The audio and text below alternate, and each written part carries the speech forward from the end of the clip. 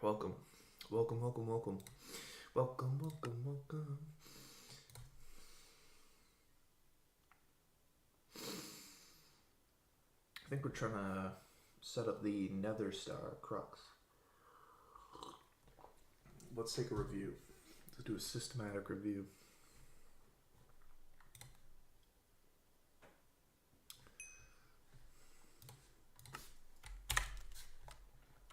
What have we done so far? We have a fully functional nuclear reactor. We have tons of seeds. I'd like the UI a little bigger. We're setting this up right now. That's our current mission. Where'd the seed go? Okay, we have the the Nether Star seeds. We have all of our machines, some of them upgraded to the max. We have our smeltery, this wonderful little access tunnel.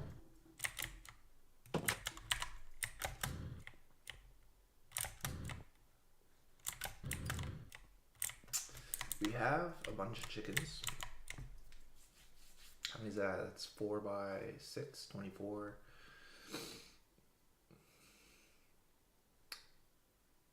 That's weird.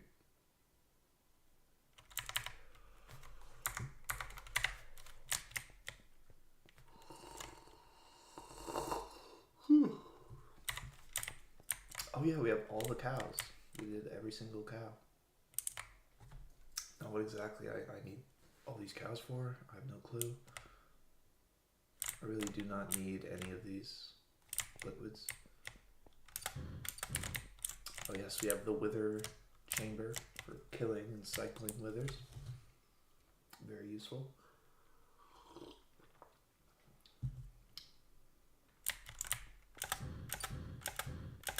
Have a mob farm, which we're not quite using right now, but we have 300 levels accumulated so far. Right. And we're trying to do this. This is our next project. But for that, we need lots of nether stars, which means we need to get this thing up and running. And to do that, we need a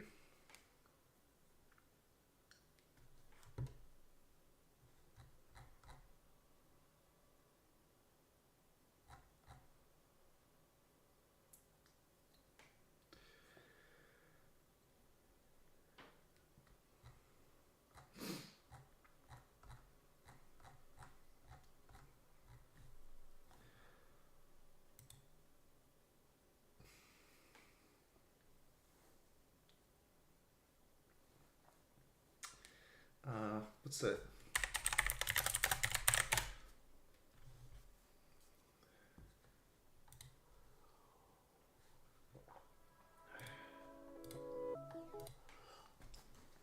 Vivaldi keeps like demanding that I reset it. It's fucking annoying.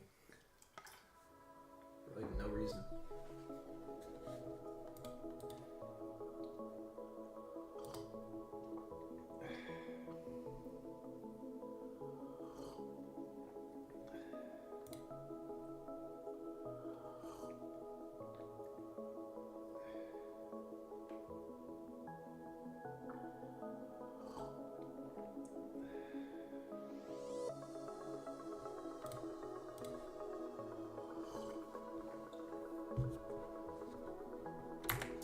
Alright, so we need something called an imaginary time block, which to get that we need first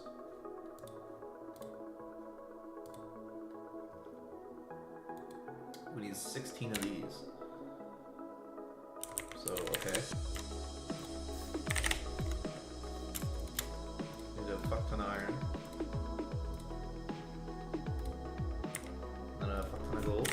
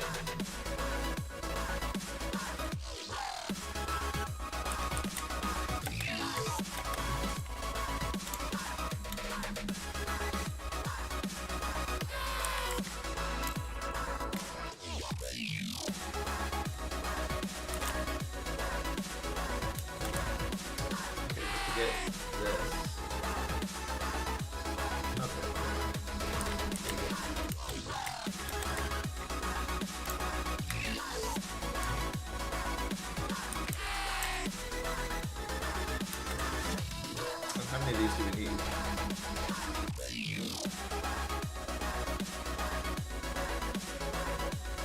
3, 4, 6, 16 of these. So we need 48 of these.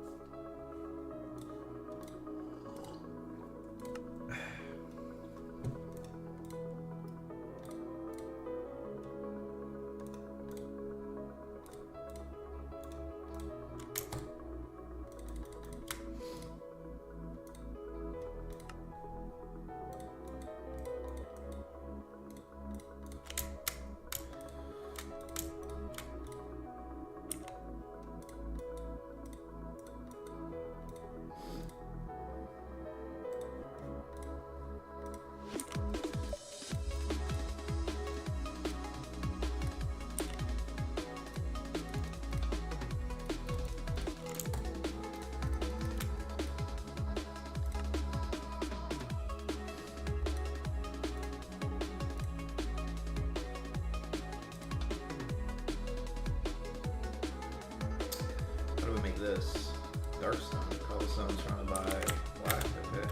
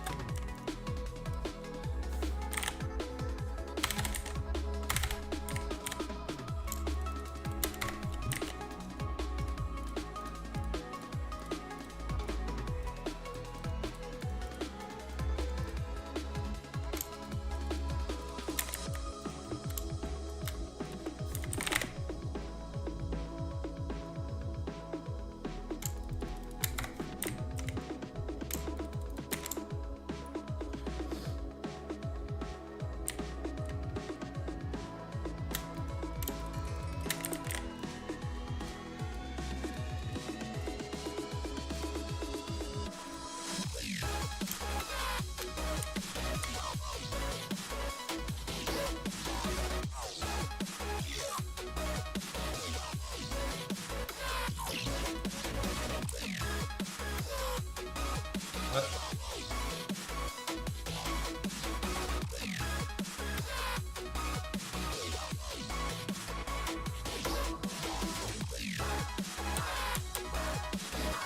That's accepted.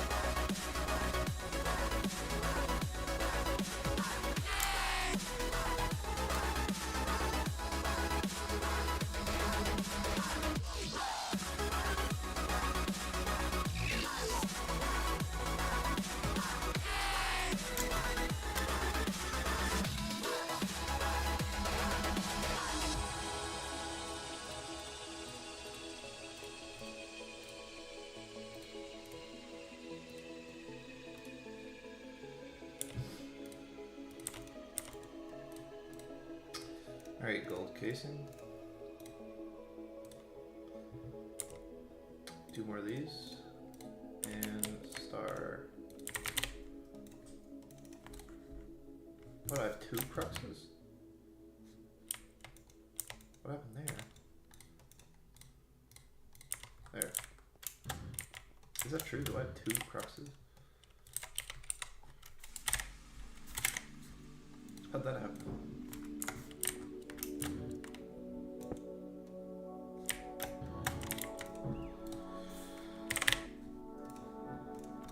Alright, get rid of all these random materials.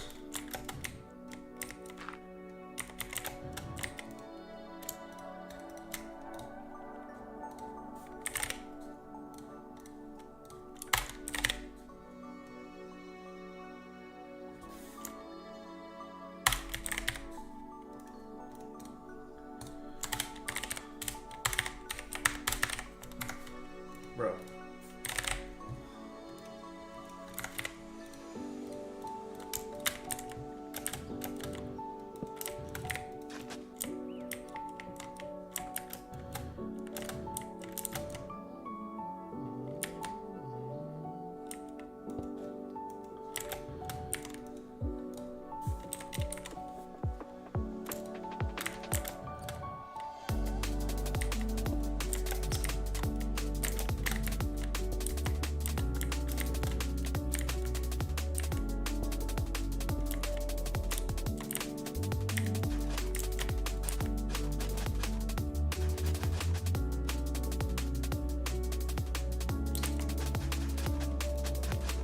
Why? Does there need to be water? Confused.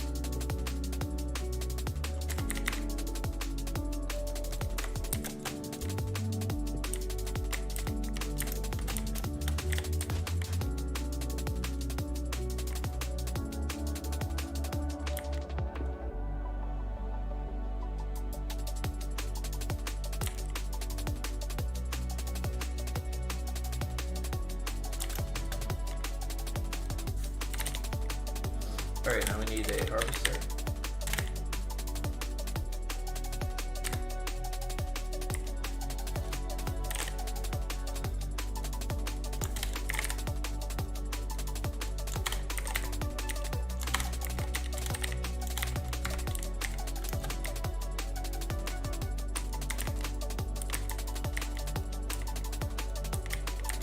Maybe we don't have an emerald right now.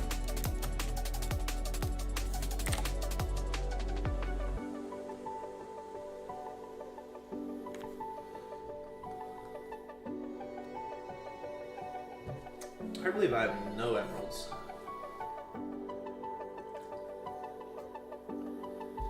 I mean, it's possible, I guess, but...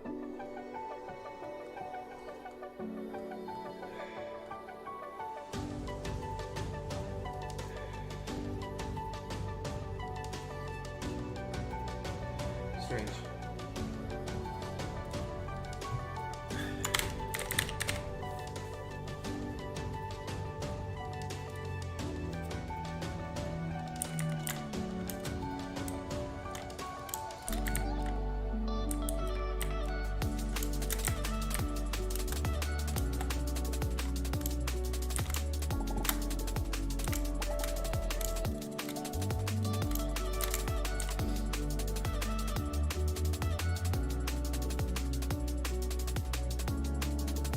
Funny when you've like got awakened draconium chickens, but you haven't unlocked the emerald chicken yet.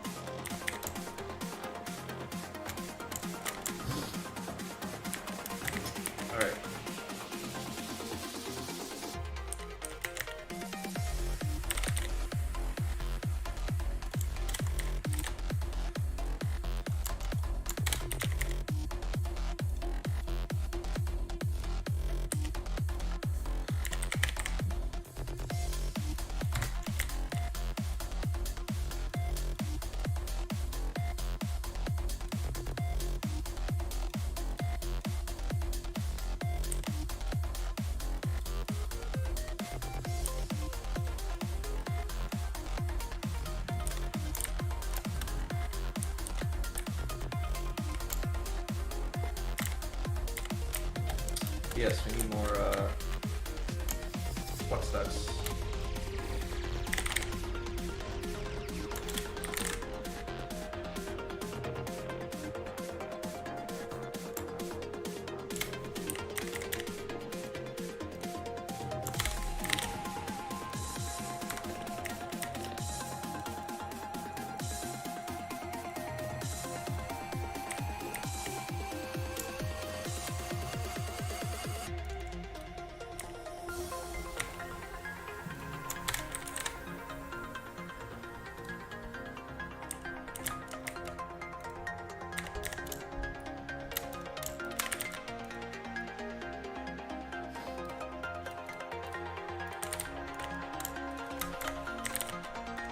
Alright,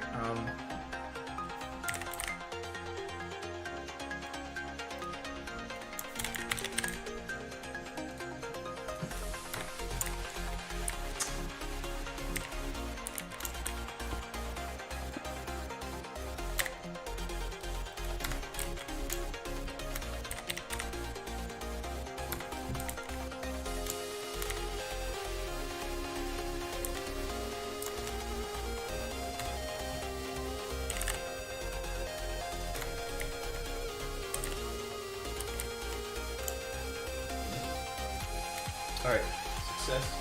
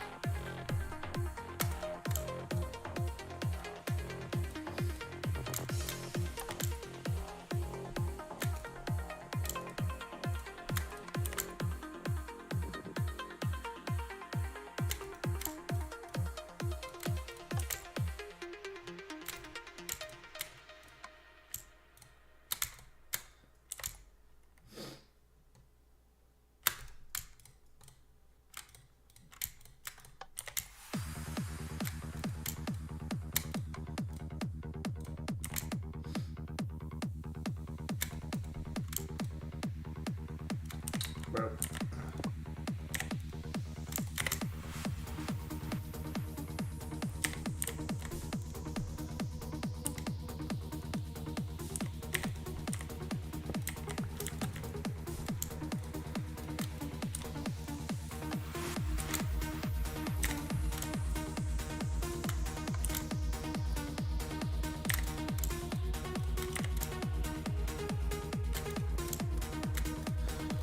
Alright, that's all of these done. Next,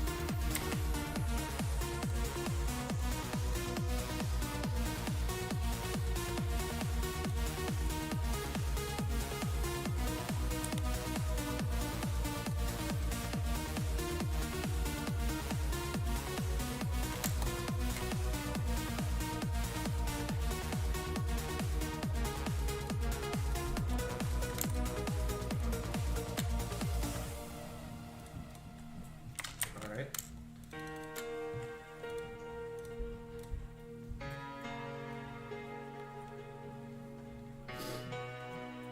So you need Enderium. We need at least a stack of Enderium. Plus some.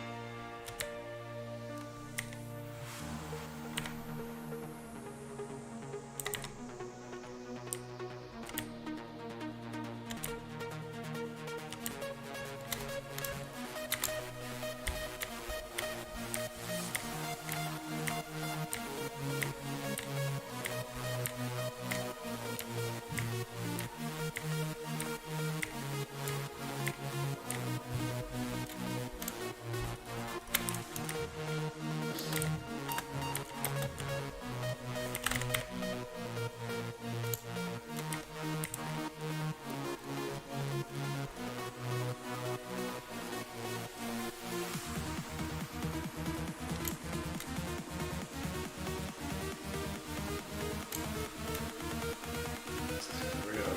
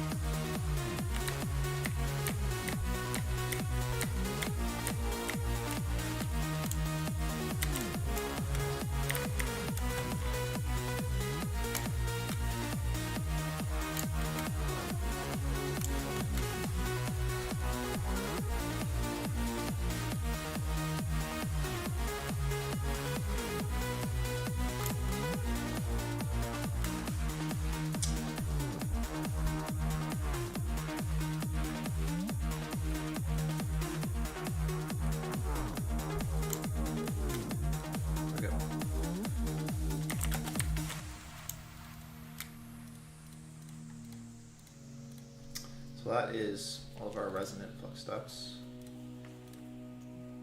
So to make that, we need a ton of electrum.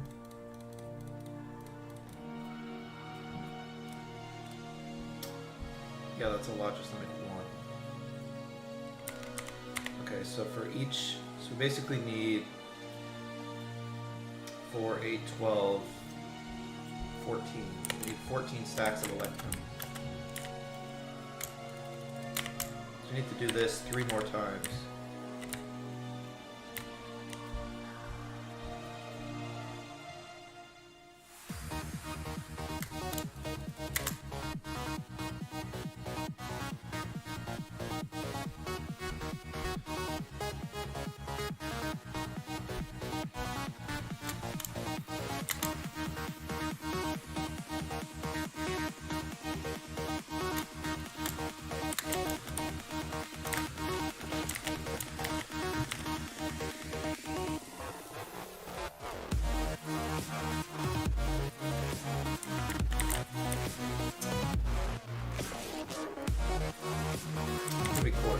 do that.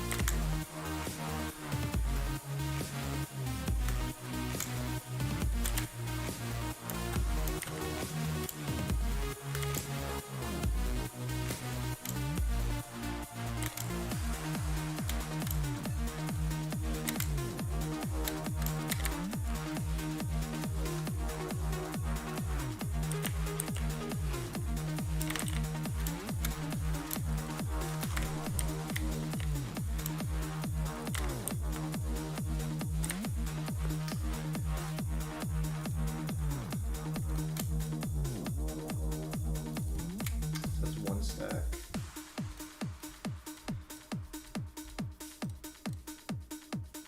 I don't think we need this redstone anymore for anything.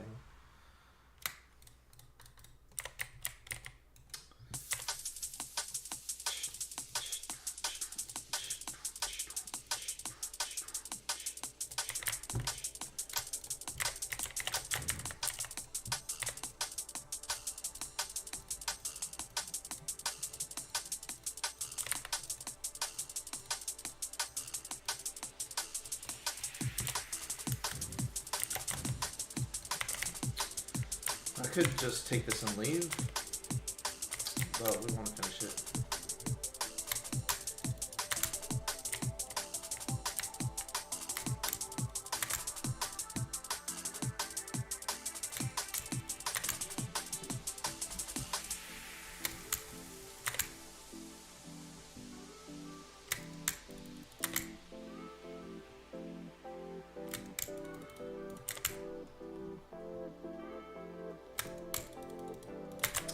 Turn all that into glass.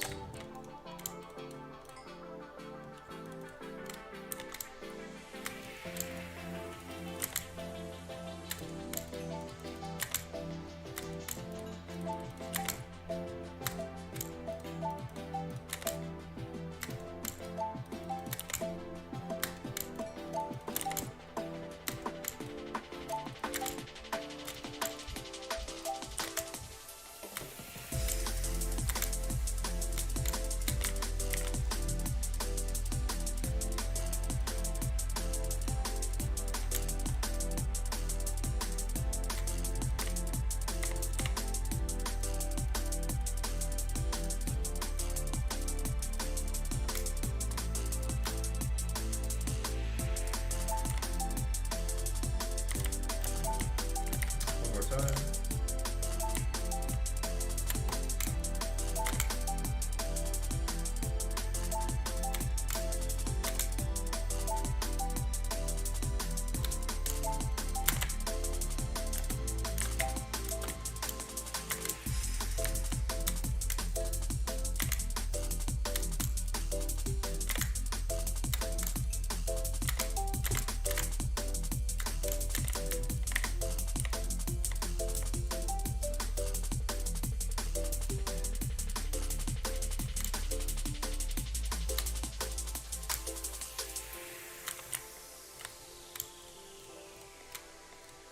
There we go.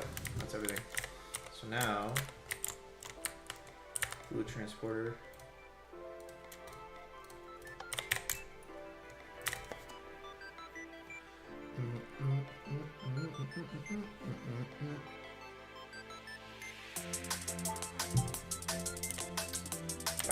Now, we can do something better since we have so much.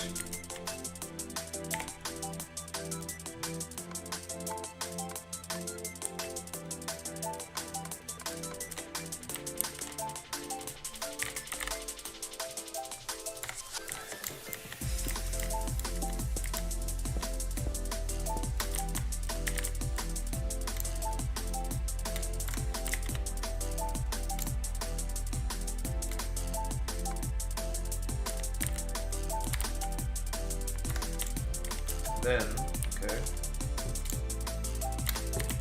go to you, go to you, go to you.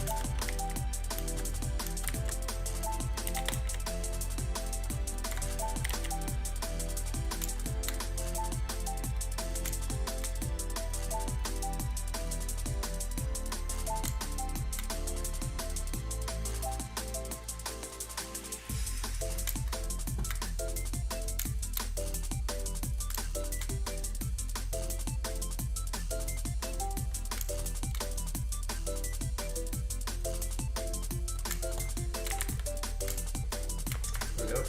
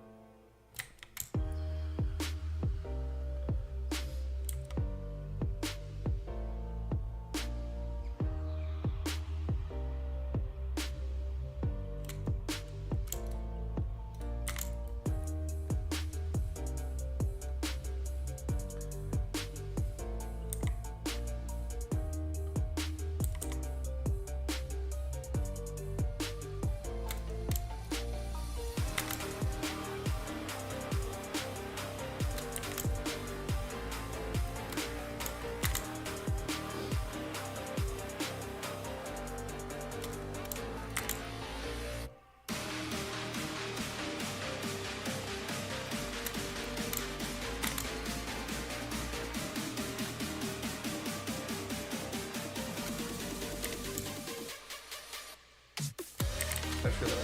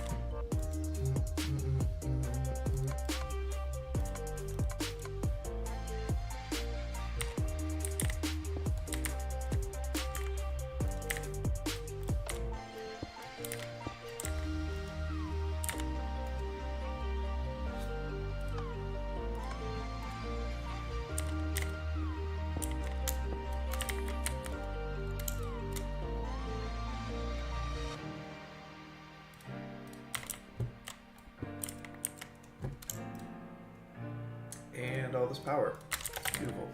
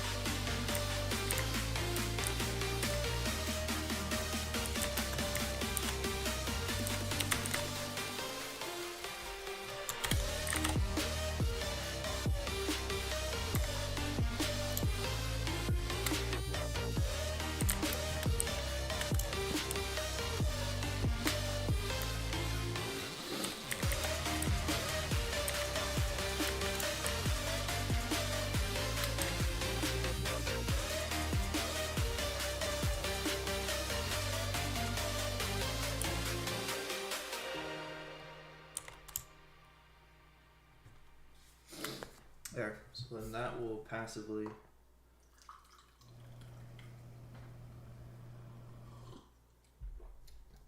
farm some nether stars for us.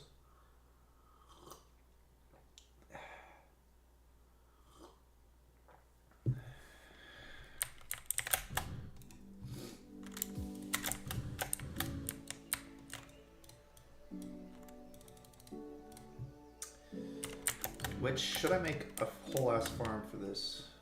Valid question.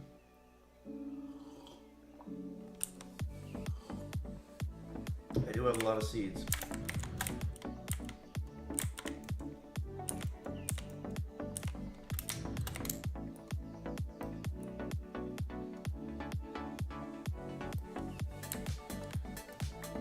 Oh wait, what?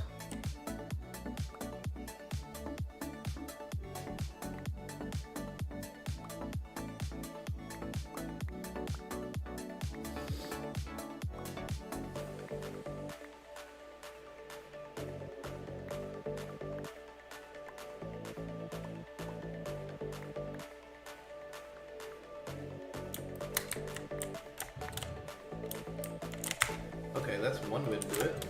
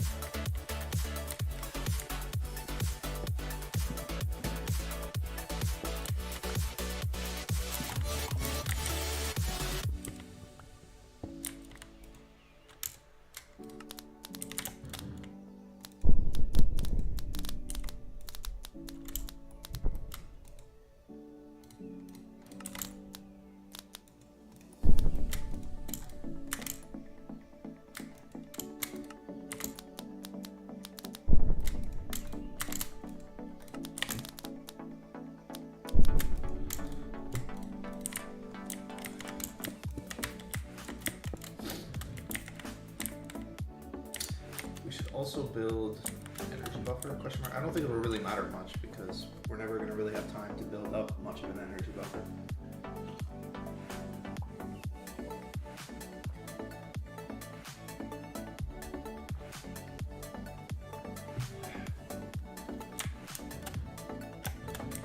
But it's worth doing.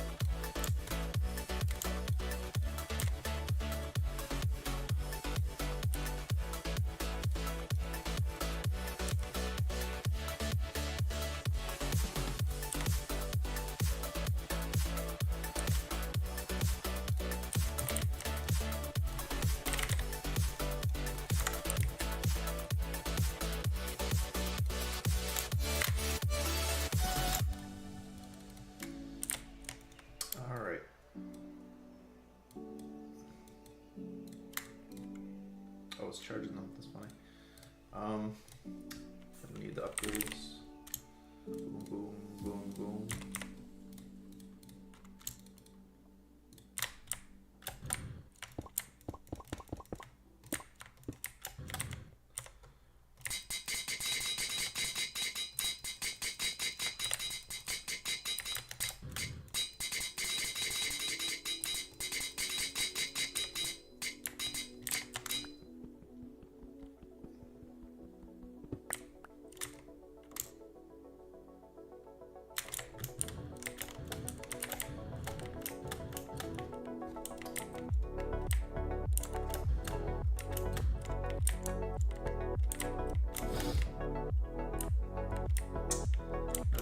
Where would this go? Valid question.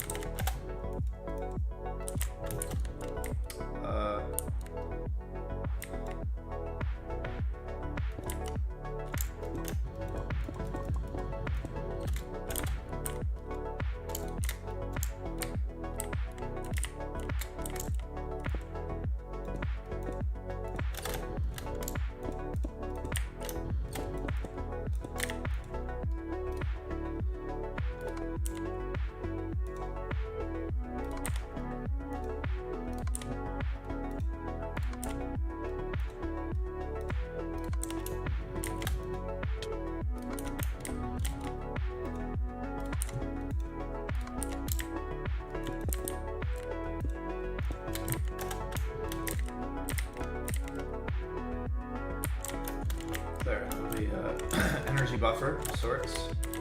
It's a bit scuffed, but you get the idea. Alright, now let's replace these.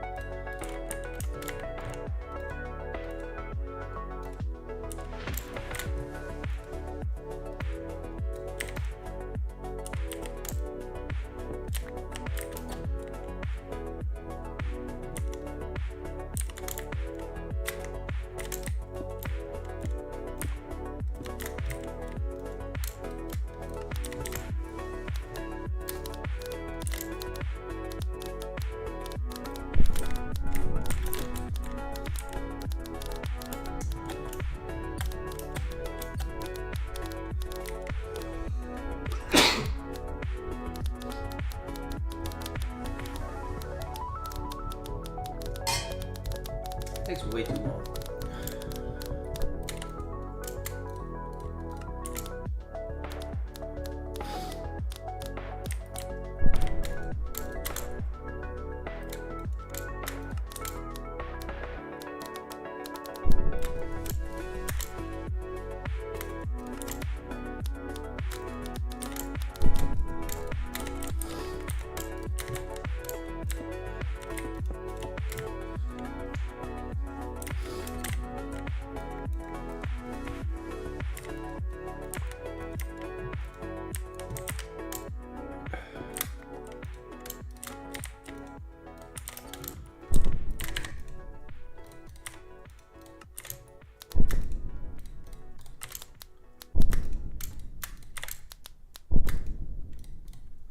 Go by.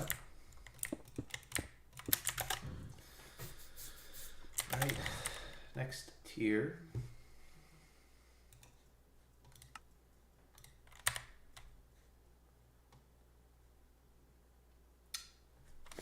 Awakened Draconian Block. Well, that's nice. So basically, you want to torture me. So we need 4 diamond slots and then 4 cores.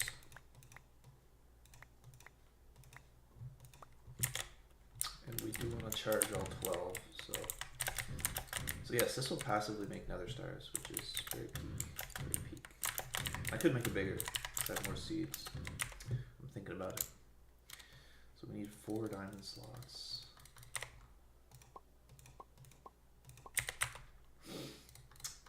And then we need a bunch of these core thingies. So we need 24 of these. Okay. Can we do that?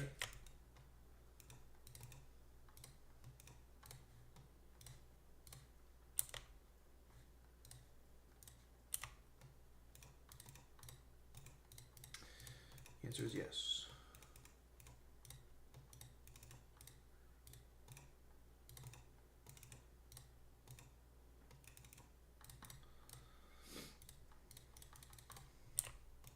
Oh my gosh. I did it in the wrong crafting table.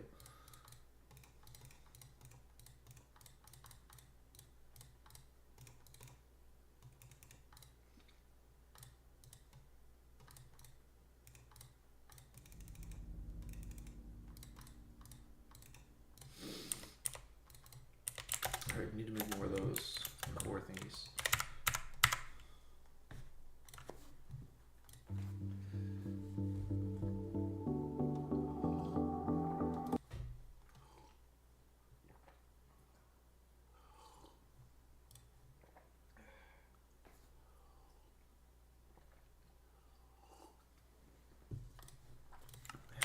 So, diamonds.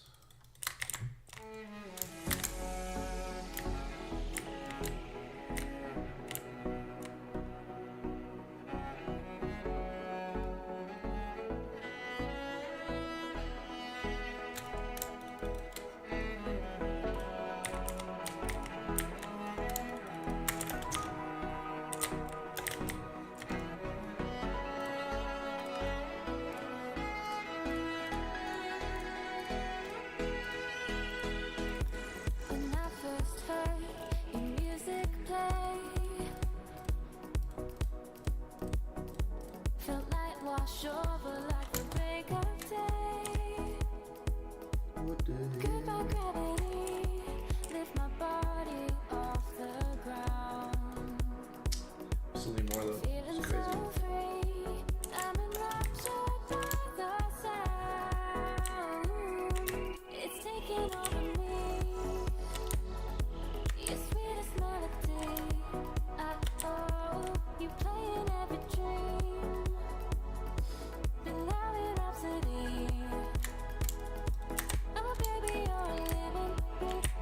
I could try auto crafting them, but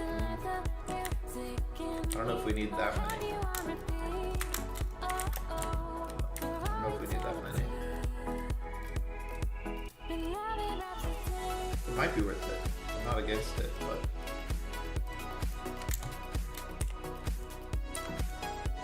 I'm considering it.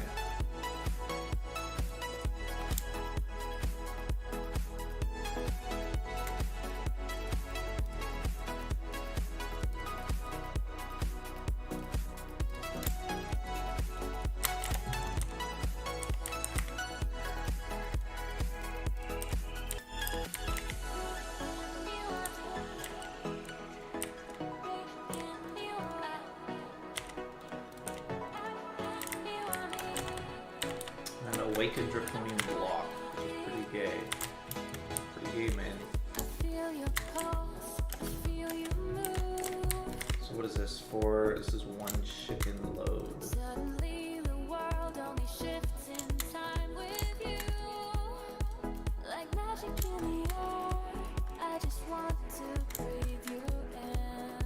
Okay, so that's 3. It just needs 4 of those. So we need 3 more.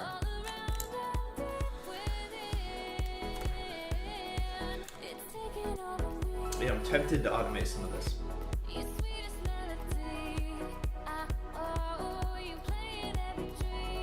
What we would want is we would want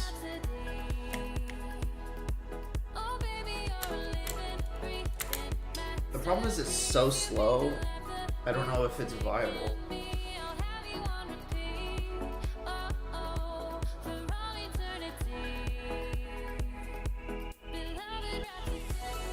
Maybe I can use the imaginary time block, but I feel like the setup just to automate is going to be more than what it would take for me to just go get the resources themselves. Maybe not though. Depends on how long the Draconian project takes. which I don't really know. I don't think it'll take that long.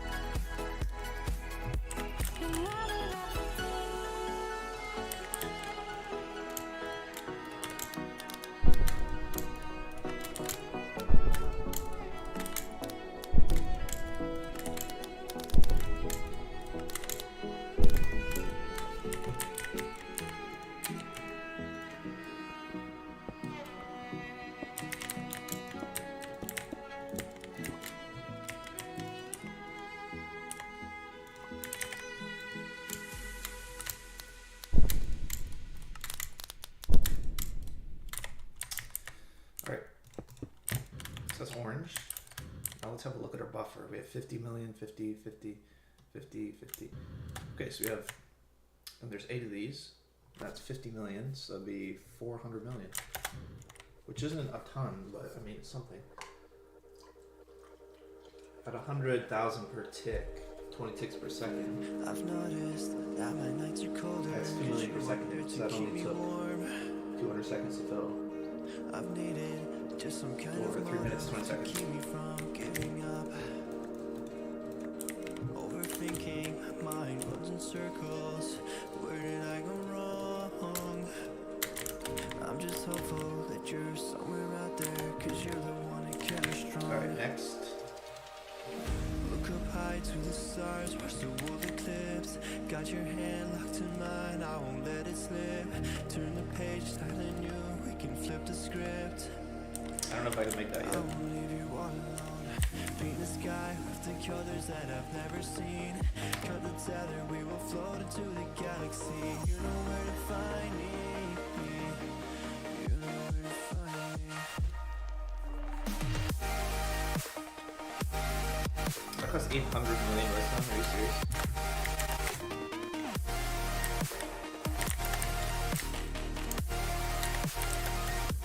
Okay, that's going to require a very serious buffer.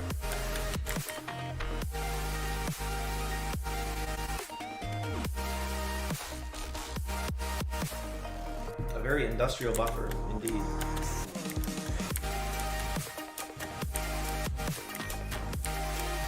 This is only 400 million.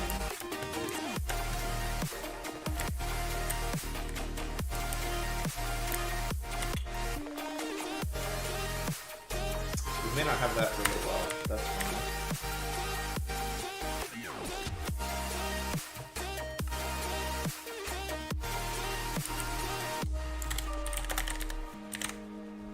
Is that the time? All these thoughts running through my mind. I'm just trying to find the one part of me that you left behind. Combine with a powered spawner and an anvil to set spawn type. How do I get this broken spawner? How do I get that? How do I get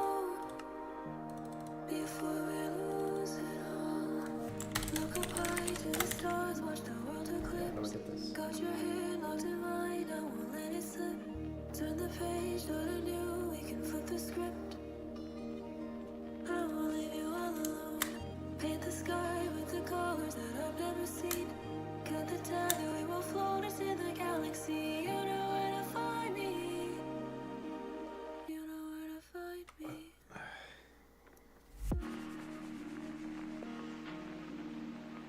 I'm so confused.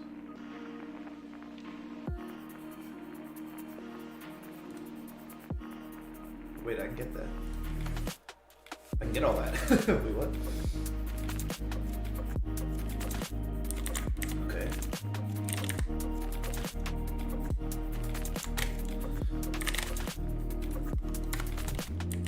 I think I have bars in here too.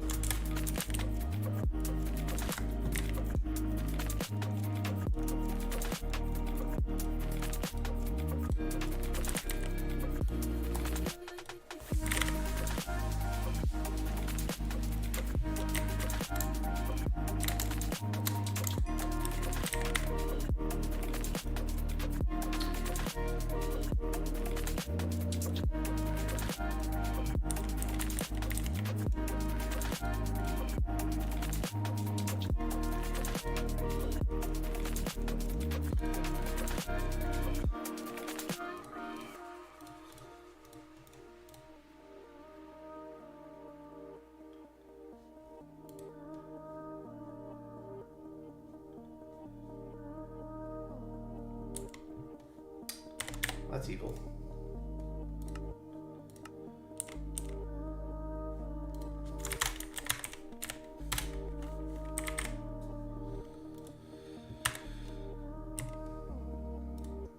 So it won't let me. Oh, that's evil.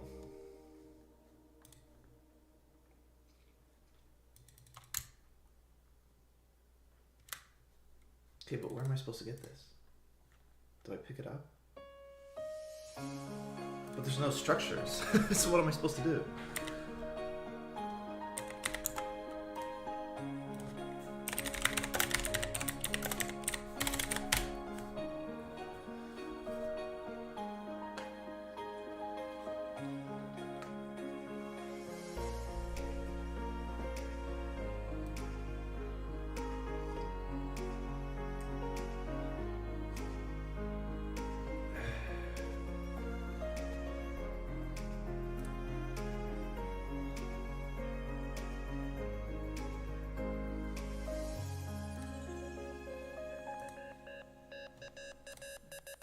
But yeah, where am I supposed to get this?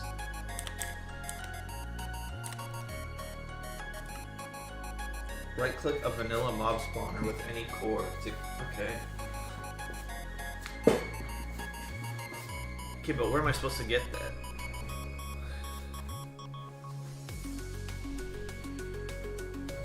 Like, there's no way for me to, I don't think there are, I don't think there are any mob spawners in the game anymore.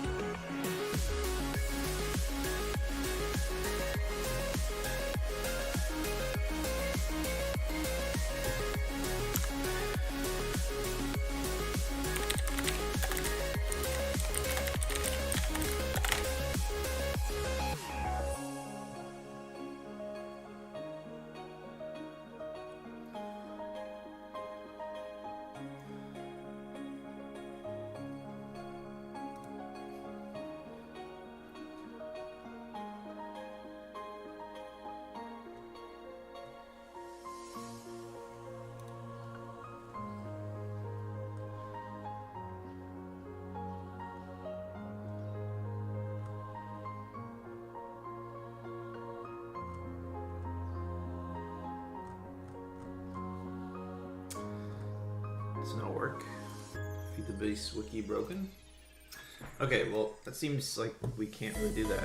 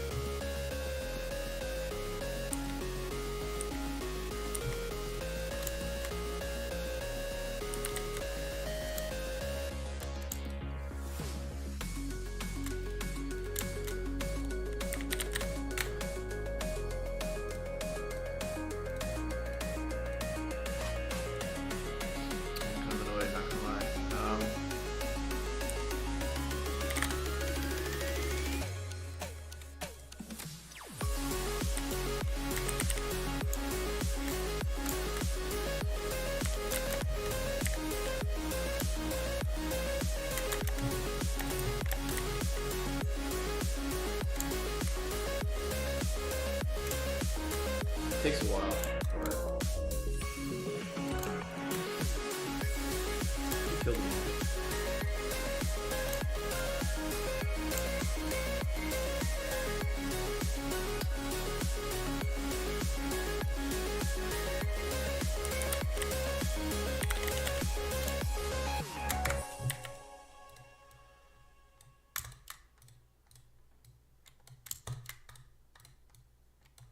Took a while, but we killed them all. Yes. And then this.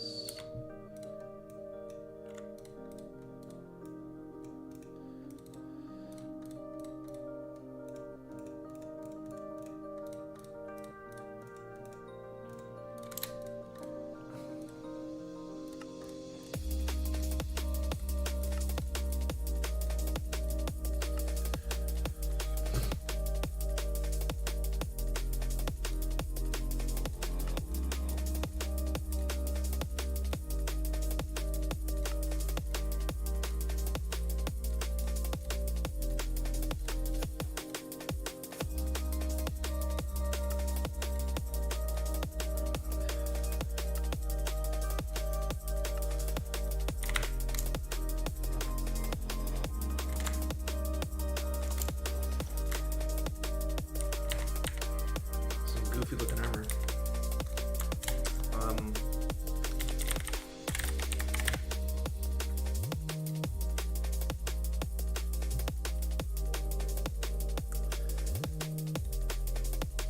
Awakened core, okay.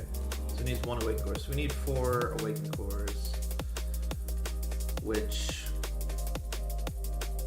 requires a lot of nether stars. So if we need 4 of these, we need 20 the ingots, and we need 5 by 4, 20 stars. We need 20 stars and 20 ingots. Just kind of brutal.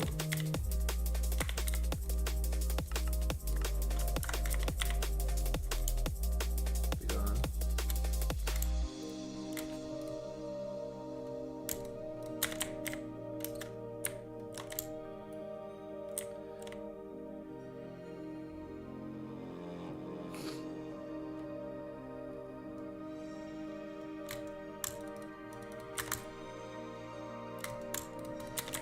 Will that be enough? Let's find out.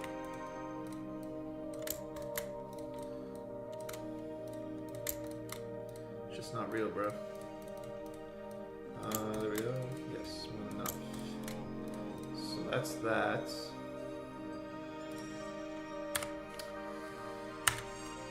To make these, right? Because we need 4 of these, so we need 16 of these core thingies. Let's do that first.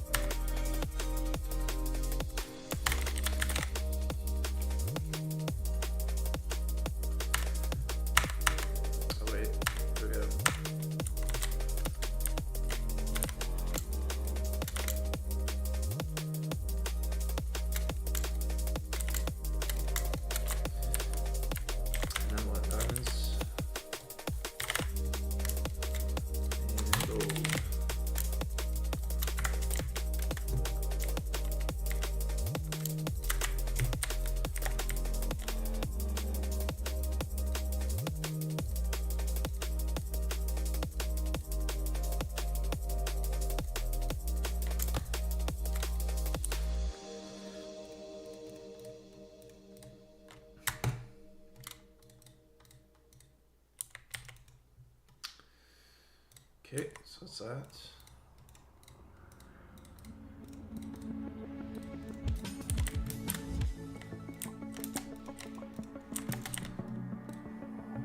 And then we need the ingots.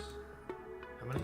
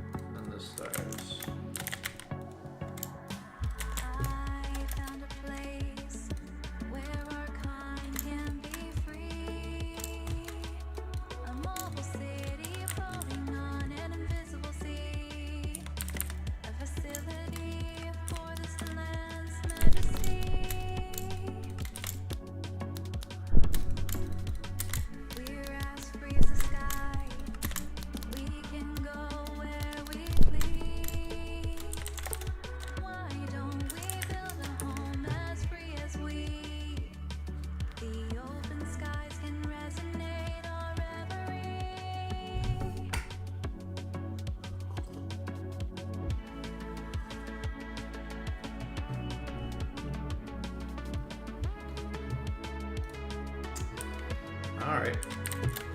It's all done.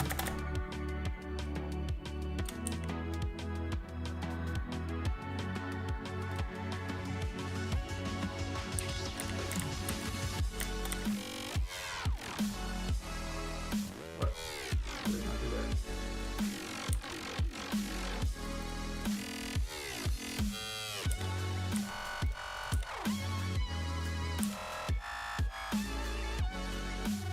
And we need what? This? Ooh. It's quite expensive. We need 4 of those.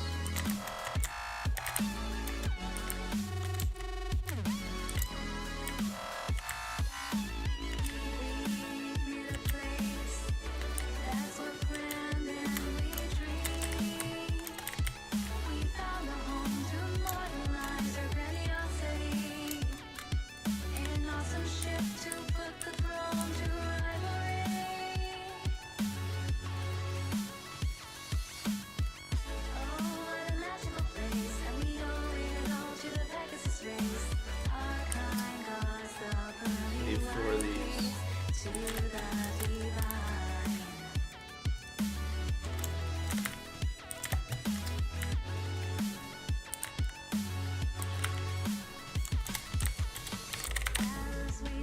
How did I get all these seeds? That's kind of what I'm wondering. Like, how did I get? Can you imagine just turning into biofuel? So yeah, fuck it.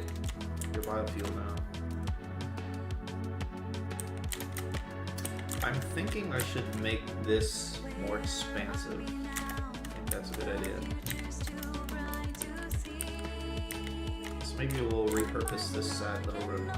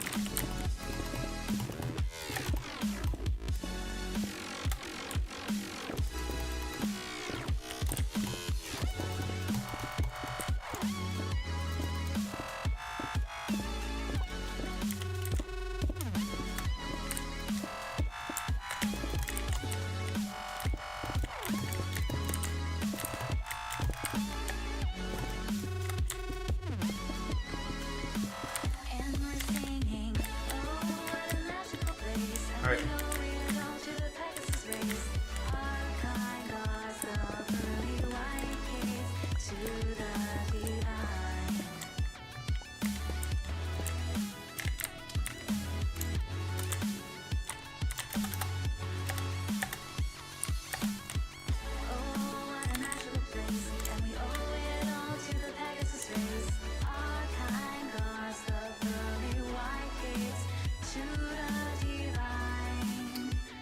We need this. This.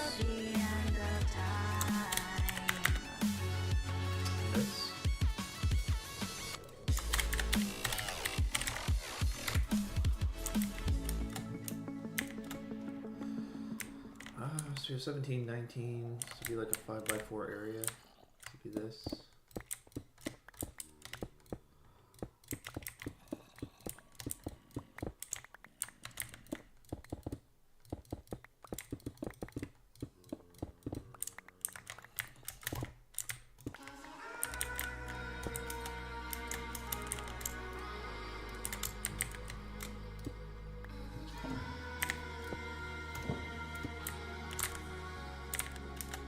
What's that sound? I'm hearing all these mob sounds.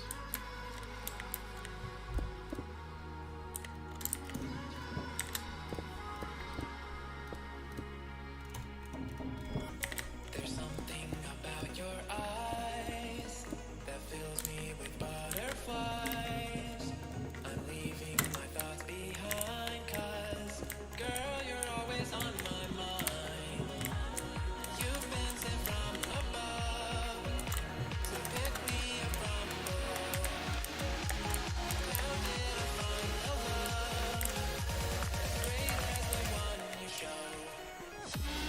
I got 2 of these.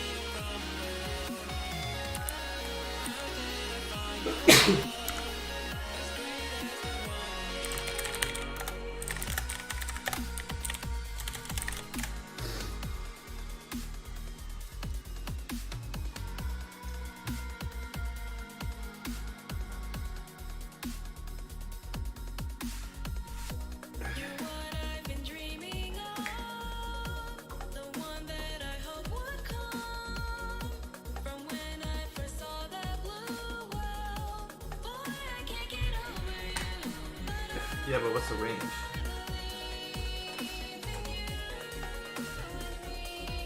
Oh, the range of which is determined by the conference level.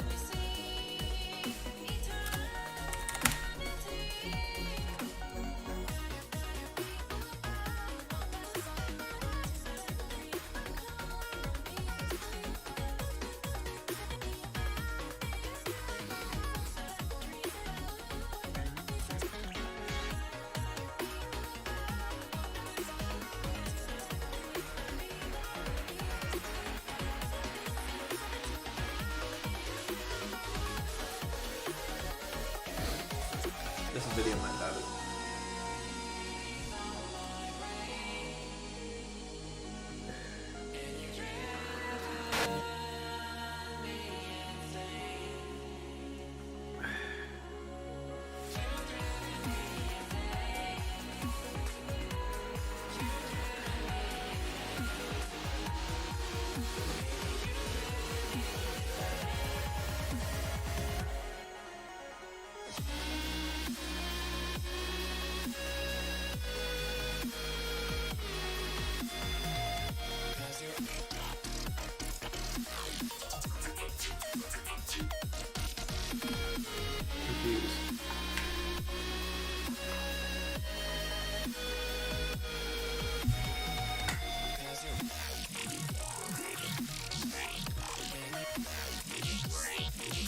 This video doesn't have it.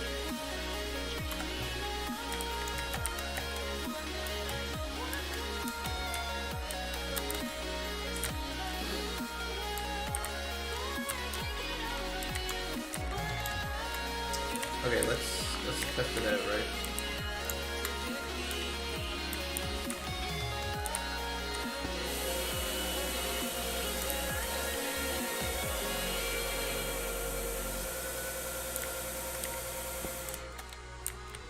Very nice.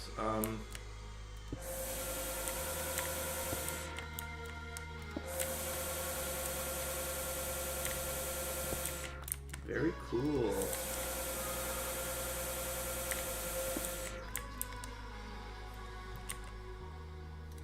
And what's your name?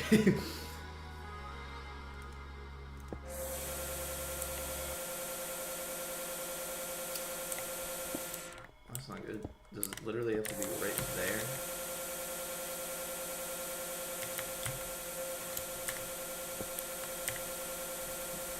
Oh, that's not the crux. I'm an idiot. I'm an idiot. I'm just a low IQ peasant. Low IQ peon moment. Now, does it work from here? No. Well, I placed the wrong block. Wow. Okay.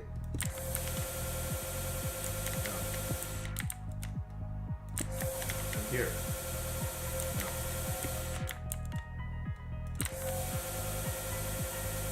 No. No. That's...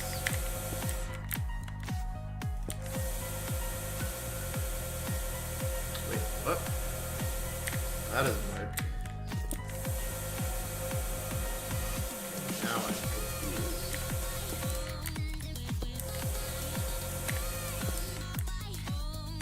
Does it have to be like this?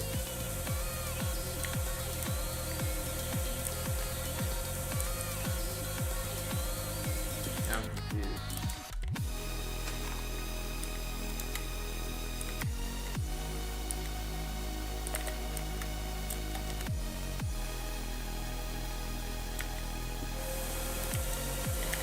Stop.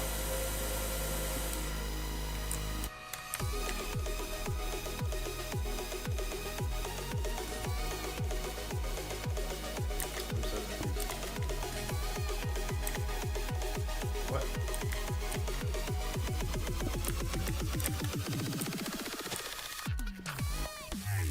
So it worked before over here. It was working perfectly fine.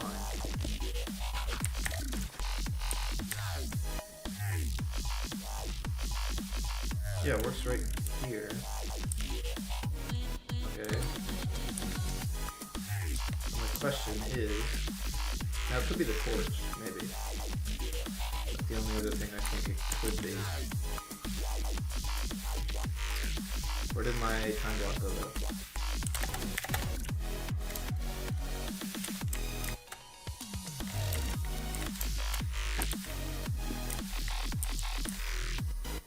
Yeah, where'd it go? Okay.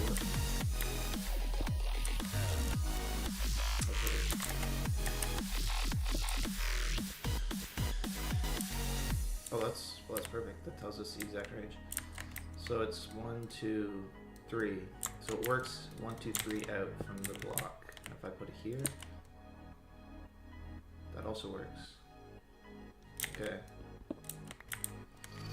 So it works in a 7x7 radius.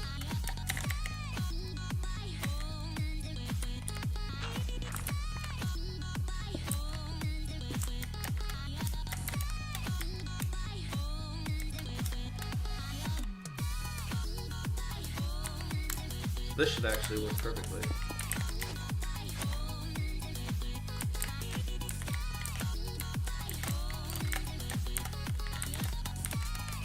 This should be ideal.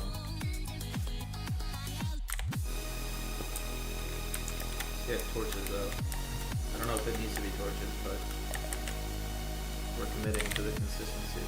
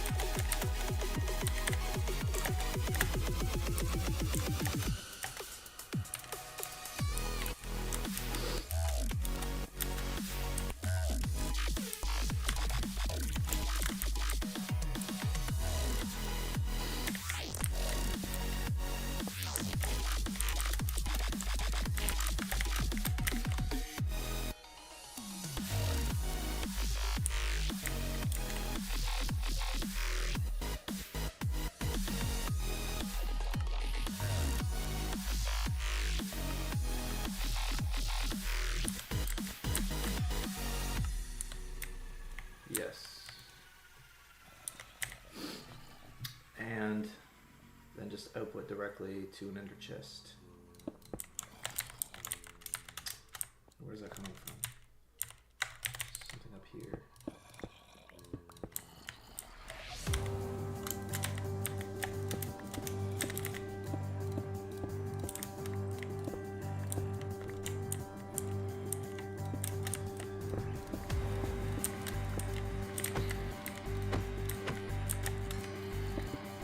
Let's see.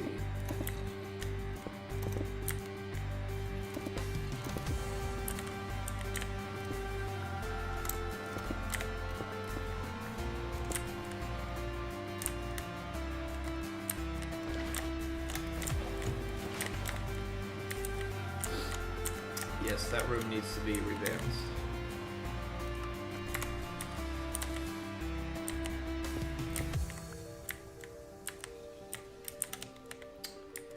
I'm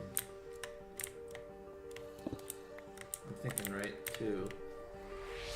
this whole area is covered, then we kind of want this like that.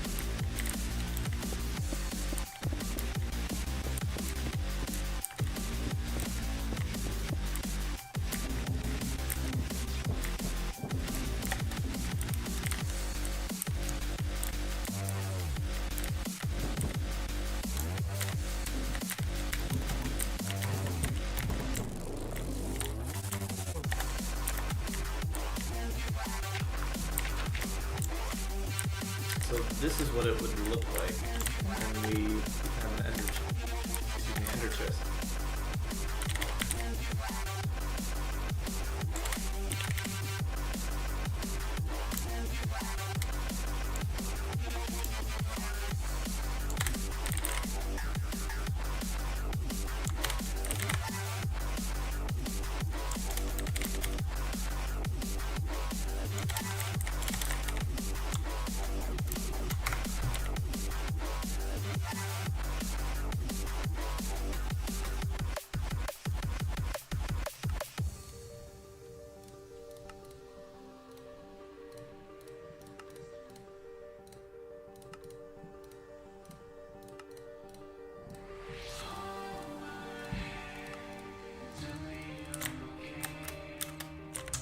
Unlimited items. That's okay. Let's do it.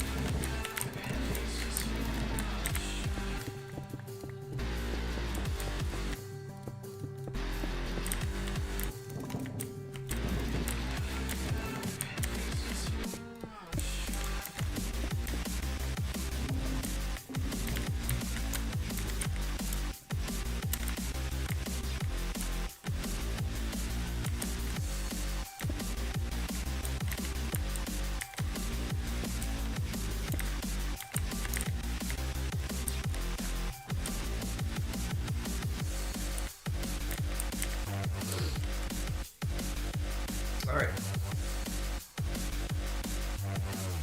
So then routing power into here. This is going to come from the ceiling.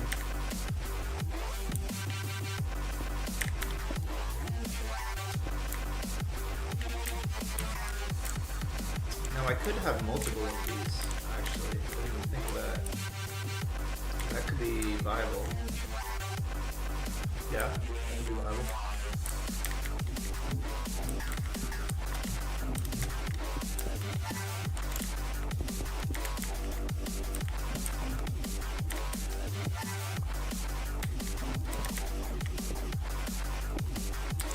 Back.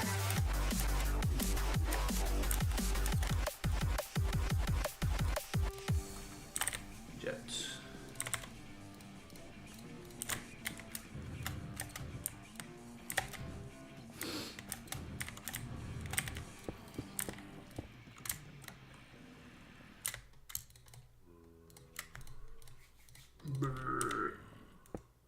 Stupid zombie.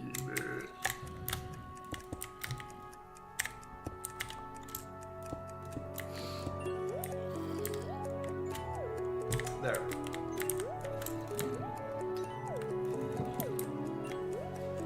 So you have power. You have power. And then ultimately it's gonna go through the floor, so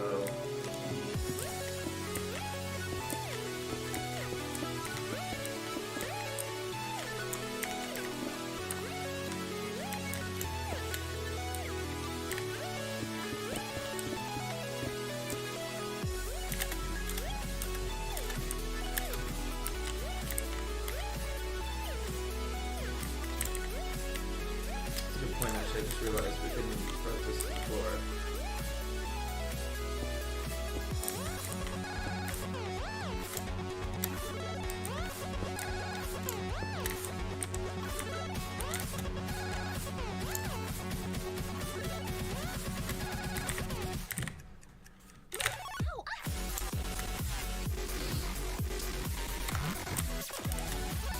Good old days.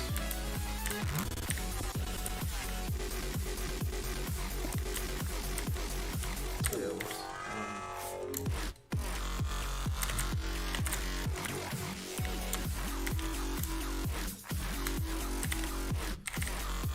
ready? Good.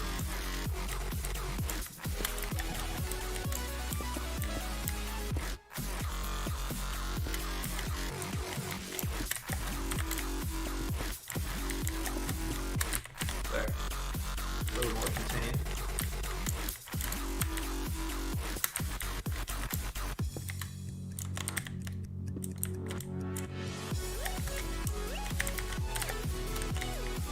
It is kind of annoying, actually. I'd rather do it under.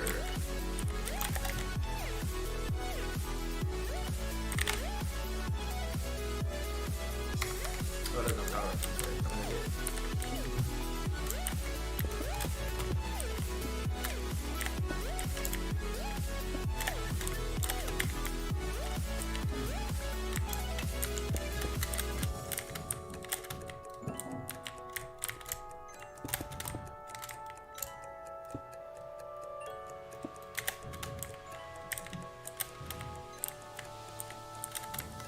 Is it not connected? Oh, it is.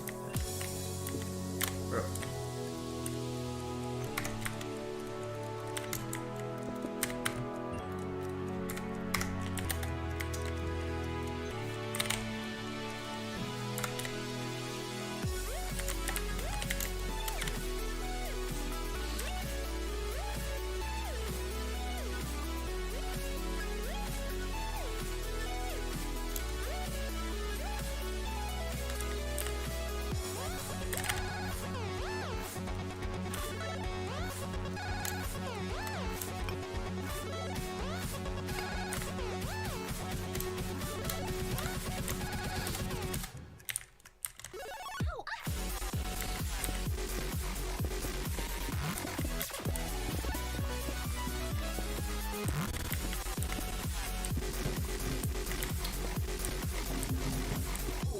There you go.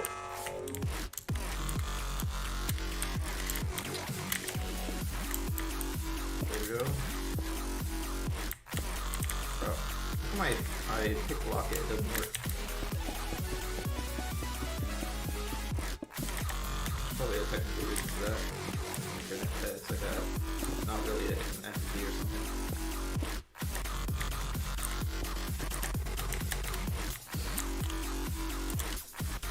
What happened here?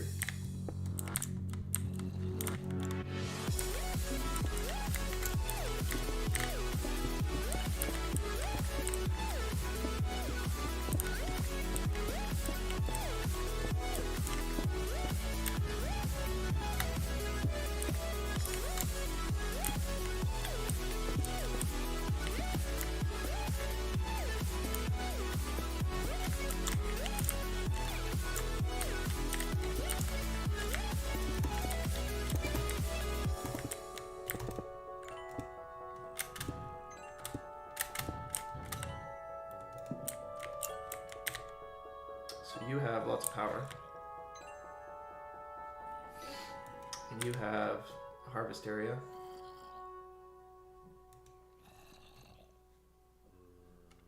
That's very slow. Why is this so slow? Area will attempt to harvest the whole area at once. Okay.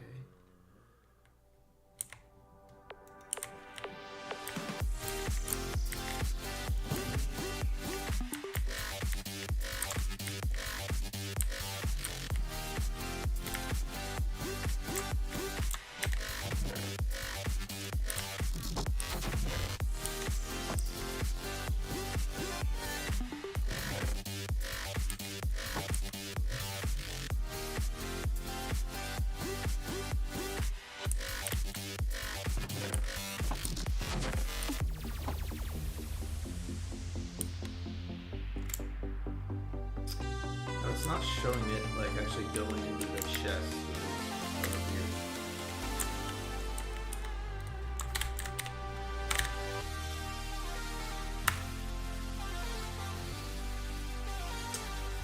Block of the stadium essence, that's crazy.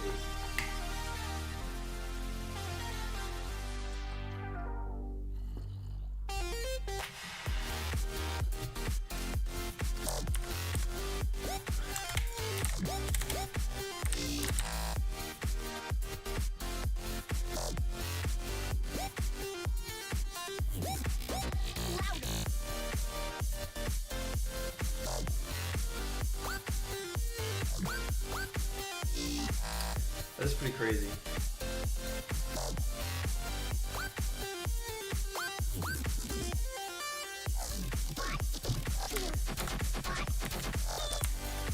Which would take forever.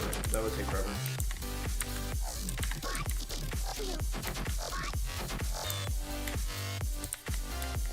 If that show it, it's kind of weird looking.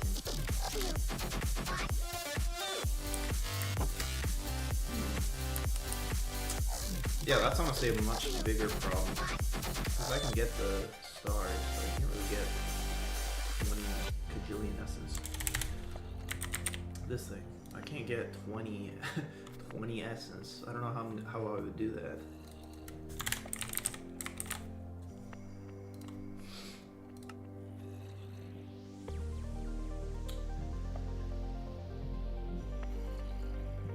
Growth crystal tier 3. That actually might be good. Get it from a legendary crate? Well, let's go see.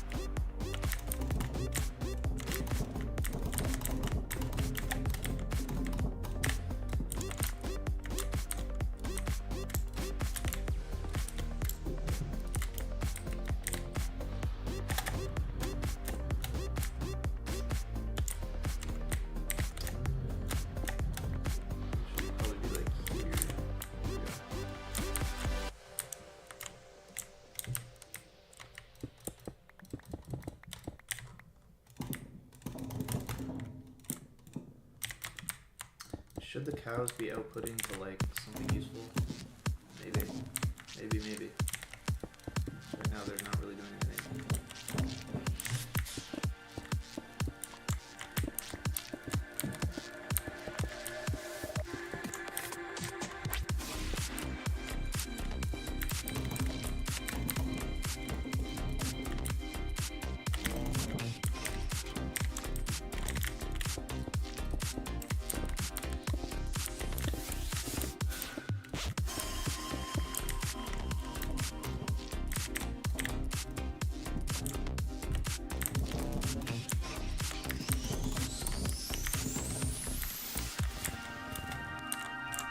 There we go. So that's our chicken room.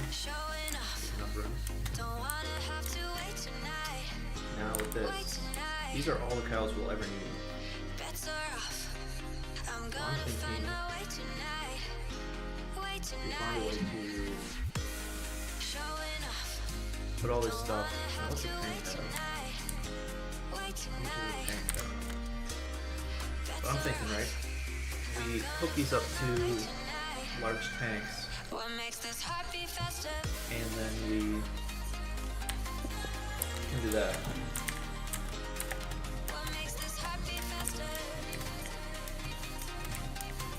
I also think the room should be different,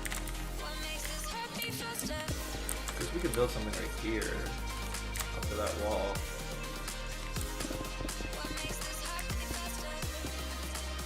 Right?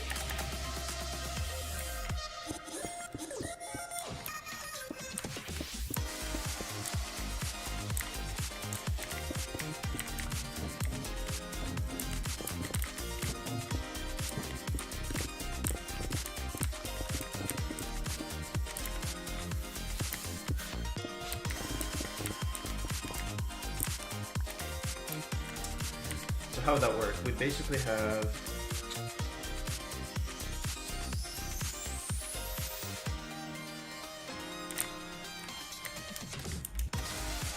I think what we would do, right? How many cows is this, by the way? 5, 2, 3, 4, so 23, 3, 4, 5, 1, 2, 3, 4, 5, 6. So it'd be 30, 23. That's 53 cows.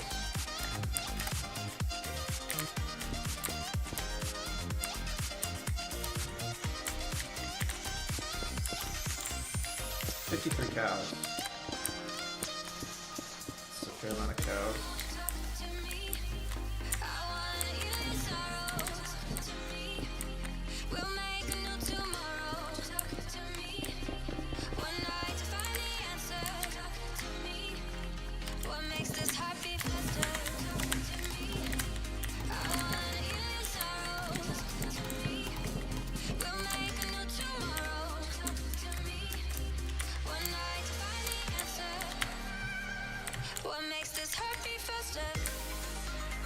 So if we had 1, 2, 3, like how would we would need them outputting into tanks, right? So the tanks would need to be kind of visible and accessible.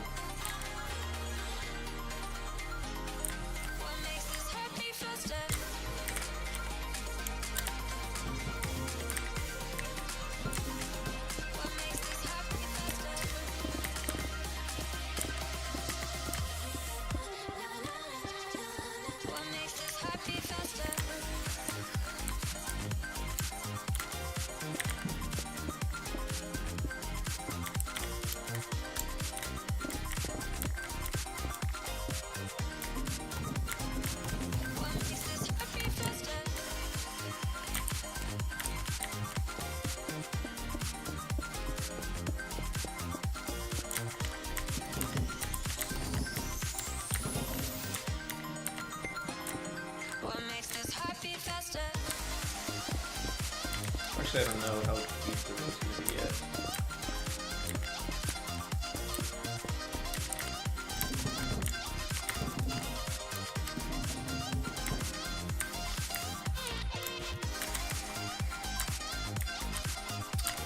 Alright.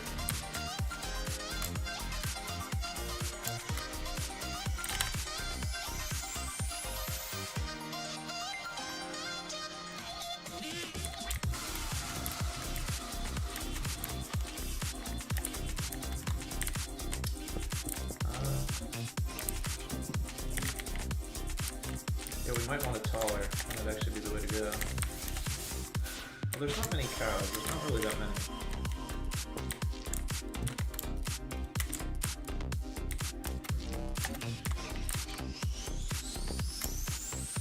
One thinking right is we have them up here. Have them up here.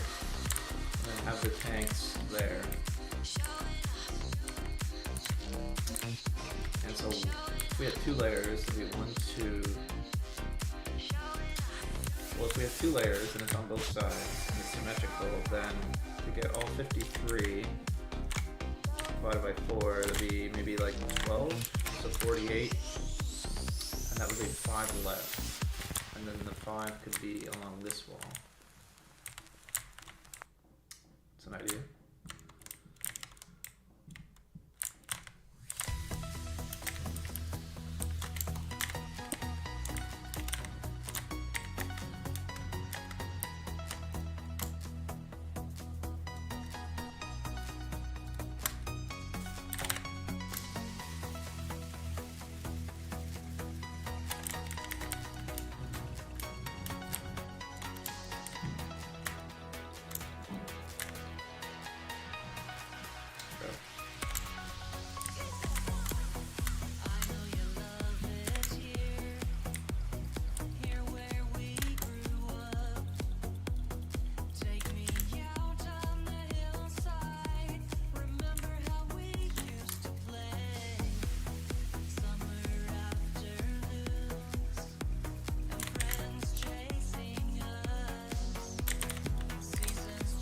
Where's the infinity cow? Molten infinity. The tank's completely empty.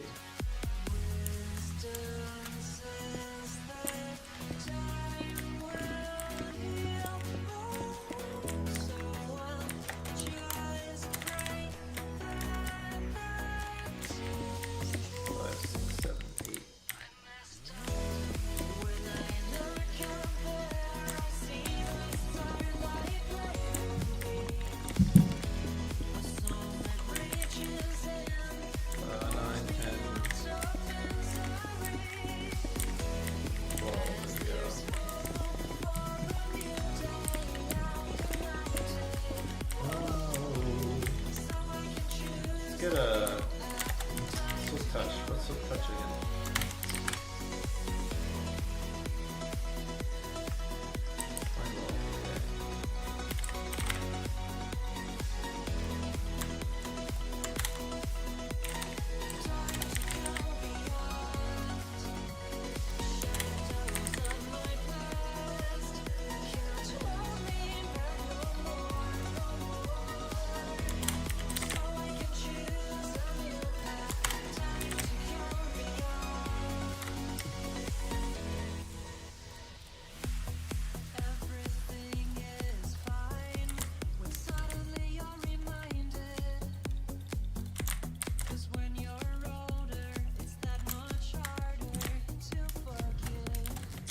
Alright, so we have the book and quill, we need the chanter.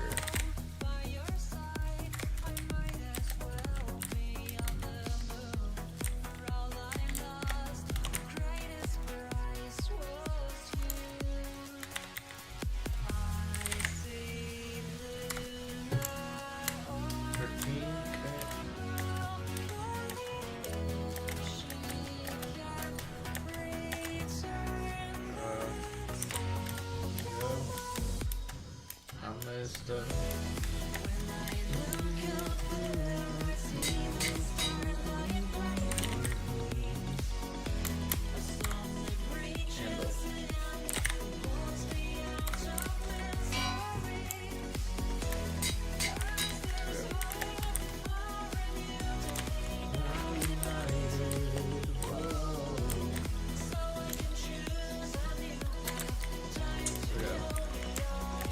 Now, let's get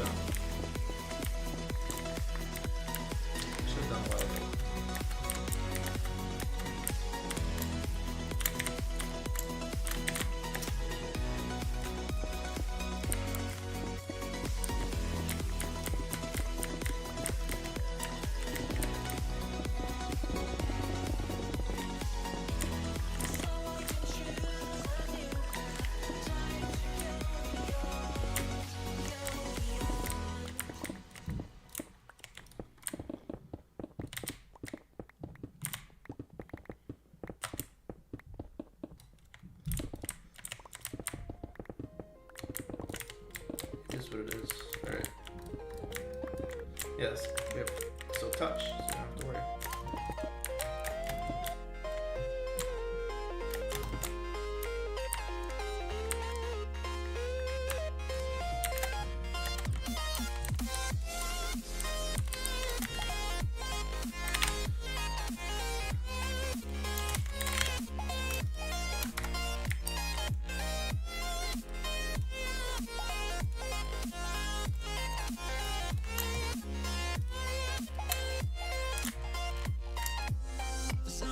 On the snowy pastures,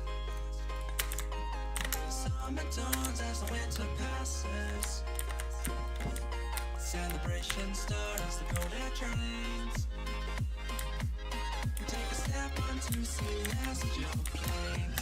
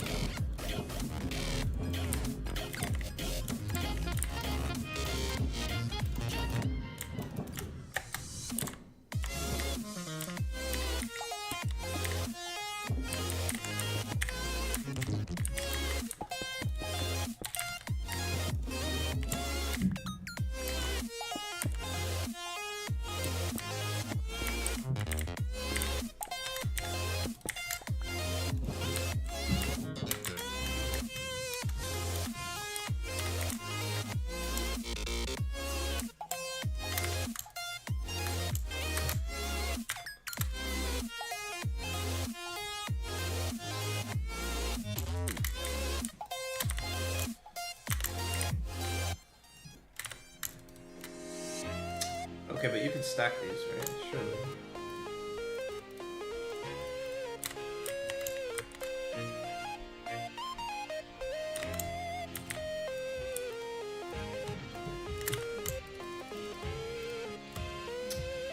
Maybe you can, I don't know.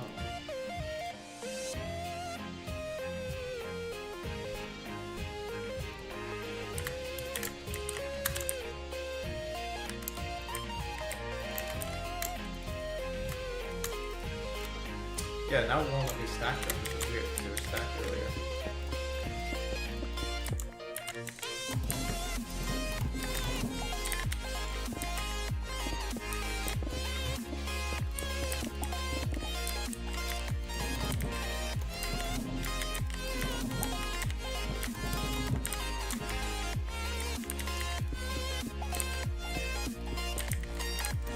The sun glows on the snowy pastures.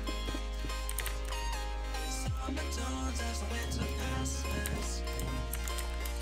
Celebration starts, the cold Alright, air that's good. Take a step onto celestial plains.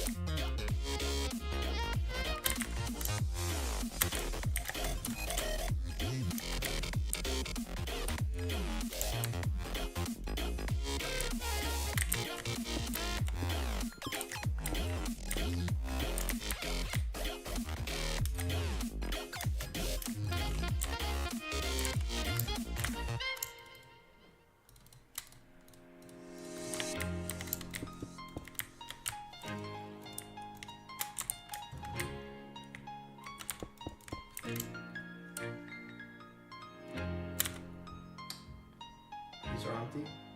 No, these last two are not. Alright.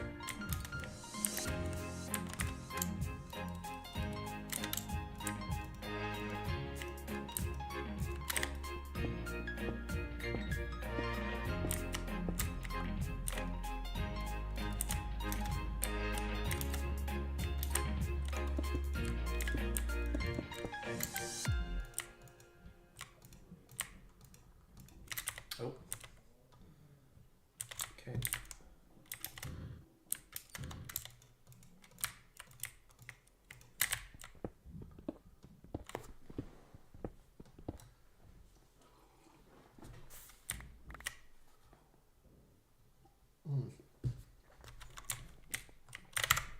Alright, music, what happened?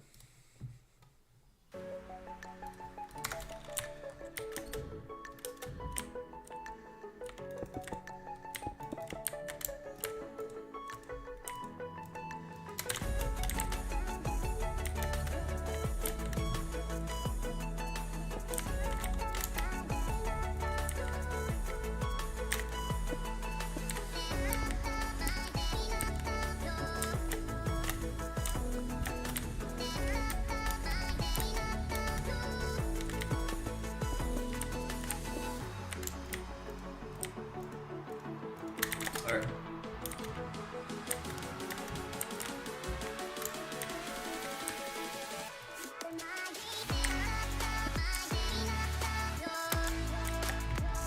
That's the music.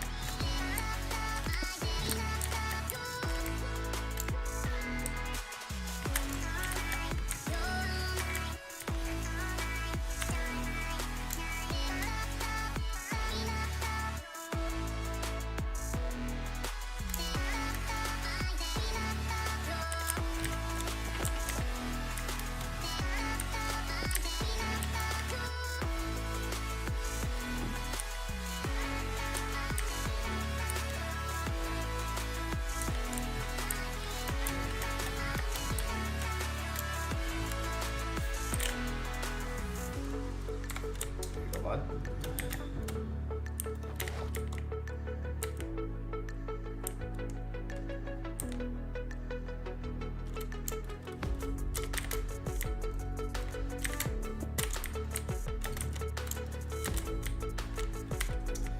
The rest are empty? Yes. So 1, 2, 3. So all we have are these 6.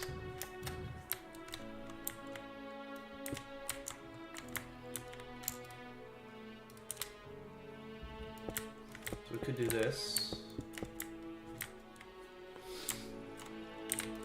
Although I'd kind of like to move them back against the wall a little bit.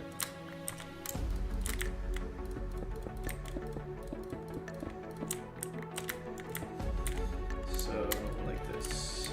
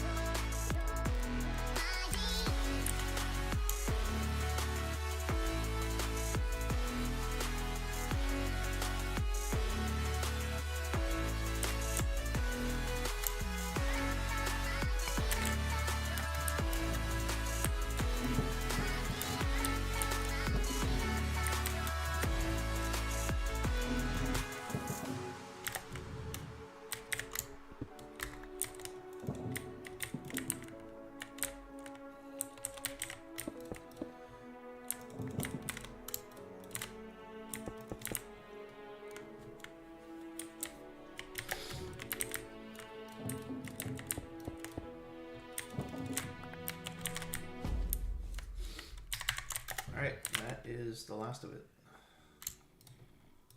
So if you go there.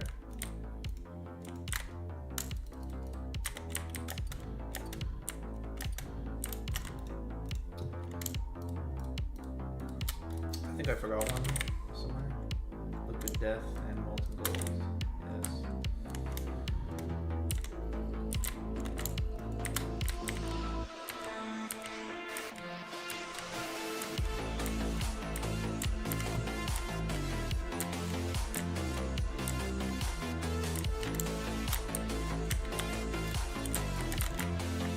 There. Now we'll need our various things.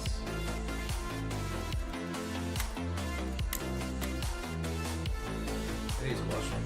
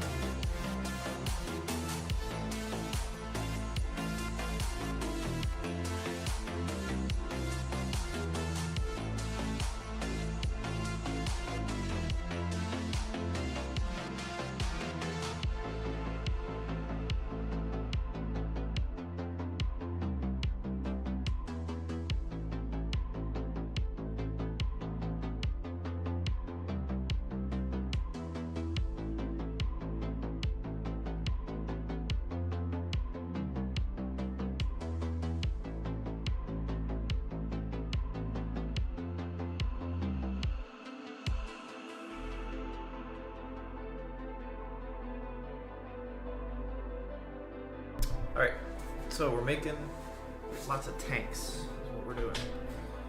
Making beaucoup de tank. Gonna make... Also, I need red lights. Come here, you.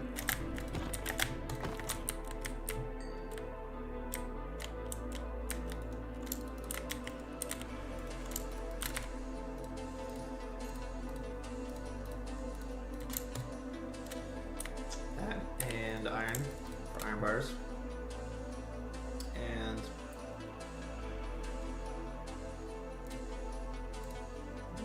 diorite. Where on earth did I get that?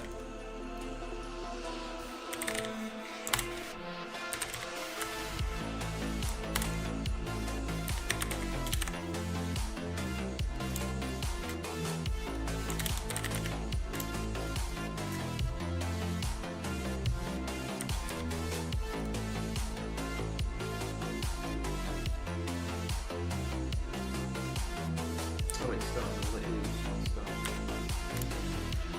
Fuck off.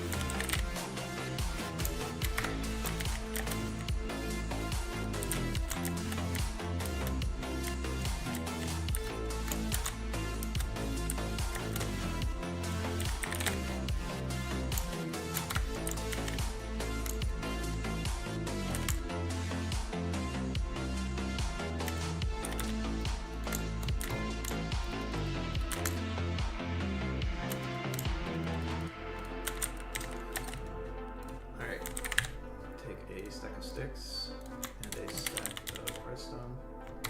We don't have.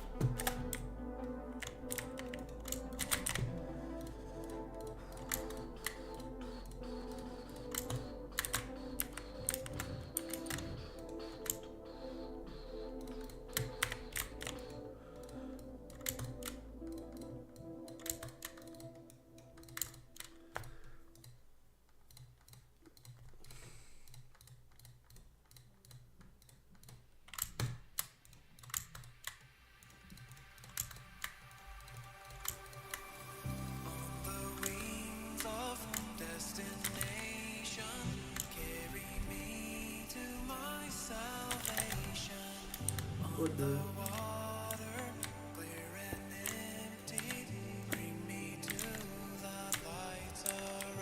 Alright, so that's that.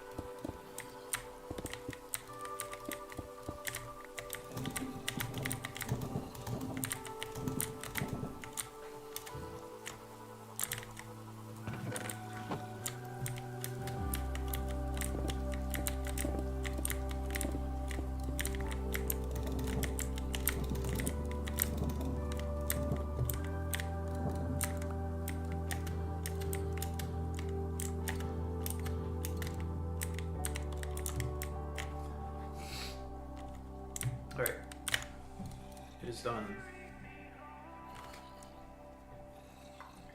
Where I belong.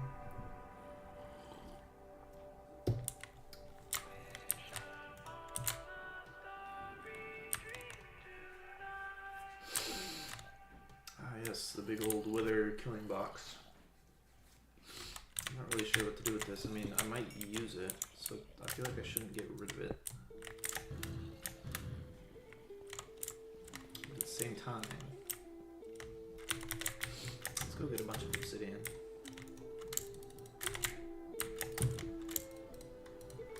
So I should at least fill it in.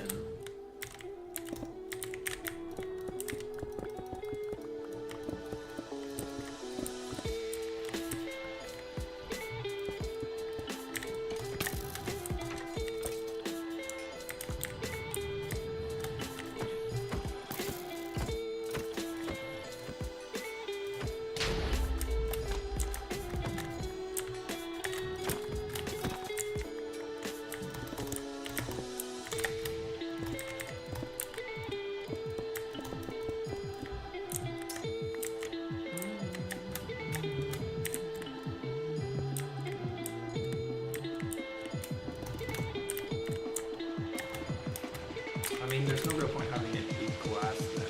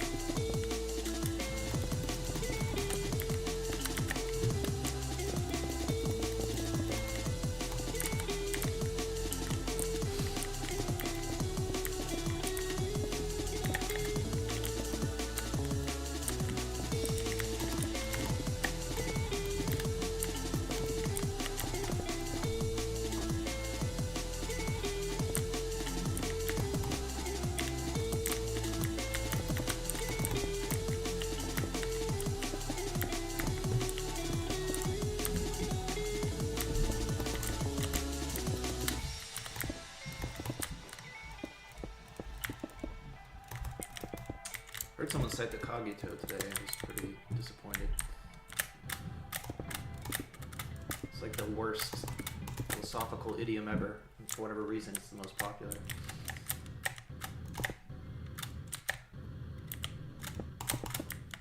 Yeah, it's like the least rigorous of any of the philosophical, I don't know, principles. It's just absolute human trash. If you cite the Kagito, it tells me you don't understand anything about philosophy. It's been torn into viciously by tons of philosophers.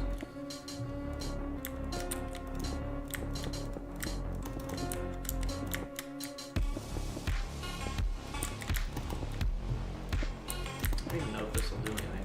The wither might just...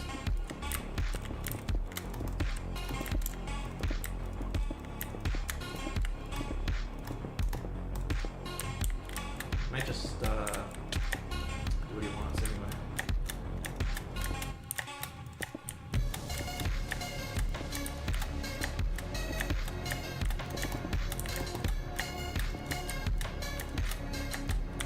Let's get a little more.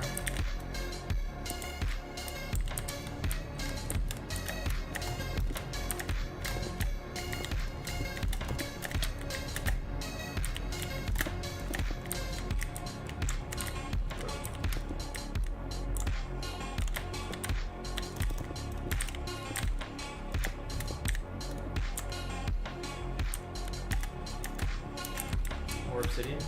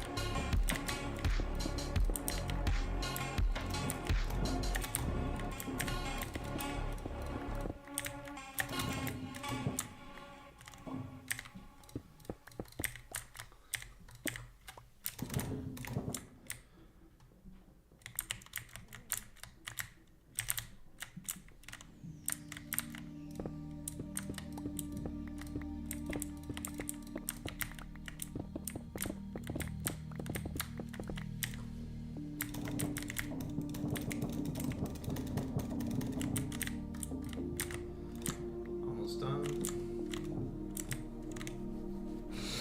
So that'll be our giant wither box.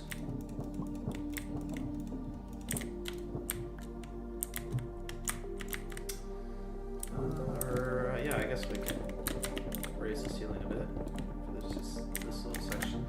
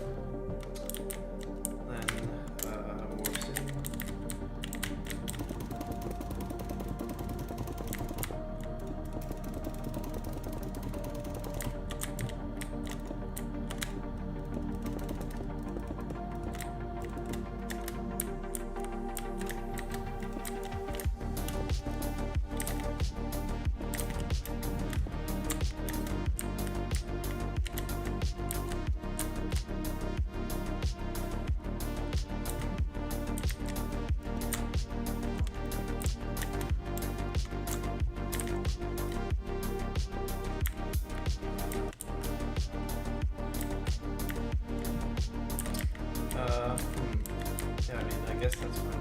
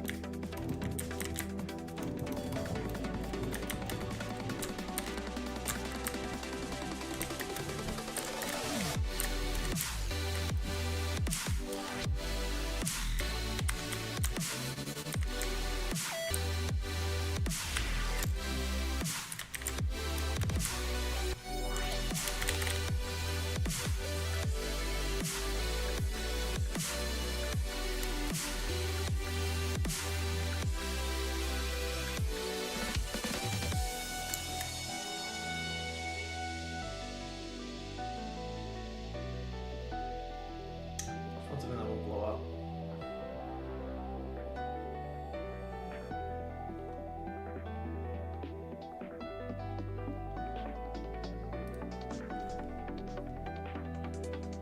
Bounce is blast resistant, but not that much. It's kind of crazy.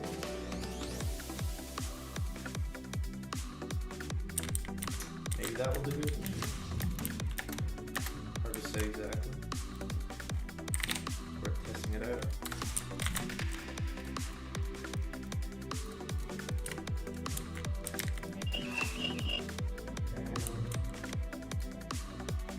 Very cool.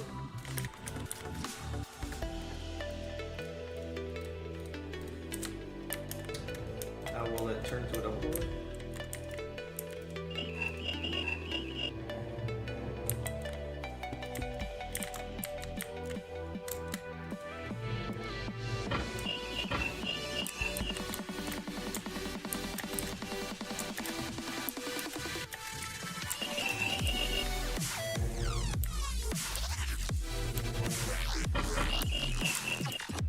that actually blast proof? I have no clue. I would assume probably not.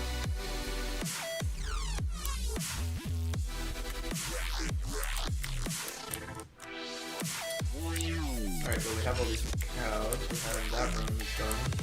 That room is done.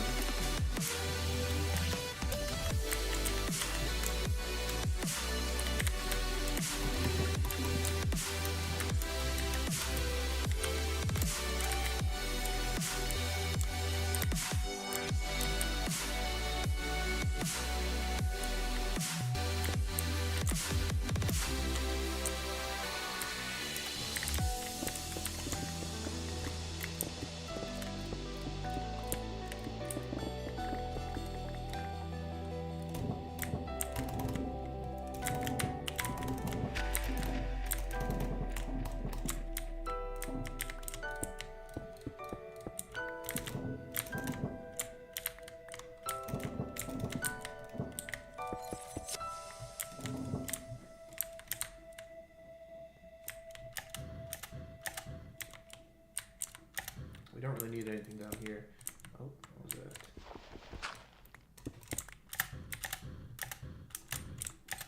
There's our rooms, everything's kind of organized a little better now.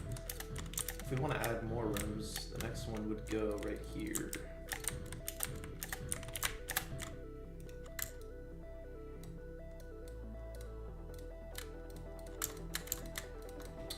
Alright, so we're thinking about some tanks, okay?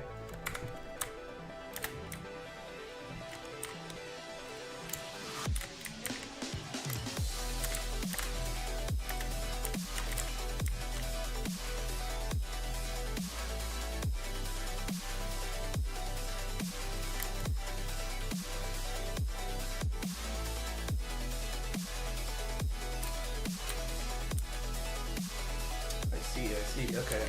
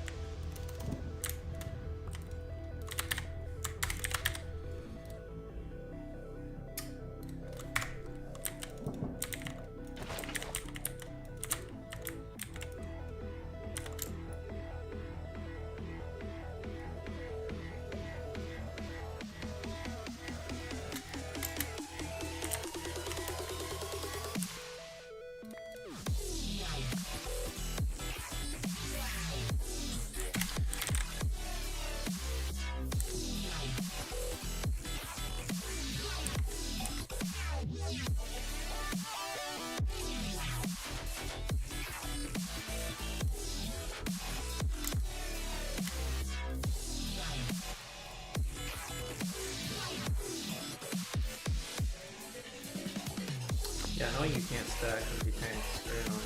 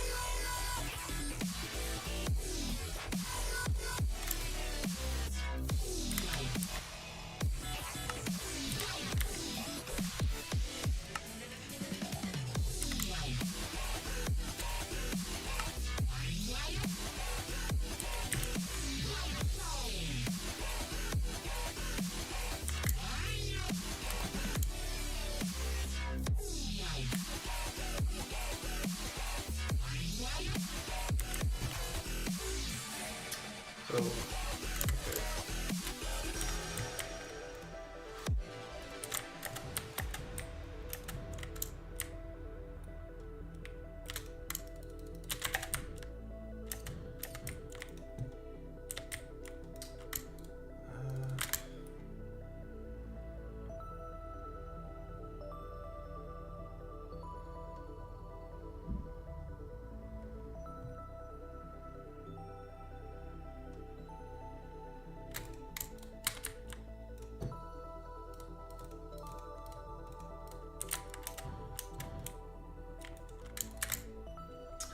Ton of iron.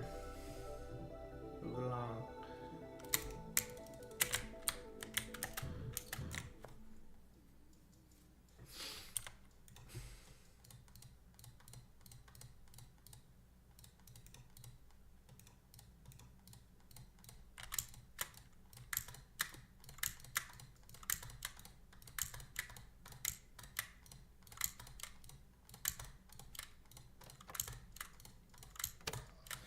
There we go.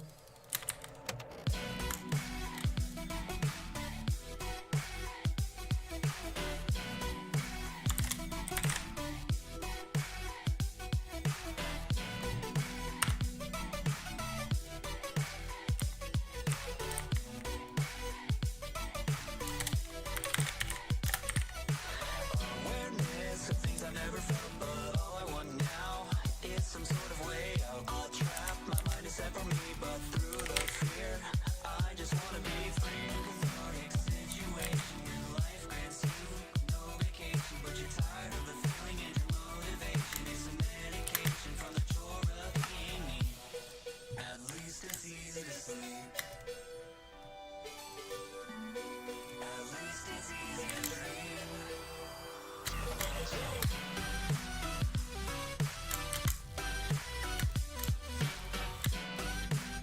Alright, so we have diamonds.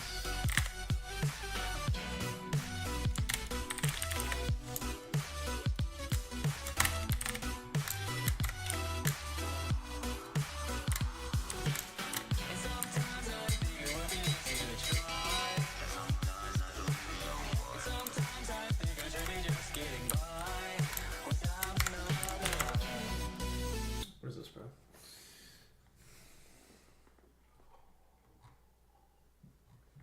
You lost me. To be honest, you lost me.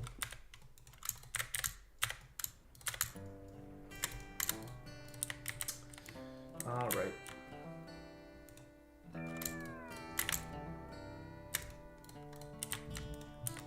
I put the new 4Gs on the G. I trap until the bloody bottoms is underneath. Cause all my homies got it out the street. I keep 100 racks inside my jeans. I remember hitting the mall with my whole team. Now a homie can't answer calls cause I'm balling. I was waking up getting racks in the morning. I was broke, now I'm rich. I got 'em salty. All this designer on my body got me drip drip. Straight up out the country for 1/5. If I got a Bud Light, I'm a sip. Run up these racks with my queen, Yeah. like London and Nick. But I got rich on all these homies, I didn't forget that. I had to go through the struggles, I didn't forget that. I hopped inside the Maybach and now I can sit back. These girls know me now, cause I got big racks. Cause I'm getting money now, I know you heard Alright, that. that's that. Young And homie on then the corner, boy, I had to serve back. Uncle fronted me some peas, had to get them birds back. We grew up on dirty money, we gave it a bird back. wait, we don't even really need Cut that. off the brain and I gave my girl a new coupe. And I'm that homie now, who knew? Alright, I more put the diamonds. new 4Gs on the G. I trap until the bloody bottoms is underneath. Cause all my homies got it out the street. I gave 100 racks inside my jeans. I remember hitting the mall with my whole team. Now a homie can't answer calls cause I'm balling. I was waking up getting racks in the morning. I was broke, now I'm rich. I Got him salted. I've been waking up to get the money, whoa, whoa. Got a bad chick, a booty tatted, whoa, whoa. Da Vinci on my toes, twins, I'm getting them both. I put her in a new AP that water like a boat. I was down bad on my stick, where was my brother's at? I know you turned your back on me just to get some racks. Alright, I see and then you the next swerve one. back, cause I'm in a black bag. New diamonds on me, bumper flash, this ain't Snapchat.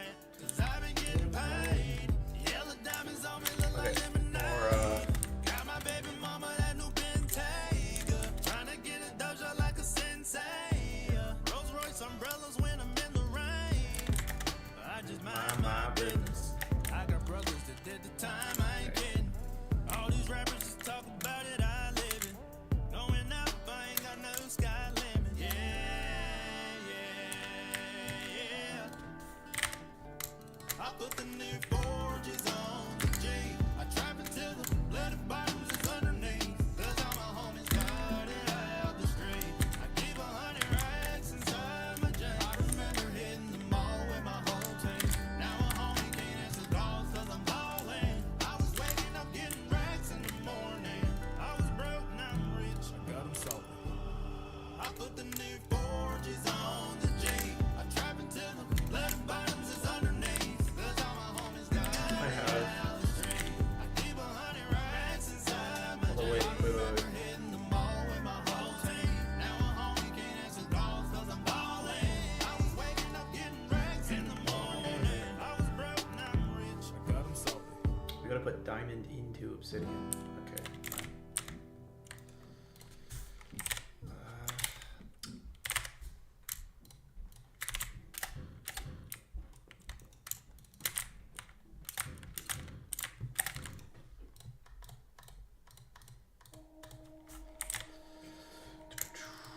Alright, take that.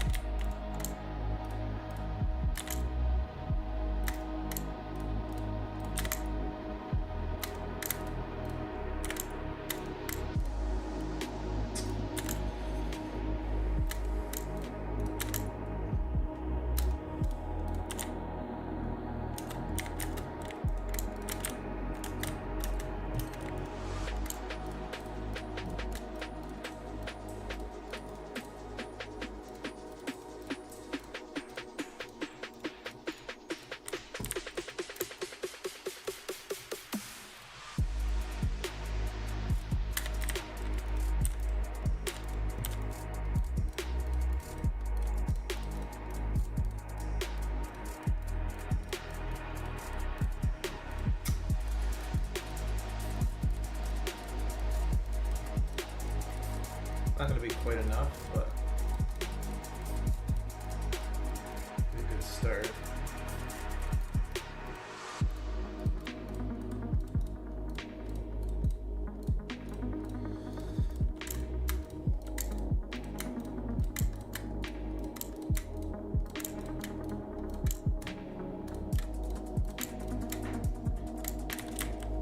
Alright.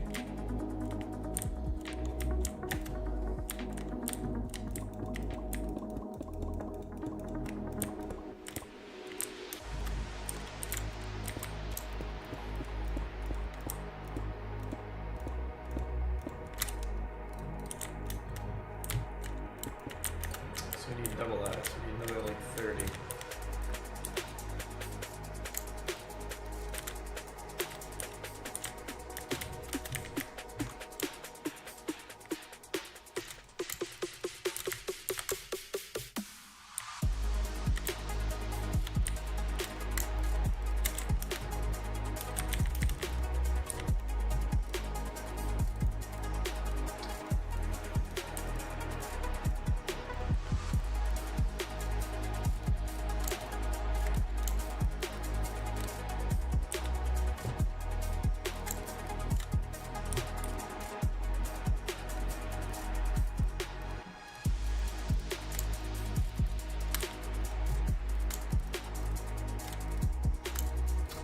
Okay, that's that. So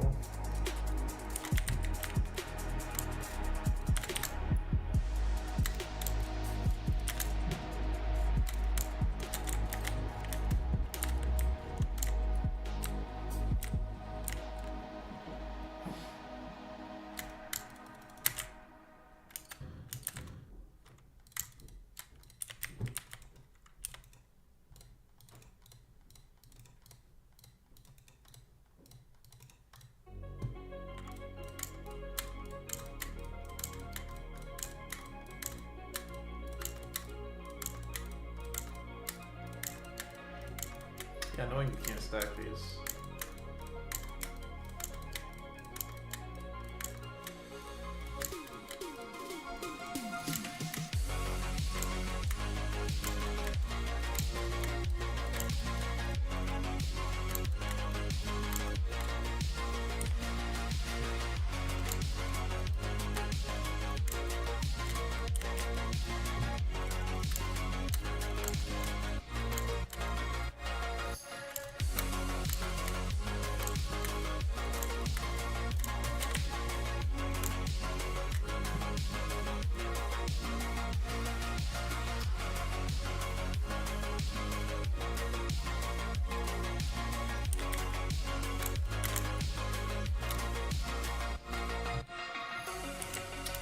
Alright, we have 24 here. We need 4 per tank, so we need 2 stacks.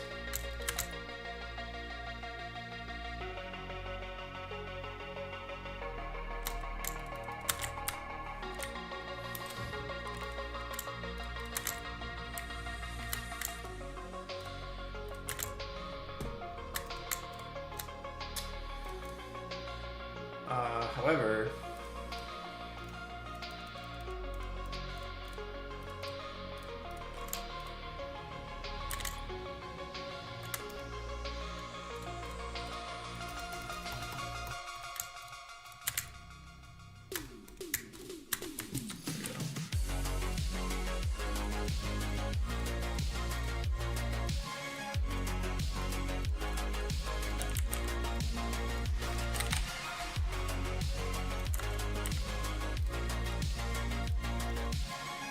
there we go, bud.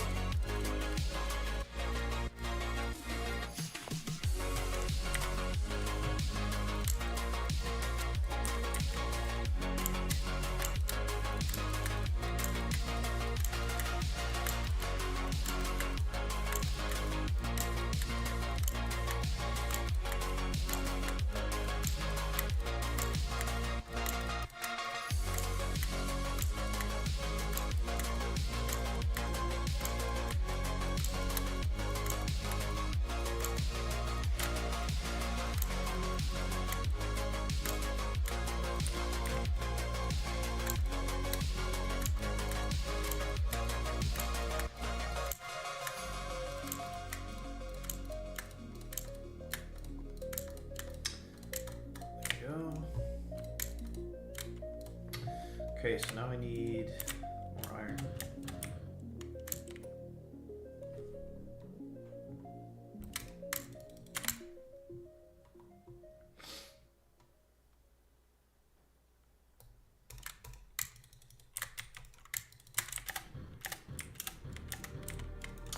Okay, so we need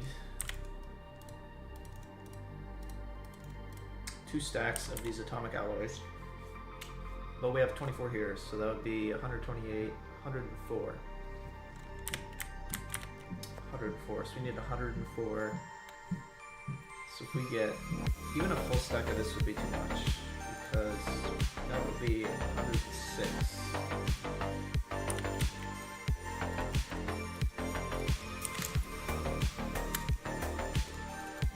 That's 104.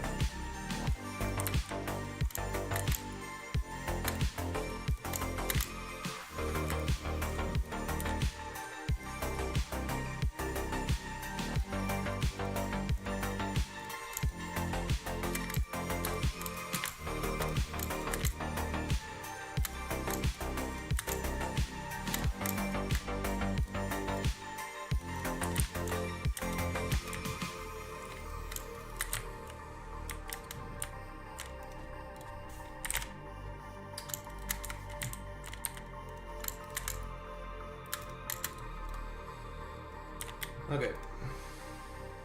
So once again, we only need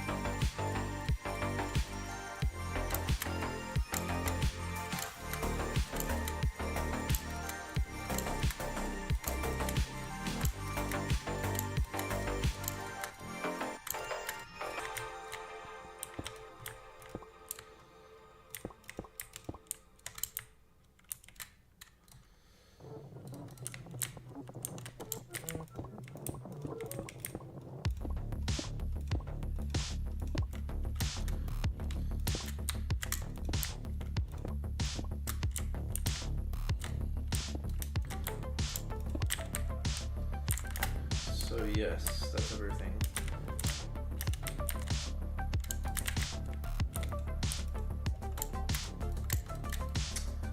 Gives us a few leftovers.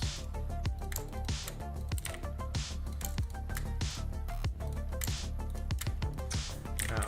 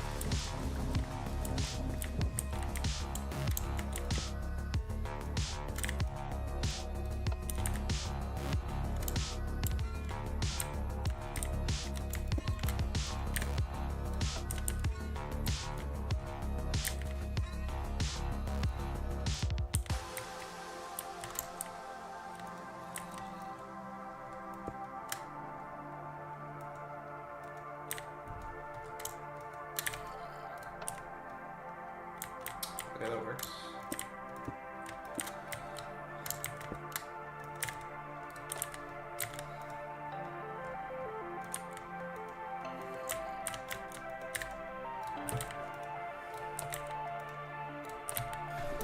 All right, and then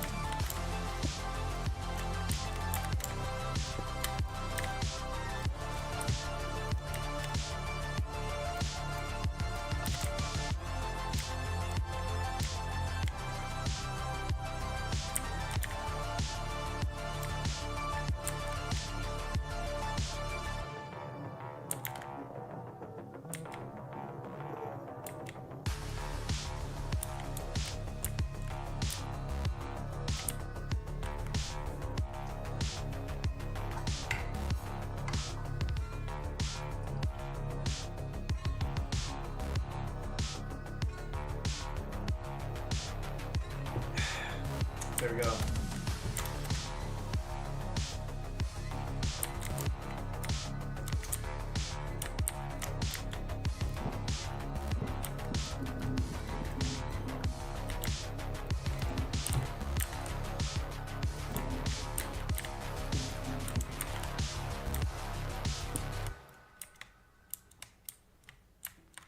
Okay, now I just realized what I could have done too. I could have just done this.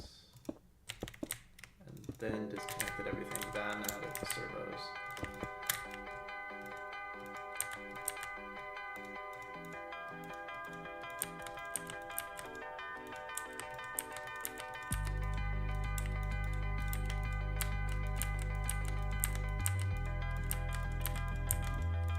There we go, bud.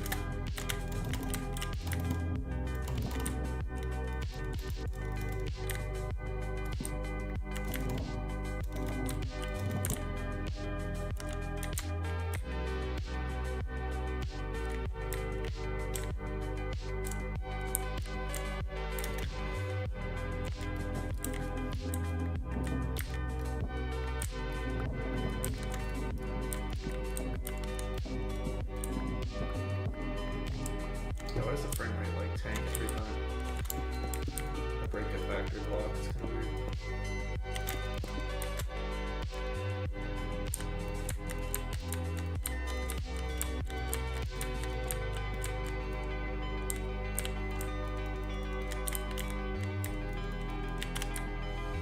There you go, bud.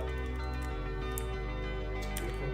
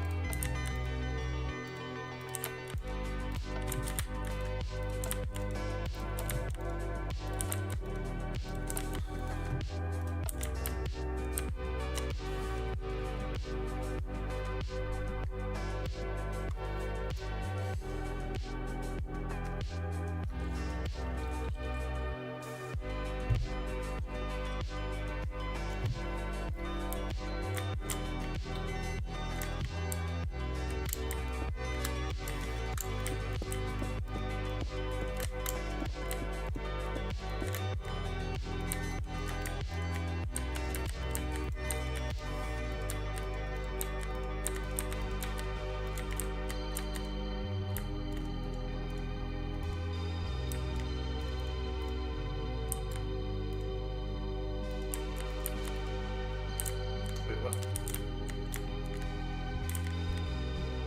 Oh.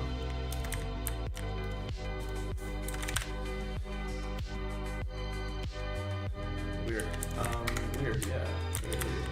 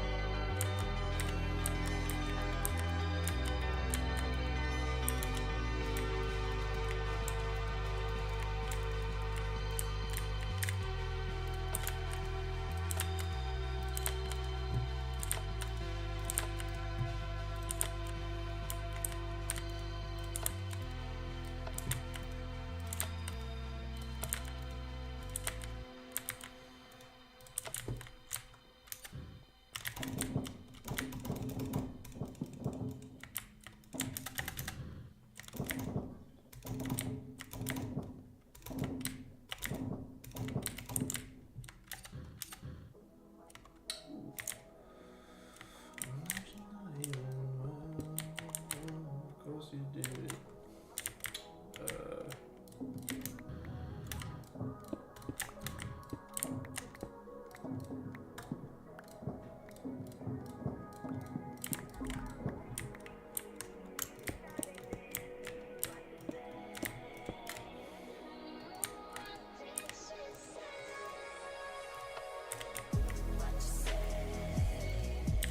What?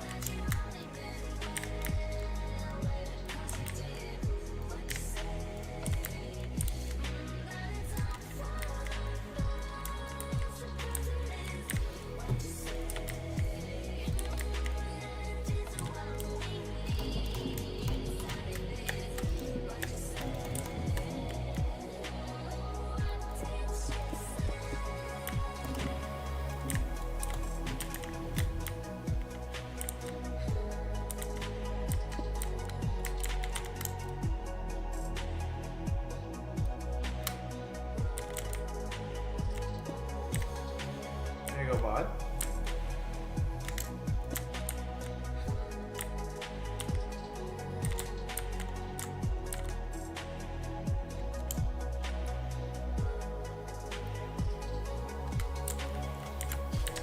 Okay, that's all the cows. The water is already full. That's crazy, actually. The water is already full. He's like, fuck you, I'm quicker.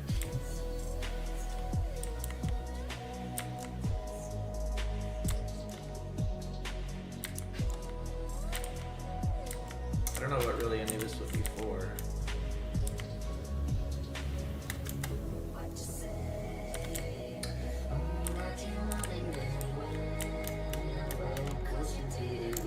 Say It's done now.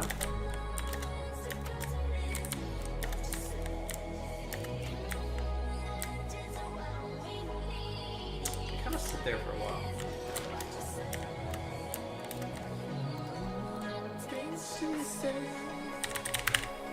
Ooh.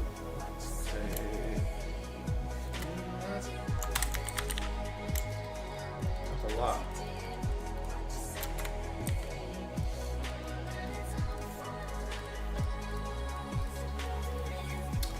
Bingo.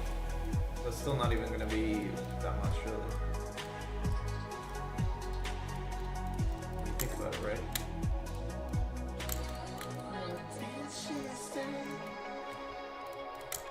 Alright.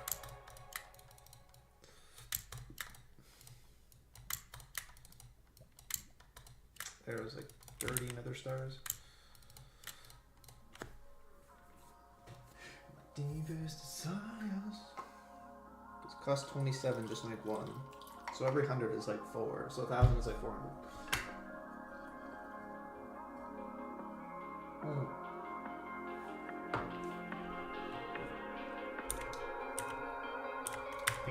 Think.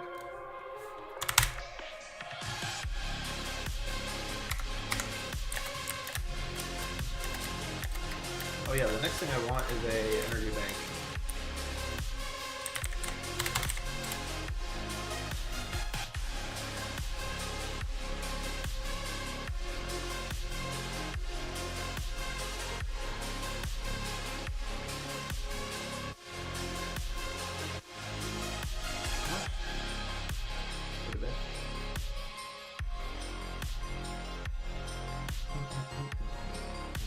Oh yeah, the next thing I do want actually is a growth crystal, this thing, which I get from legendaries. I don't think I have any. I want. Okay, that's good.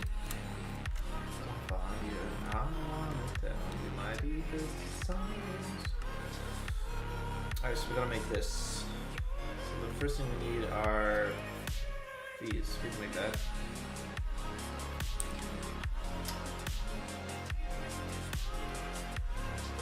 Cool. Oh, we need the tier 2s. Tier 2s are in epics. Okay.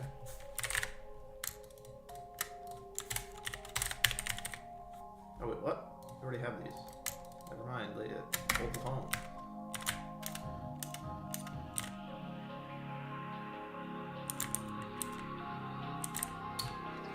Okay, so this thing's just like broken.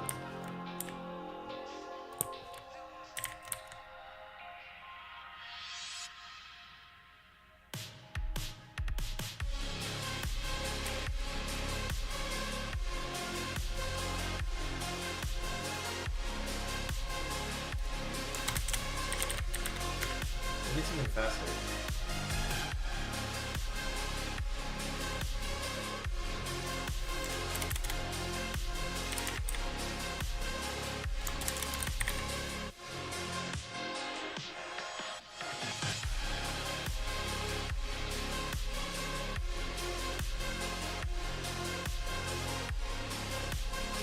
This thing is just so slow, it just takes forever.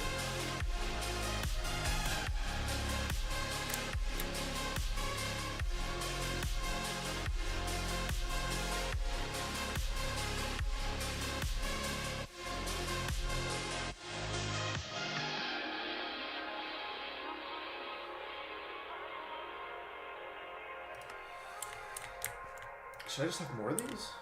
I should just have more of these and then offset the time. Because these just take forever, that's the problem.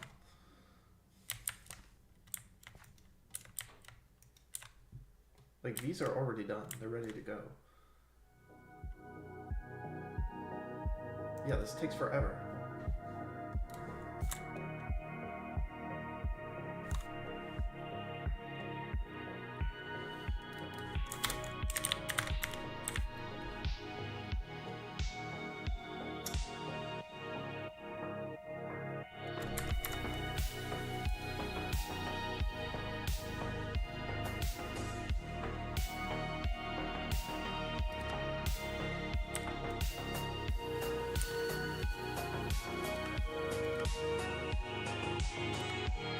And the area is like, it's really slow.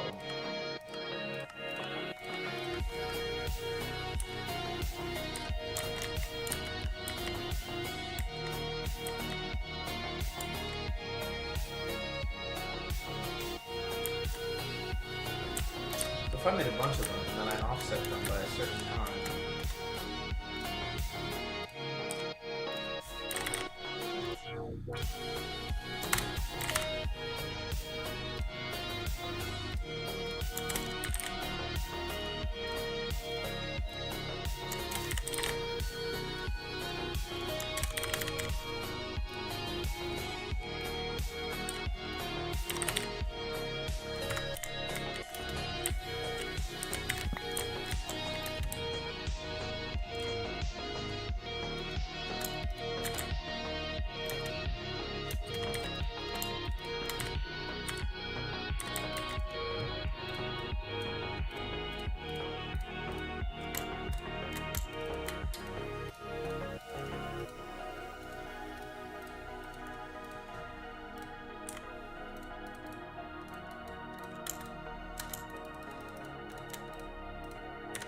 we need some kind of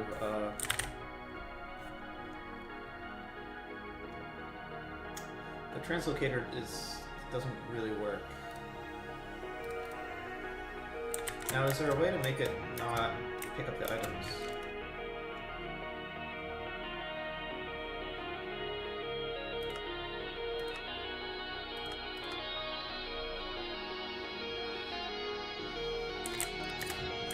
Seems not. So I could use an item, right?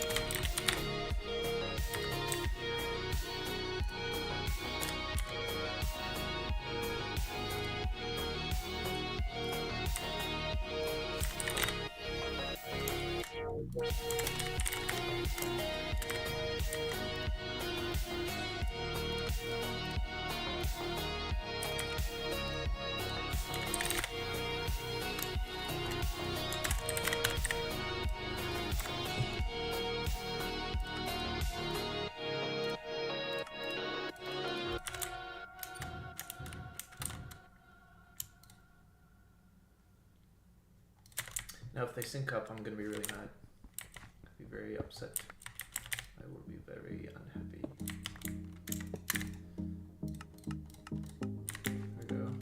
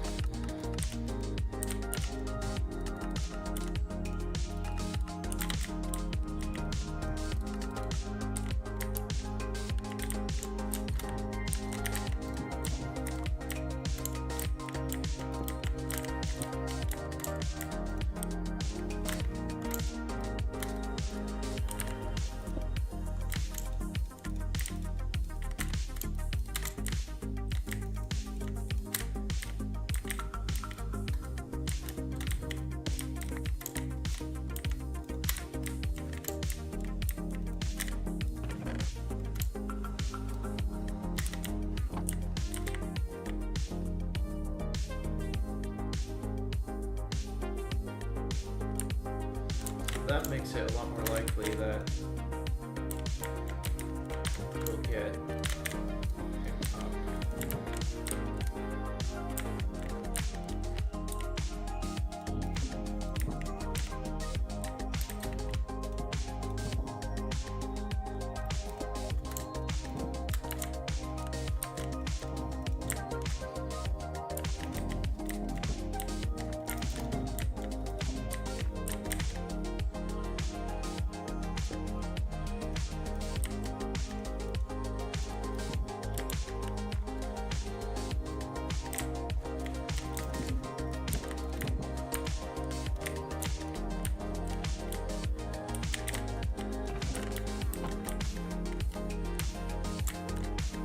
makes a lot more frequent.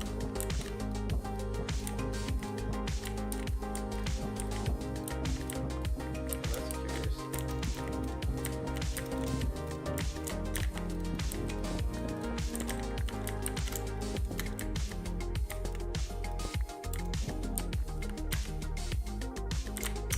Still make a few more.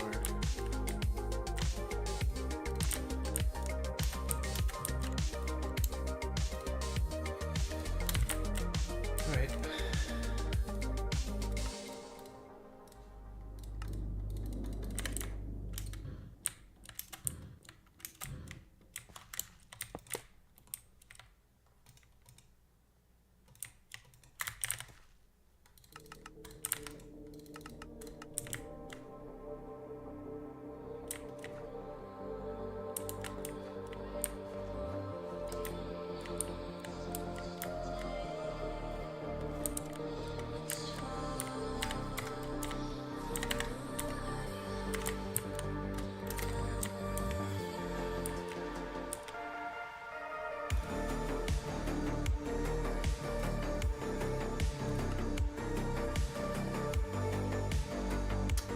I don't know, this. That's the only way to get it.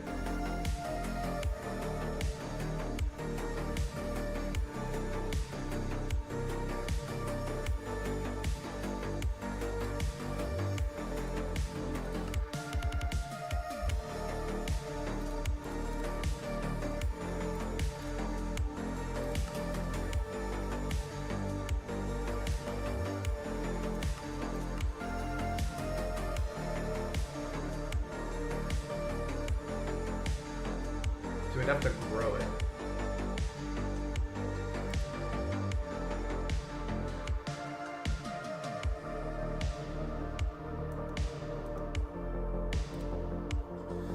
That's a good question. I mean, what is seeds, insanium? Like, let's say we had insanium seeds. Could we just grow them?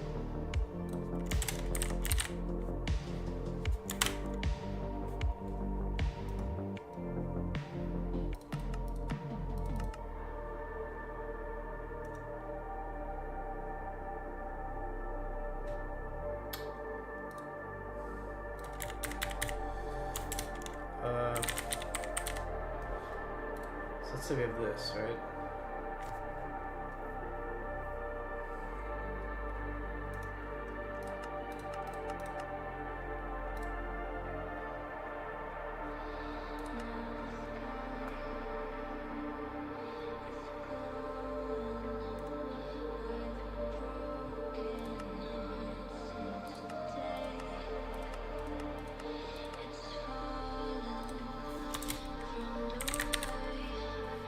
Like say this, right?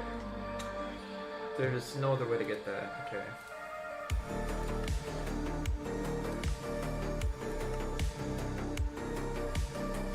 So if we wanted a long-term solution, we'd have to do something like this. Which would be a pain in the ass.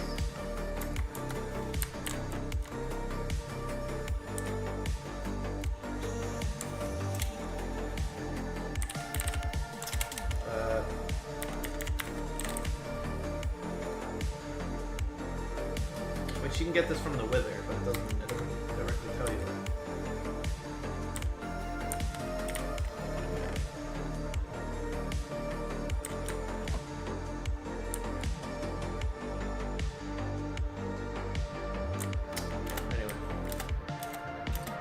gonna be good enough for now. The thing I want to look at is there a better energy storage? Yeah, if we do, I don't want to do that. I want to do redstone. We'll do flux.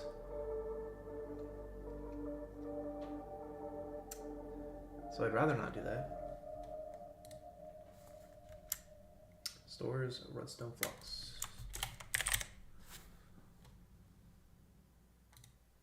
What does it do?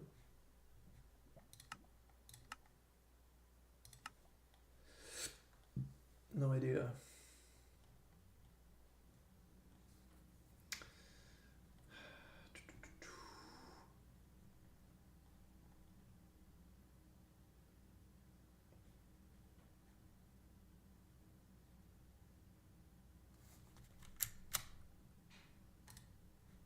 How much does it store? What, it doesn't tell you how much it stores, so it's kind of useless. Okay, I mean,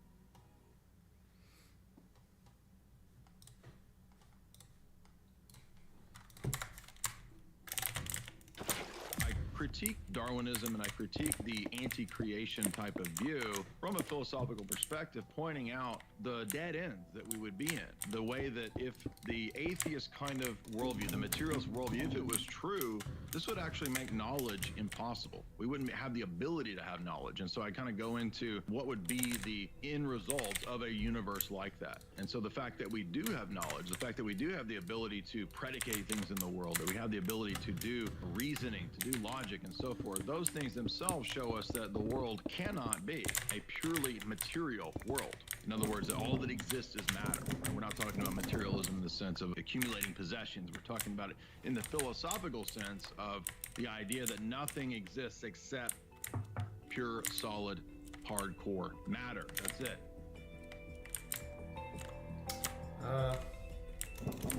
So let's talk about why I wrote this third book, and it's called Meta-Narratives, Essays on Philosophy and Symbolism. You know, so much of what goes on in terms of the elite power structure is symbols and controlling us through symbols, the symbolic, logos, you know, all these things relate to symbolism. And one of the top questions I always get asked is, how do I start with philosophy? Where's a good place for me to start in terms of learning the thinking process, critical thinking? And so that's why I wrote this book, was to try to give people what I call an educated introduction to philosophical reasoning and thinking.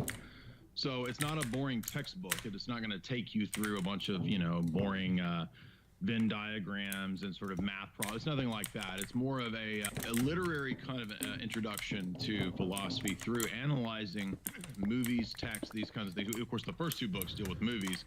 This book doesn't deal with movies, but it deals with introducing the ideas of philosophical thinking and a God-based worldview. So instead of orienting our life around material possessions, around pride, around vanity, around the vices, reorienting and shifting our paradigm to where it's oriented around the pursuit of truth, the pursuit of the virtues, the pursuit of rational, coherent thinking, not rationalism, but rational, coherent thinking.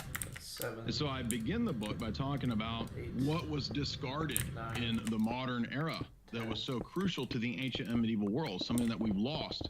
Not just the wisdom of the ancients, but the idea of a discipline of philosophy that's called metaphysics. Now, if you go to a bookstore, you might be duped into thinking that metaphysics is something to do with witchcraft, cryptozoology, or something like that, because they usually title the metaphysics section where they have all the witchcraft books or whatever. That's not what we're talking about. The ancient and medieval world's usage of the term metaphysics had to do with what exists and what doesn't exist.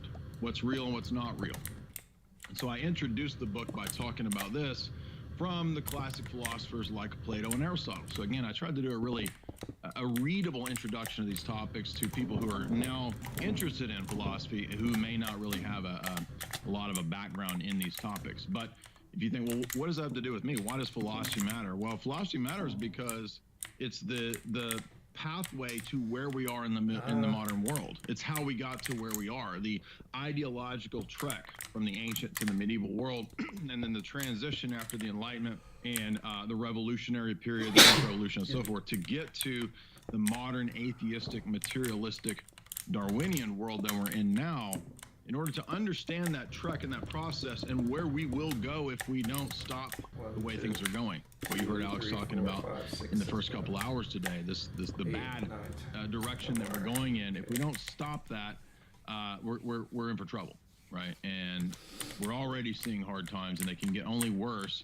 And so, what are the remedies for this? Well, some of the remedies are clear and coherent thinking, critical thinking, right? How do we have a ready at hand sort of arsenal of ways to think logically so that we don't get duped by propaganda, so that we don't get duped into emotive responses to things, right? All of that is what I'm going to be dealing with in this book, and we're going to kick it off with metaphysics. I hear the music. Does that mean, are we, okay, it would sound like you were cutting out, my bad. So we're going to start off with explaining what metaphysics is and why this matters, and what were Plato and Aristotle both trying to teach us in terms of the positive aspects and the bad parts of their philosophy. So I'm getting choked up talking about Aristotle and Plato, the fathers, you could say, of Western philosophy. What are the pros and the cons of their thought process? Well, on the one hand, Aristotle was good in that he taught us to look at the here and the now, and he was kind of the proto-scientist. So he really pioneered the idea of empirical data and reasoning, and there's nothing wrong with that. But of course, you can also swing too far to that side of the pendulum, and you can get bogged down in the here and the now in empiricism or materialism, the idea that all that exists is the material world. And so Aristotle kind of inadvertently kicks that off. But his master, Plato, was kind of in the other direction, right? He was the extreme of the rational, the transcendent, not so much the here and the now, but focusing on the abstract. And so Plato was very influenced by the ancient mystery schools and the idea of numbers and Pythagorean principles kind of having their own independent ethereal existence. So what I go into in this book is the good sides and the bad sides of both of these guys at the very beginning, and kind of going back into not just Aristotle and Plato, but even ancient mythology itself, Homer, right, the Iliad, and how there's a lot of symbolic structures and meanings and kind of hidden things in Homer that would be divulged, I think, later on in other philosophers. They would kind of key into this. For example, there's a triadic structure that you see in Homer, where he has the notion of the underworld, there's the world of mortals, and then there's the world of gods. And we consistently see these triads or triplicities that are structured into Homer's thought. And there's actually there's reasons for this. And later philosophers would kind of comment on this and bring out what some of these esoteric and mysterious elements actually meant. And even to the point of an overlooked kind of mystery text from Plato called the Timaeus, which was Plato's creation account. And in this fascinating document, he says that some of the forebears in Athens had gone to the Egyptian priests and learned all the mysteries of Egypt, the ancient mysteries of Egypt, and that they had sort of codified this and they were passing it down in a kind of an oral tradition.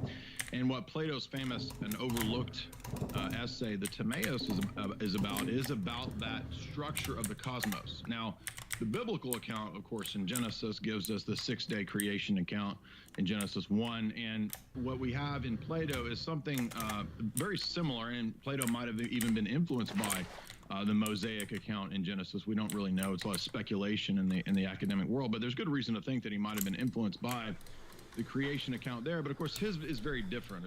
It's clouded with a lot of notions of eternal recurrence and these kinds of things. And so we actually find the origin of the Ouroboros, the snake eating its own tail.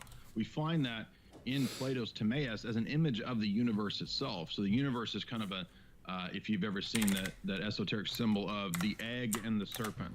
This comes out of the Orphic mysteries, which are very closely connected to the Platonic mysteries of Plato. And that's a symbol of the universe. Now, the most fascinating element is that in Plato's account of the Timaeus, his cosmogony, it's a pagan account, so he's got the gods and all this stuff. But he talks about the fundamental structure of reality at a very minute level, and he talks about how it's all ordered and structured in sort of what was called Platonic solids or geometrical forms.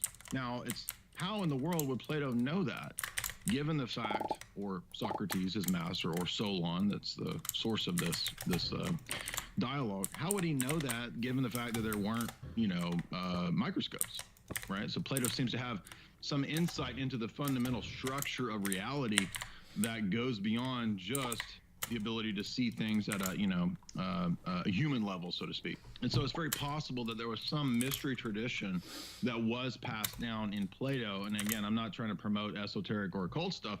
I come at this from an Orthodox perspective, but we can pick out and we can find truths even in Plato or even in the pagan philosophers, even in world religions, of course, as what we call in what the ancient Christian apologists called this the logos spermatikos. That is the idea that the seeds of the logos of Christ are found everywhere. Because if Christ created the world, if God's the creator of the world, then even in the other religions, you're going to find seeds of truth. Even though those religions might not be in totality true, they're still going to contain some truths, because the world as it is created is itself good, right? Evil is an aberration, a rebellion against whatever is the good or whatever exists. And so we can, again, find quite a bit of truth in the philosophers, in Plato and Aristotle, in Plotinus, and, of course, in the first 1,000 years of the church. Many of the church fathers did a great job of digging into and pulling out of the philosophers what things were true. St. Maximus the Confessor, for example, a famous Orthodox theologian, he did this in the first 1,000 years of the church to find many mysteries about how the universe and the world itself was structured. So I go into a lot of that and try to make it more readable and not too abstract. Next, I move on to talking about some other dialogues of Plato that might not be as well known, like the Phaedo. Plato's Phaedo is a fascinating discussion, not just of the origin and structure of the world like the Timaeus, but how do we understand things like abstract principles? How do we understand things like truth, justice, mercy in themselves? What are they in themselves, right? Are they just human relations to one another? Is it just a token term that we give, a name that we give to something? Or is there a real existence of the good? Is there a real existence of the beautiful? What about particular things as they relate to universal things? The one and the many is what this begins to be called in the history of philosophy. So I go into explaining that from this famous dialogue known as the Phaedo. The most fascinating thing about the Phaedo isn't all of that. It isn't just the archetypes that are the patterns for the created order in the mind of God and this kind of stuff. So this is called divine conceptualism, and how we can kind of prove God's existence on the basis of these kinds of abstract objects.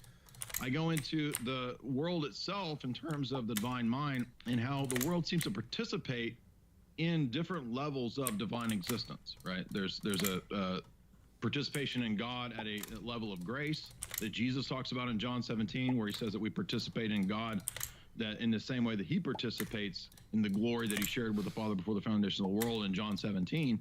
In the same way, and in a different mode, the world participates in God in differing degrees. Now, that's not pantheism, because there's a distinction between the creator and the creation. And so I actually critique Plato on those pagan elements and where I think he got things wrong.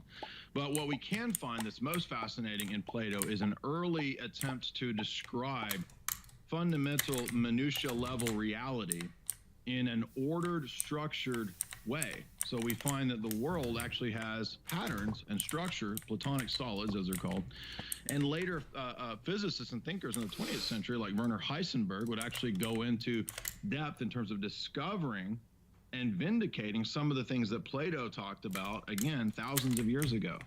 And he's doing this from a physicist's perspective unknowingly, right? Vindicating Plato. In fact, he even stated in one of his famous essays, Werner Heisenberg, that the philosophy of the description of the world in terms of atoms, right, isn't really totally accurate. In fact, he says Plato and the Pythagoreans were more accurate because they understood that the universe at a fundamental level is energy.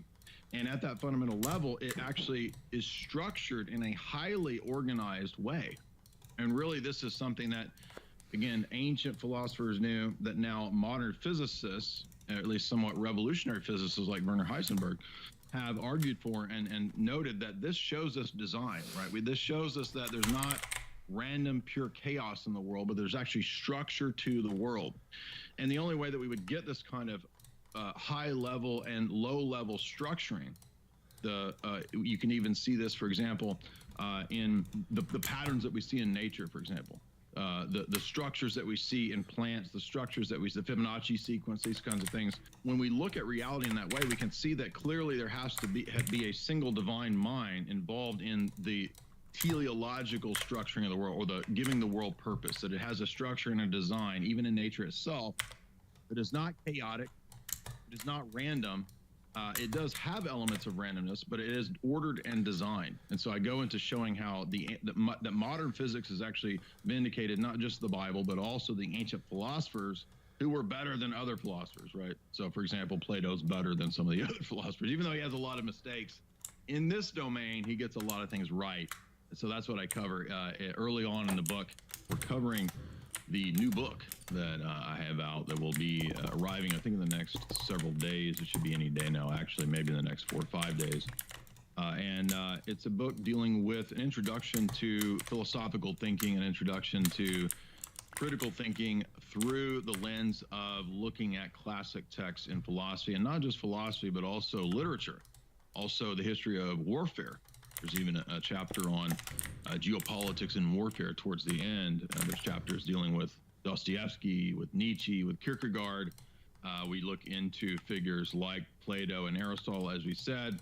And, you know, as we were discussing the notion of the structuring of the universe and how there were a lot of insights into this in regard to ancient philosophers like Plato and Aristotle. Next, what I do is I talk about how that structuring of the world doesn't make sense if the world is a product of pure chaos and pure chance. And so the idea that there is no God, there is no force behind the world, no creator, it's just sort of a bunch of goo and muck that's spraying out of a black hole randomly. It really makes no sense as modern physics and science and engineering probes the depths of reality and finds it to be so highly structured, right? It makes no sense that there would be pure chaos ruling everything, and yet at the same time we have the ability to have order.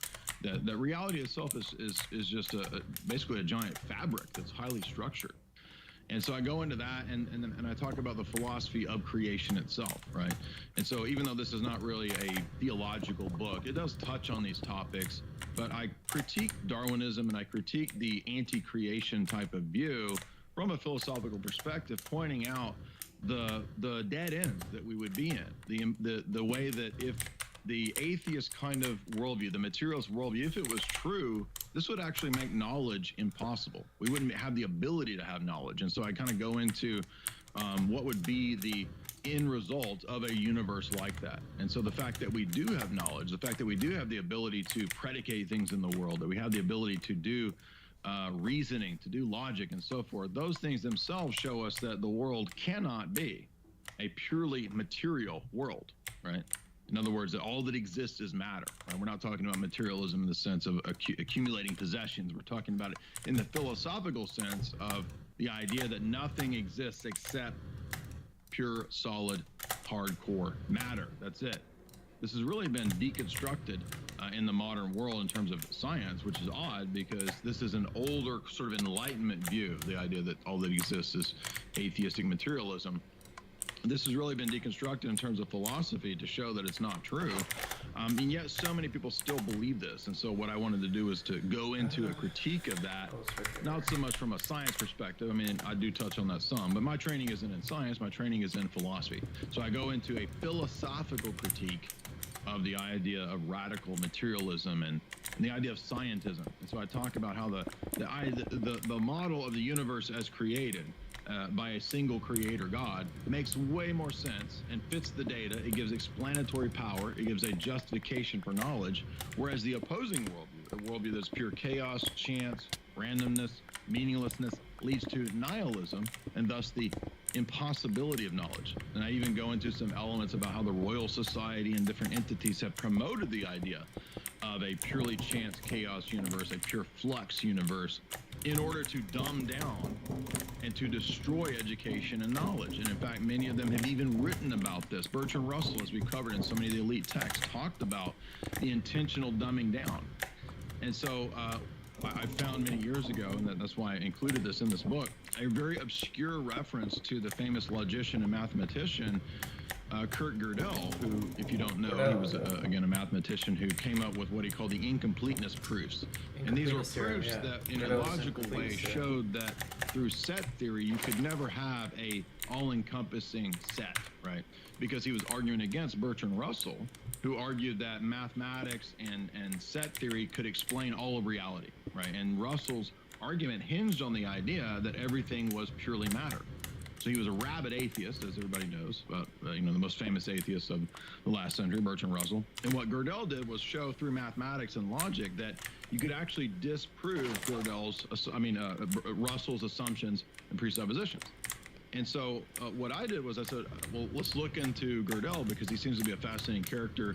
And it turns out that some of the scholars who had studied under Gödel and under Husserl and some other famous philosophers had uncovered the fact that Gödel believed, through his interactions and debates with Bertrand Russell and people of the Royal Society, that Russell was involved with philosophers in the Vienna Circle, the logical positivists, in a worldwide conspiracy, in Gödel's own words, to dumb down and destroy mankind.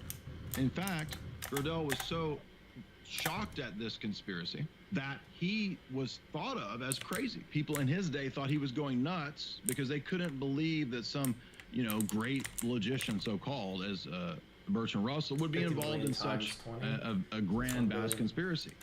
But it's not just Kurt Gödel, as we've seen, that noticed this. As we've covered in the last couple months, J.R.R. Tolkien, C.S. Lewis, two of the most famous authors of the 20th century, also discovered Bertrand Russell and these other characters were involved in a vast Malthusian conspiracy to dumb down and destroy the masses, rabidly advocating for this. Again, everybody knows this now that the Great Reset has come about. We've lectured through over on my channel and on my works on my website through about 50 or 60 of the writings of the elite now, which prove this beyond any shadow of a doubt. And it's just fascinating that one of the other great academics and mathematicians of the 20th century, Kurt Gödel, had also stumbled upon this, right? He had figured out, wait a minute, these people are insane. They're actually involved in this attempt to destroy and dumb down the masses. And not only that, Gödel discovered that that there was a conspiracy amongst some of the Royal Society intellectuals and the Vienna Circle positivists to actually censor and destroy manuscripts of famous philosophers that disproved materialism. Yes, Gödel actually talks about this. Wow, that's he had that's discovered that they had suppressed writings of Leibniz. Now, again, this is not to say that any of these famous philosophers are right in everything that they say. I love Leibniz. But Leibniz was a very capable philosopher and mathematician. And what it appeared to be going on here was that to suppress the discoveries of Leibniz, who was fundamental for computers, right? I mean, the logic and argumentation of Leibniz anticipated the computer centuries ahead of time, where he had this idea that you could create a logic machine that mirrors the human mind, right? And that's all straight from Platonism. Now, in order to suppress and destroy this kind of information, the Vienna Circle would censor and try to get rid of these texts, and that's what Gödel and other philosophers had discovered, and they were shocked at this. They couldn't believe that there were these nefarious designs amongst academics, and so I cover some of that in my book, and I get into other philosophers who had noted problems in modernism and in materialism, such as Nietzsche, Kierkegaard, and Dostoevsky. Now, does it mean that everything that Nietzsche, Kierkegaard, and Dostoevsky said was correct, right? I think of all those guys, Dostoevsky was probably the best, and he anticipated and predicted many fascinating things in his literature, but he was also a fascinating character in regard to his critique of the Enlightenment, and that's why we can find some really interesting facts that come out of Kierkegaard and Nietzsche and Dostoevsky, because they point out the bad side, the atheistic side of the Enlightenment philosophy. That's what we'll look at next. And we're covering the new book that I have on my third book. Of course, the first two books that I did were essays on philosophy and symbolism in film. I did Esoteric Hollywood 1 and 2, Sex, Cults, and Symbols in Film. and we went through the top directors, the top Right, so film you that four cover of everything these. from geopolitics to conspiracy And to that's what cults this is, to mind okay. control, MK Ultra and Hollywood. So And you then need 16 now this of new book these. is very different. It's more of an introduction to, as we said, logic and critical thinking through essays covering a host of topics related to philosophy, philosophers, literature. And we just left off talking about Dostoevsky, Kierkegaard, and Nietzsche, famous philosophers, who did a critique of the Enlightenment. And it's not that the Enlightenment itself is all bad, but rather the excesses of the Enlightenment are the problem. And so what we get there is a really insightful critique of, as we said, the atheism, the materialism, the denial of anything transcendent, the denial of anything beyond pure passions, right? Pure bodily gratification, that man doesn't have any faculties above just the desire for physical gratification. Man is basically just another phenomena of the natural world, just another monkey. And there's multiple problems with this. I mean, not beyond just the idea of the scientific critique of that worldview, but in the philosophical domain, it's very easy to show that this is pure nonsense. And so really what I do is go into multiple chapters in critiquing Darwinism, critiquing the idea of man as a pure, what's the word I'm looking for? Basically just an emergent phenomena of the natural world, right? He doesn't have any design or any purpose beyond physical gratification. And this is a means then of control, because if they promote that worldview that you're just an animal, just an ape, just cattle, then you become much more malleable and much more susceptible to control. And so what I really wanted to do in this book was to wake people up to the fact that you're not just an animal. You have a soul, you have a reasoning faculty, and you were made for a higher purpose than just physical gratification. You were made to be an eternal living thing, right? You were made to live forever. And so next I go into elements in Egyptian theology and philosophy, again, compared to the biblical account. So there's both pros and cons that we can find in ancient Egyptian theology and philosophy, where we find not just a creation account on the part of the deity or the monad or the one, but even in terms of the structure of reality itself, kind of being this binary thing where there's a fundamental energetic created realm, right? That's structured in a highly structured way that revolves around being and non-being, or on and off, right? And we can see this in terms of electricity, right? Where the current, the way it flows, and when you turn a thing on, right, you see that the current flows, or it's interrupted and it can't flow. And this is some of the stuff that we saw with Nikola Tesla, where he discovered these things and was able to implement them into the way that he could power an entire city, right? So Tesla was, I think, a student of a lot of these mysteries. And again, I'm not advocating for pagan mysteries, but I'm advocating for what the true elements in these religions are, because ultimately, in my view, the Logos, Jesus, the Logos, according to John 1, is the real source of all truth, including the truths of the natural world itself. So we can find elements in Egyptian theology or in Platonic philosophy that are true. And a lot of these things, maybe not so much about God himself. I think that the philosophers and the Egyptian thinkers, they were able to discover a lot of things about the natural world that were true. But when it comes to God himself, not so much. They're not very good in that domain, but they're pretty good when it comes to insights into, for example, fundamental structure of reality. And so I go into how some of the gods and some of the deities, even in the Egyptian pantheon, seem to have been symbolic of or represented forces in the natural world. And so if we have that interpretation, we can actually derive quite a few fascinating, what would eventually become scientific principles out of the Egyptian theology and philosophy. So every now and then, yeah, they would kind of hit on some truths as it related to God or to the one or whatever. But typically, I don't think that they were very good in that domain. And so that's why I think Orthodox Christianity really has the best account of who God is. But if we wanted to find other domains where we could look in the philosophers and see a real clear refutation of modern errors, we could look at the way that numbers themselves refute materialism. Even modern philosophers like Thomas Nagel, who was for many years, famous, I think, a materialist, and really struggled with the idea of how there could be such a thing as consciousness if we are just pure meat bags. If we're just matter, then what does it mean to say that we have a mind? Because there's this problem that plagues modern philosophy, known as the consciousness problem, right? How can we say that we have a mind when all we are is molecules? Because what molecules make up mind? What molecules make up the self? You can immediately see how these are problematic, right? Because there's no clear delineation. And if persons or minds are just molecules, then there is no such thing as a mind or a self, right? Because molecules are just molecules. They're all the same. And so ultimately, this is called monism. It's the idea that all that exists is one type of thing, right? And this is a problematic view, and it's not just problematic in the sense that it doesn't make sense. It actually makes knowledge impossible, right? Because my brain is not the same as your brain, right? And if the brain is equivalent to the mind, if we reduce, it's called reductionism, we reduce the mind to the brain, then how is it that you and I can think of and talk about the same concepts, right? Because the concept in my head is not the concept in your head. Because if concepts are also just gray matter, then the gray matter up here is different from the gray matter in your head. So you can begin to see how this becomes absurdity, it becomes nonsense. And actually ancient philosophy, even Plato, right? Even Plato realized in a lot of his arguments that this doesn't work. This is a bad argument. It leads to absurdity. It's a sophistical kind of argument on the part of people who believed in pure rank materialism. And so Plato would debate with different people in his dialogues who had this kind of materialist or empiricist or sophist kind of view, where they thought that there's no such thing as anything beyond the material world. And he would reduce their arguments to absurdity by showing that, well, so wait a minute, you think that the number 7 is identical to 7 coconuts?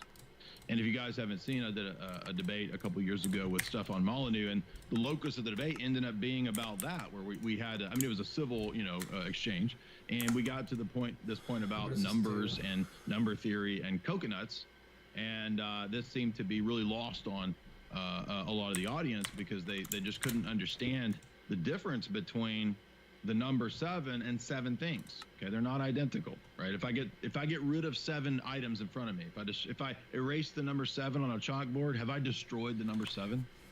Of course not, right? So clearly we can't equate the number 7 itself with the instances of the number 7, the 7 on the chalkboard or the 7 coconuts, right? It's something more than just the physical instantiations. And so this is an argument actually that Plato used when he would try to argue against bad philosophical argumentation from his opponents. Next, in the book, I move on to discuss some of the more esoteric elements of Renaissance philosophers like John Dee, who thought that you could take a lot of this mysticism from Plato and in Egyptology and turn it into a technology of transhumanism. So there's actually an article in there about the golem, about the creation of a human created being that could potentially be controlled and become more or less a mind-controlled entity, and how this kind of prefigures and presages the idea of an AI deity or an AI self-existing or self-conscious creature, which I don't think exists. I think that, I mean, you'll never get consciousness out of an algorithm. Okay, I mean, a computer is not self-conscious. Okay, it's just a machine that's programmed to do what it's programmed to do. You'll never get, no matter how many algorithms you put into a machine, it's not going to become alive. Okay, this is silly. But if you have a magical thinking worldview like evolution, you could see how people would be prepped to believe that more complex machines somehow mean that it's alive. You see, it's absurd.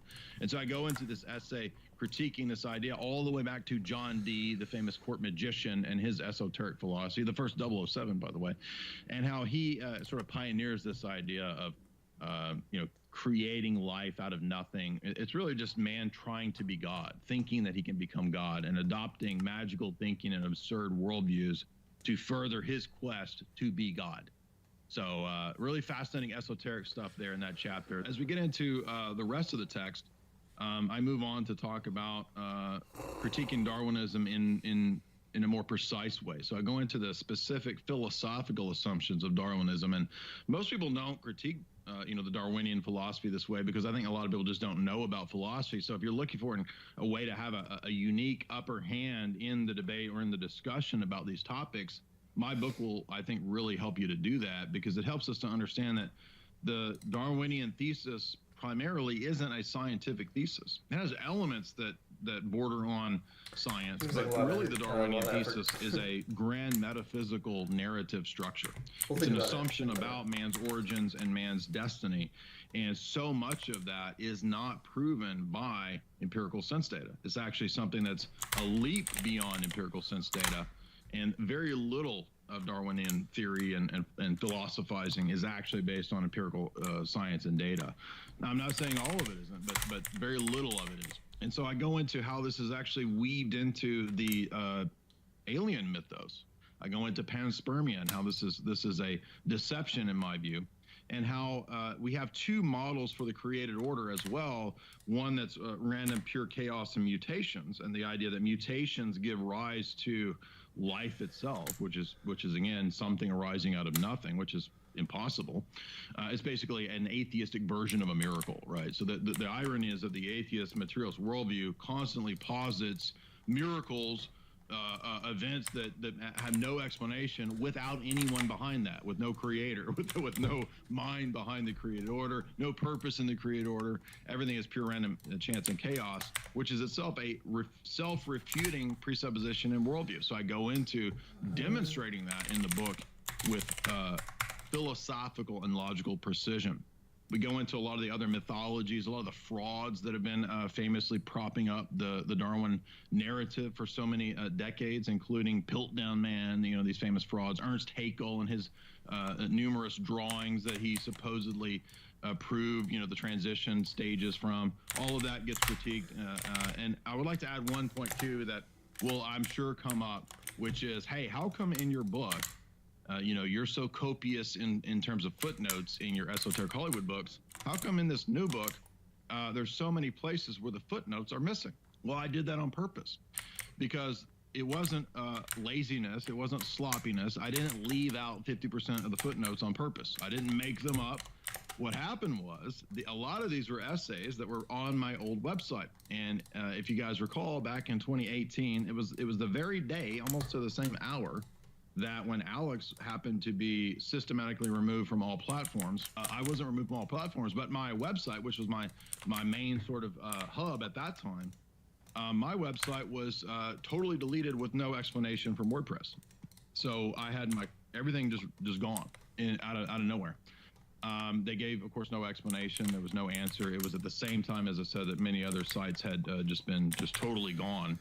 And, that was pretty devastating to me at the time. I had to rebuild everything from scratch, completely rebuild a whole website. It cost me, I think, $7,000 or $8,000 of my own just to do that out of nowhere, out of scratch. And so when I exported the website after that mass censorship campaign, a lot of the essays, a lot of the links, and a lot of the hyperlinks were broken. So I intentionally left this that way on purpose because it's a testament to the tech censorship, to WordPress basically destroying hours and hours of research. So I have no idea what all of those footnotes were. I mean, a lot of these were essays I wrote hundreds of essays in my 20s and 30s, and so I would never be able to find all of these footnotes again. Now that's about, as I said, maybe 40% of the footnotes are gone. But that's why. Right. But I can already anticipate there's going to be people who will, they'll write Amazon reviews and they'll be like, he didn't cite his sources, he's a fraud. Well, this is the reason why. It's because my website got destroyed and they destroyed a lot of the footnotes. So that's why. But, as I'm looking through many of the essays, like there's a couple of them where 90 to 95% of the footnotes are all still there.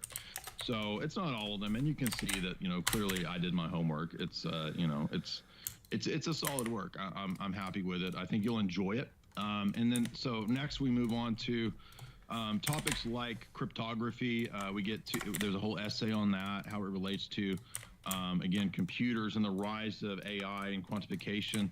There's a couple chapters on David Hume and Immanuel Kant. There's a chapter on Marxism and the Frankfurt School. So I do a critique of Horkheimer and Adorno in their book, Dialectic of Enlightenment.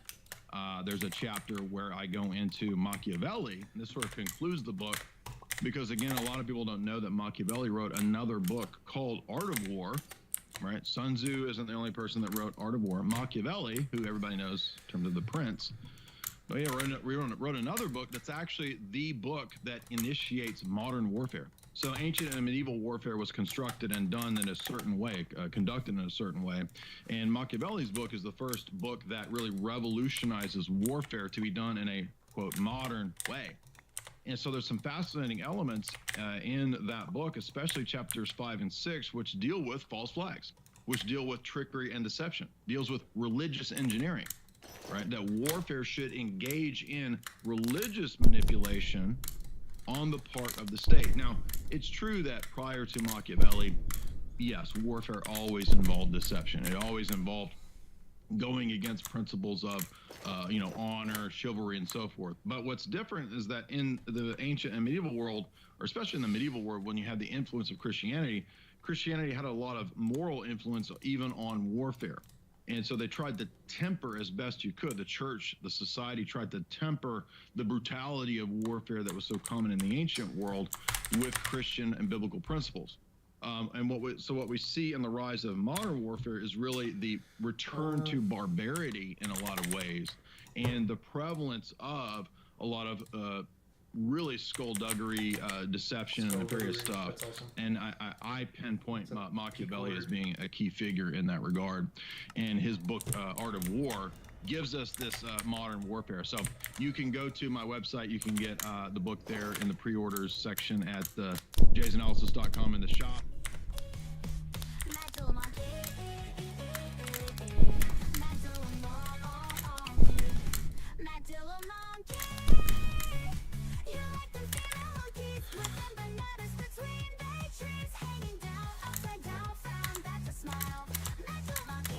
You doing to me?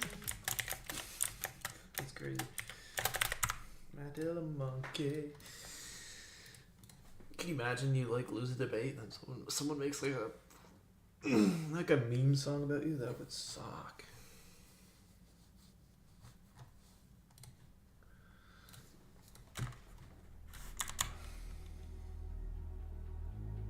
Movement speed and jump boost. This guy, let's get some gold boots.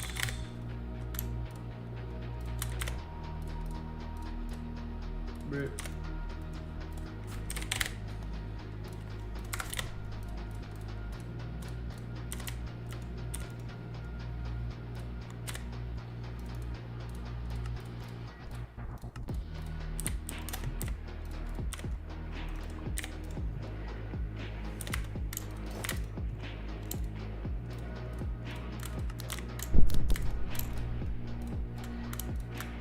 What is it, jump boosts?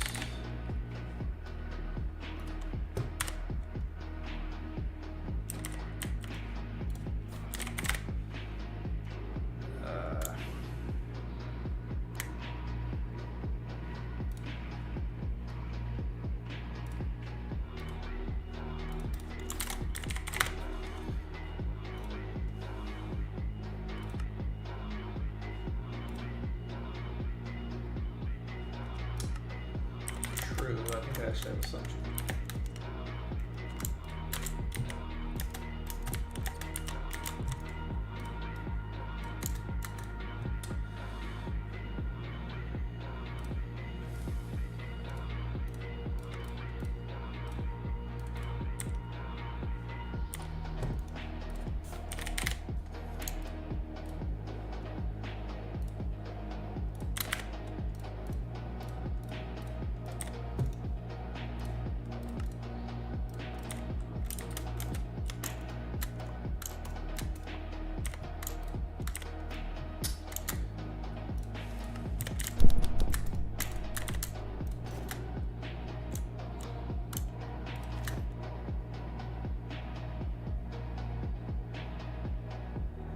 It's the wireless charger, that's why.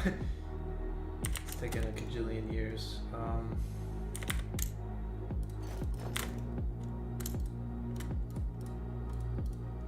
What did I do?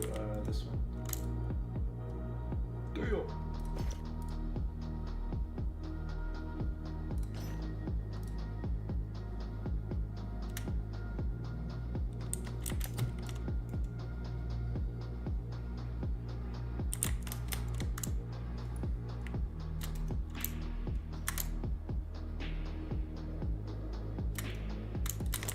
like shouldn't it drain the energy buffer? Or any of these?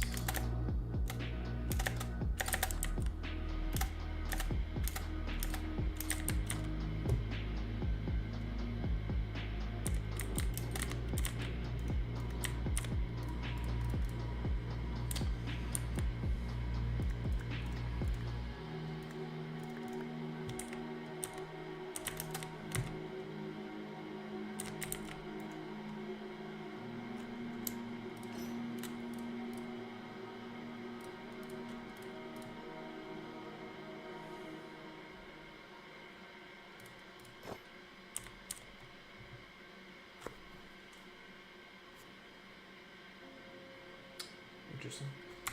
All right. So yes.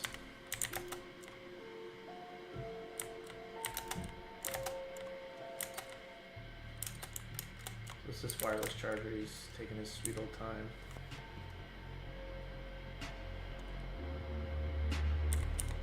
So I can probably take out the chicken at this point, just at least the first tier.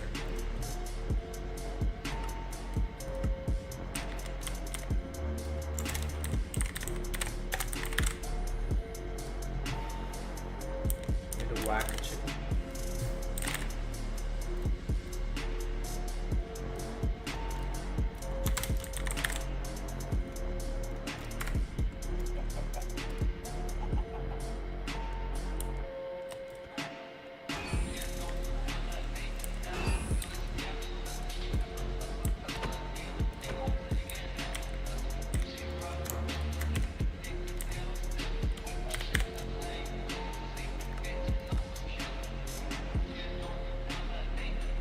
Chicken egg on a ring of obsidian that I'm talking about.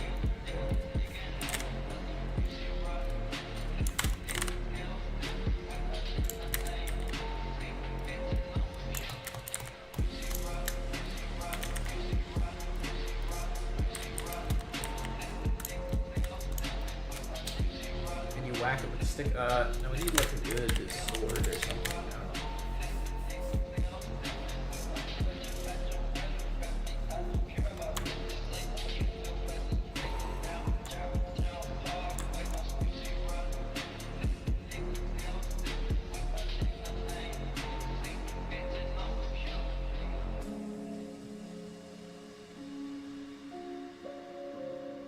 How much damage does it do? 15. What?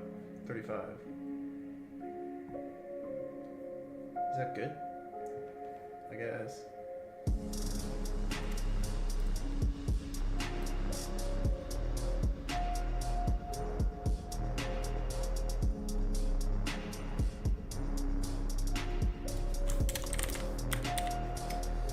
Can I get a personal laser gun? Actually have one of these.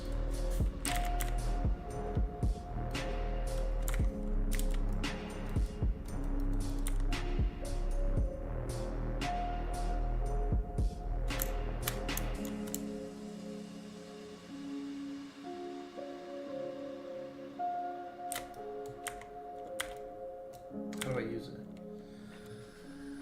Magnetic, hold shift for stats, hold control.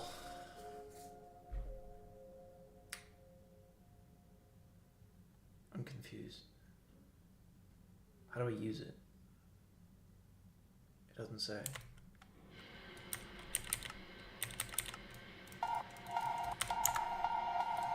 Wait, pause. I'm mega confused. It's not. It doesn't need to be charged. It's perfectly fine in that regard. I need to use washing.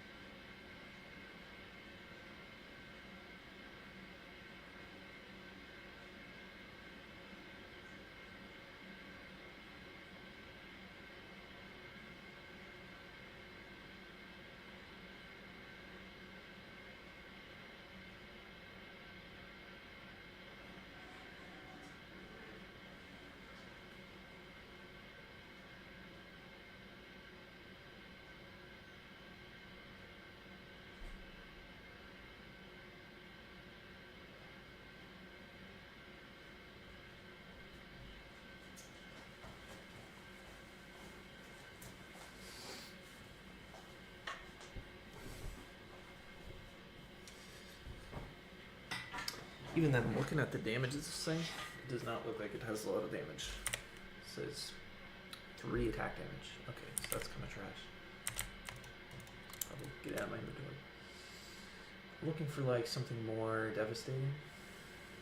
I guess not.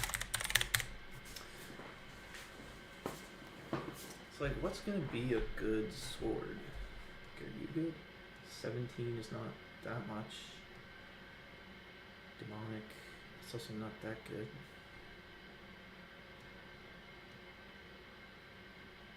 Iron sugar cane? What the fuck?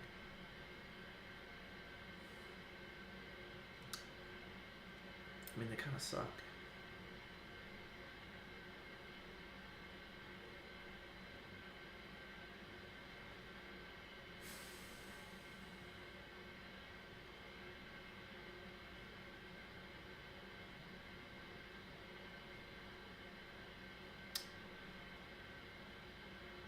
Premium. Yeah, I guess that's kind of good. Not really. None of these even come close. This is the best by far. So just give me this. So we need a diamond sword.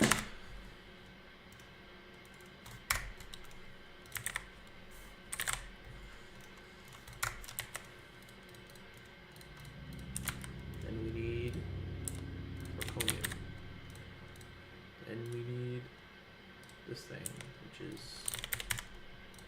this plus this.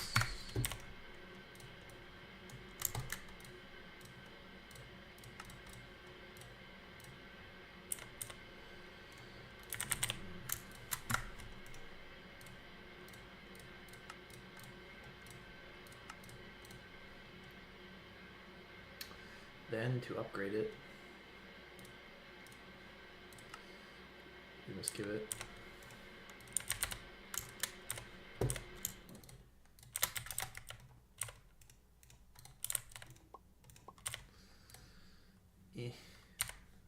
so the sword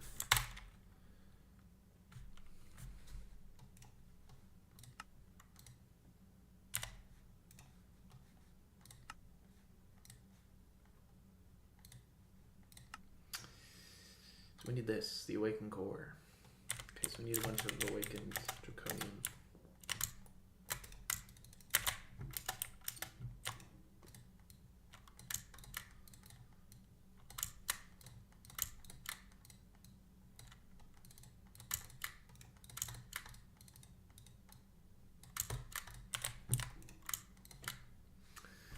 Okay, very nice.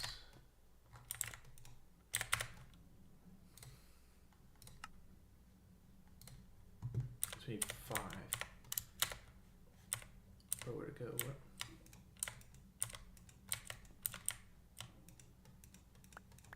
Oh.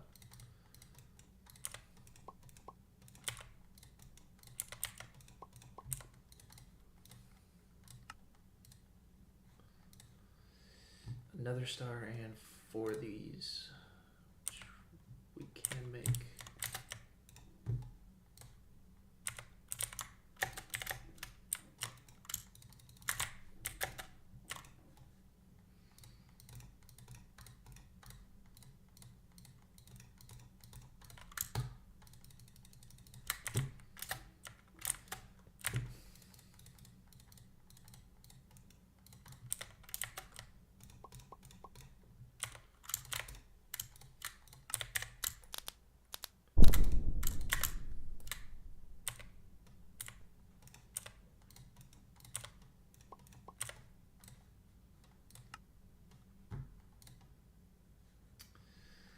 Okie dokie.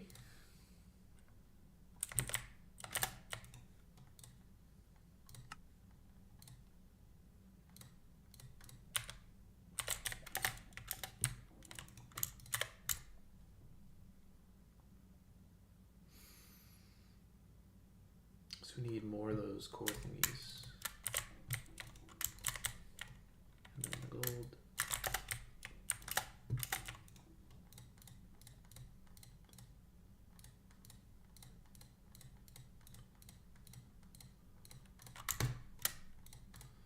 we go.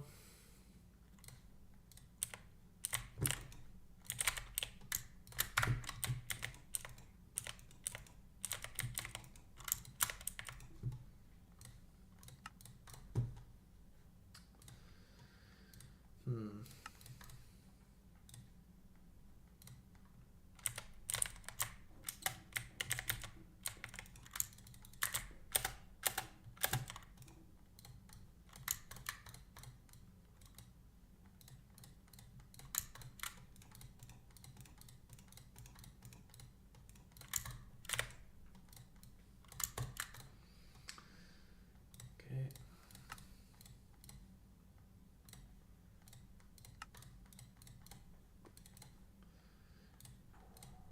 There we go.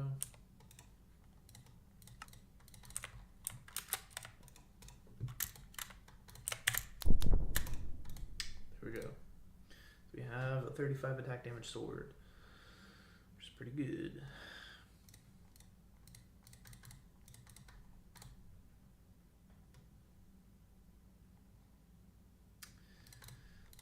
What can I give it? Can I give it?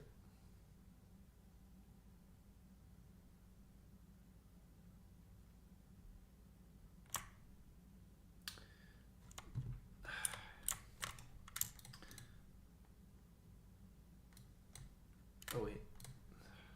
RF capacity. So let's take that.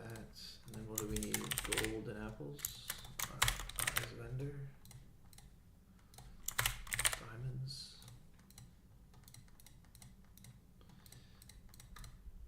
And then what's the other thing? The cores, yes.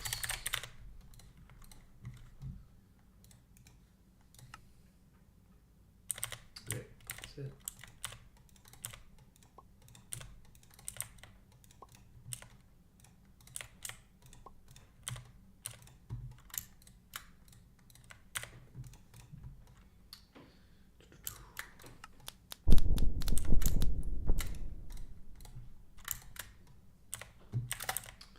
What else does it need? Attack damage.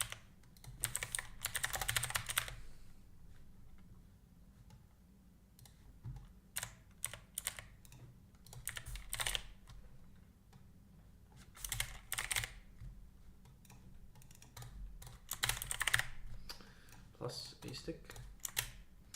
We're gonna need the lapis. And this. And we need this for a moment.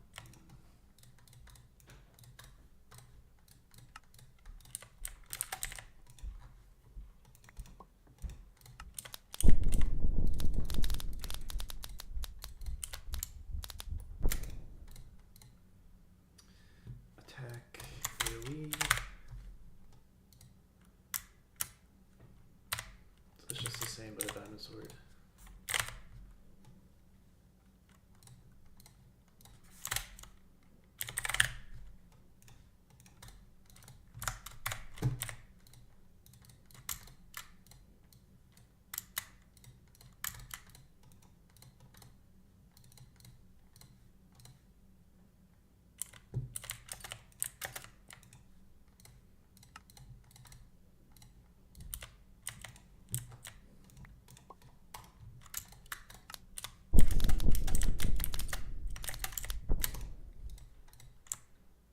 There. So it has a basic level for all the various stuff. Very nice. Alright. Put all that away. So yes, we just need the chicken stuff. And we can go. We basically just have creative mode.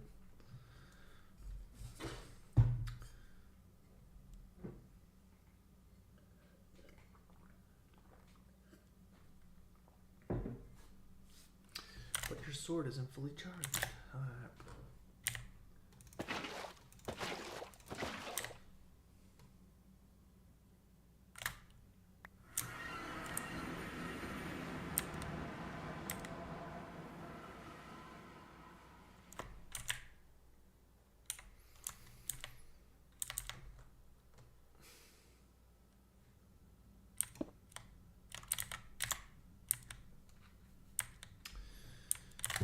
be pretty easy. It doesn't consume energy for me to go up. That's kind of weird.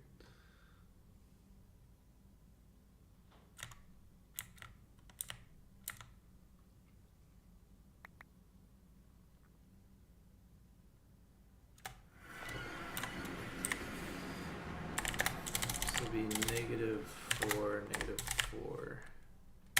Just so we don't forget.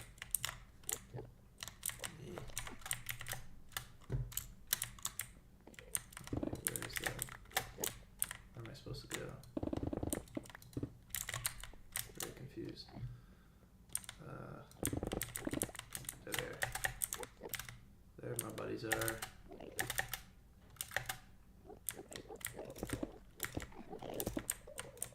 Out of the way, buddy.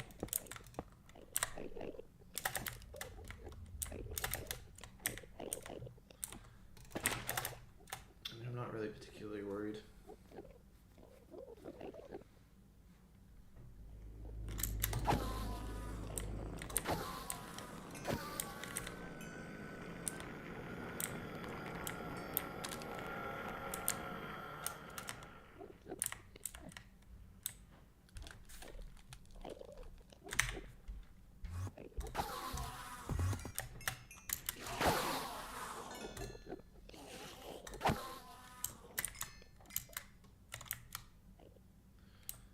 What are you doing?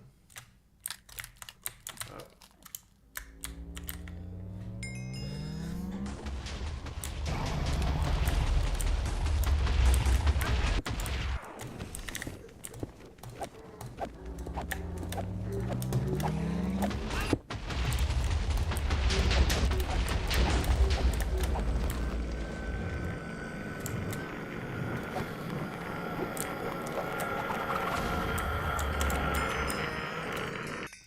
Is that supposed to be hard?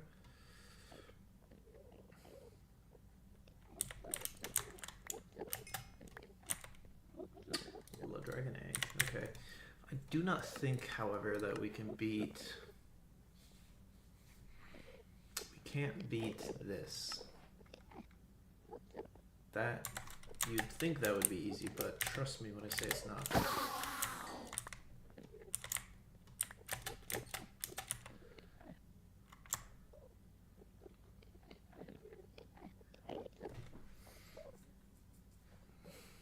I mean, we can do it, but I also don't want to die and lose everything.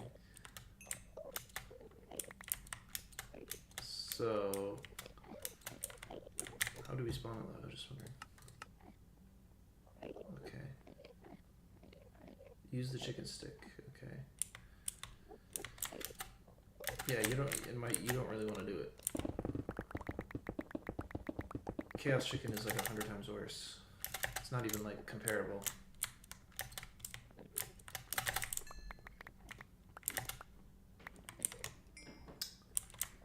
I mean, I could do it. But I literally only have basic upgrades. I should at least get the next tier of upgrades before I do that.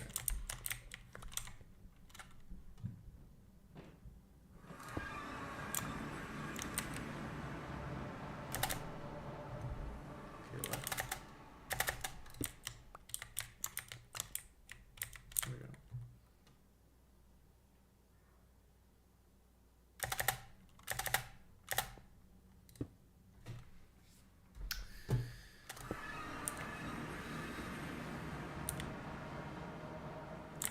Really no damage. It's kind of crazy.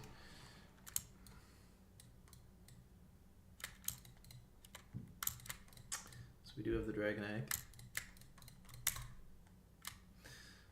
Okay, so let's get the next upgrade. So we have this, right? So if we want to go to the next tier, we're gonna need. I mean, it's not that crazy, really.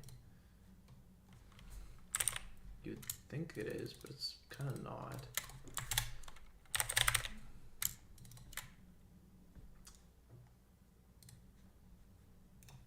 So what is that? So what do we need?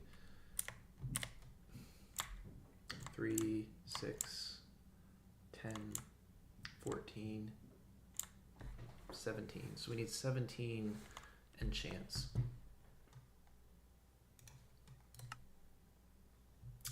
So we need 17, so that's okay.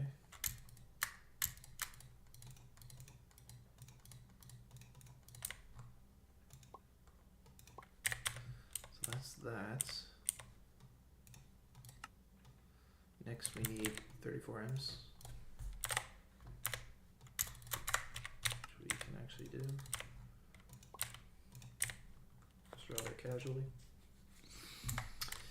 Next is these cores. How many of these do we have?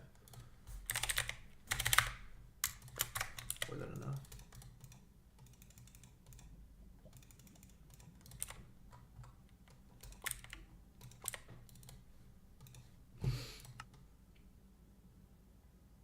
So that's all taken care of. Last are 17 of these.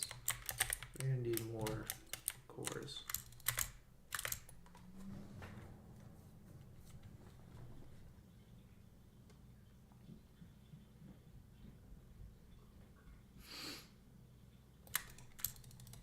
What?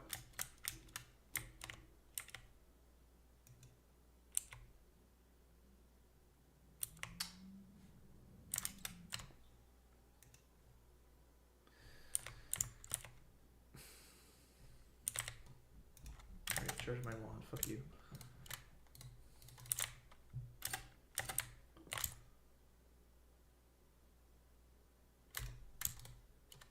That works, and then the gold.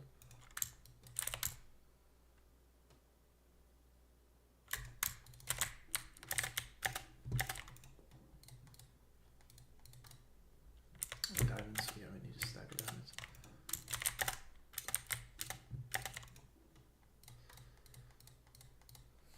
I wish there was a way to shift craft an entire stack. That would do everything so much faster. But we'll live.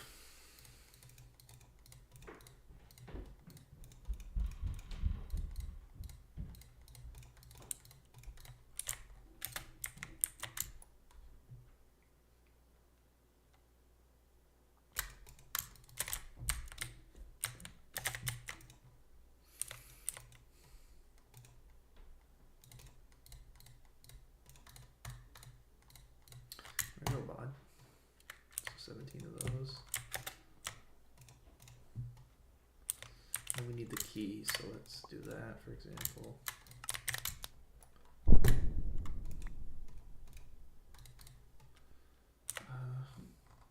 Next we'll do that.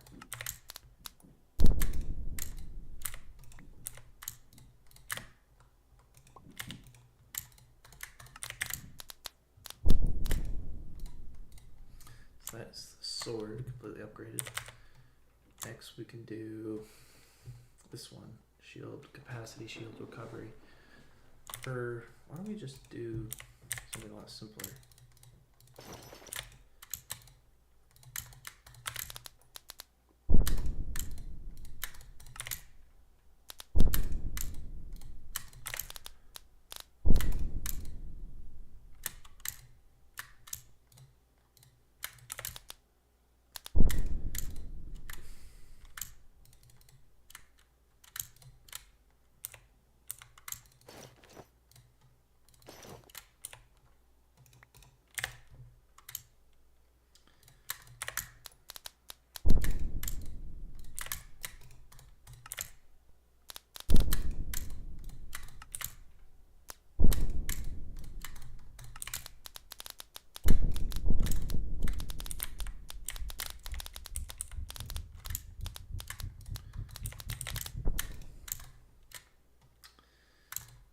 This one already has it, this already has it, boots already have it, helmet already has it. Okay, next, that.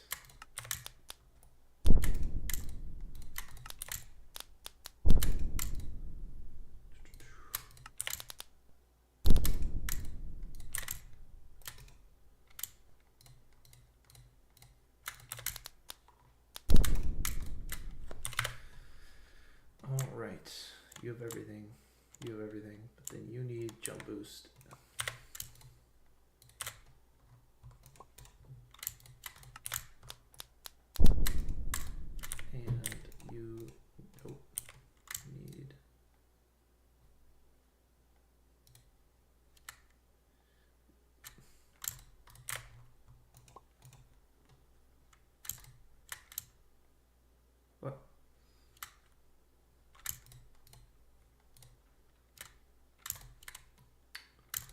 so confused.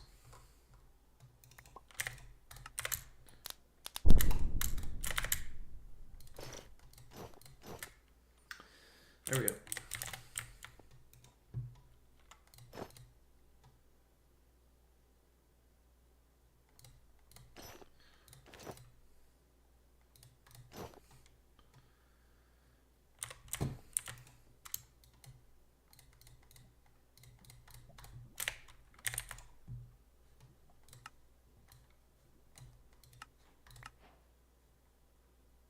Chaos shard.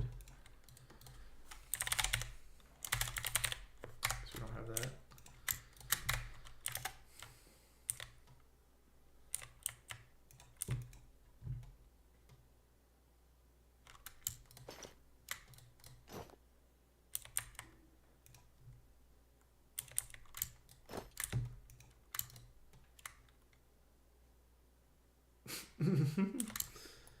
It's taken like 1 gajillion years.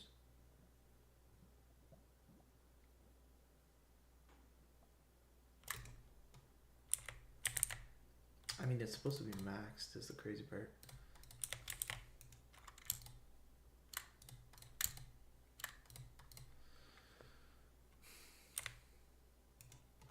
If I did this.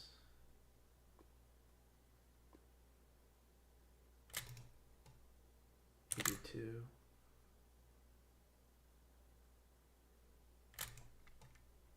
It's not really helping.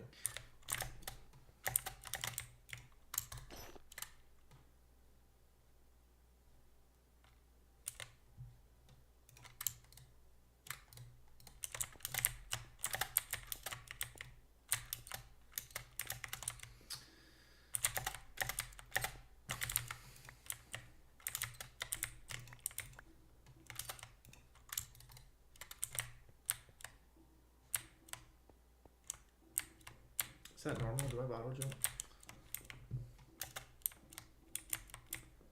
Is there a full block I can walk on top of?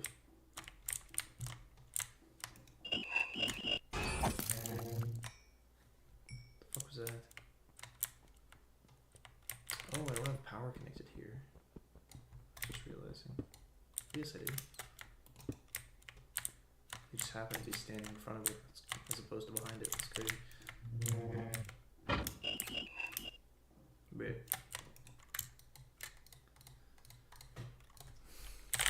Alright, now we can go. We can go have a look at the Chaos Chicken. It's not gonna be fun, but.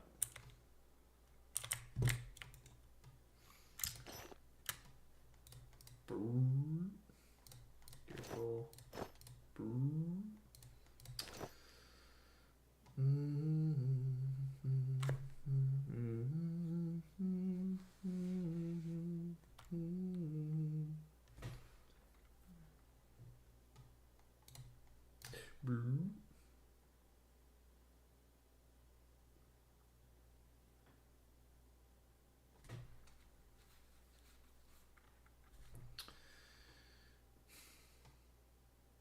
I mean, this thing is like its own kind of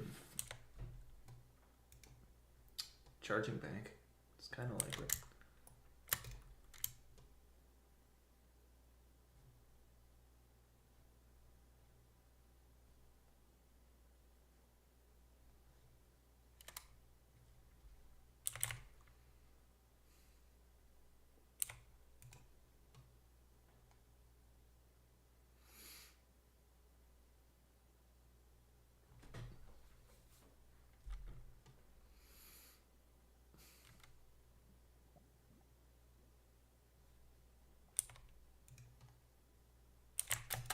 Is there anything else we can do?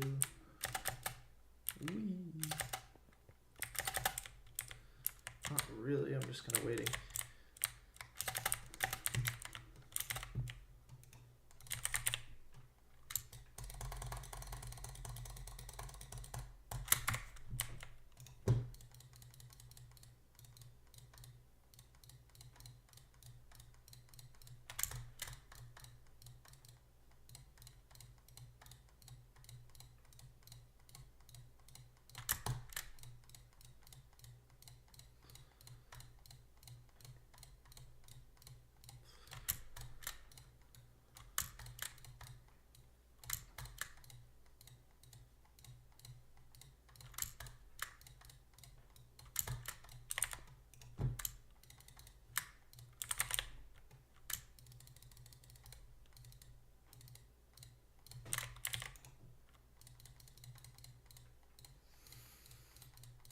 do this while I'm waiting. So I can fuck around for a bit.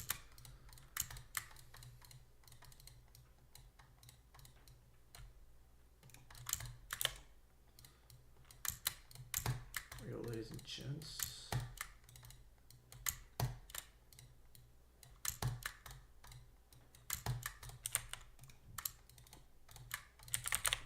There, 100 stars. Just about.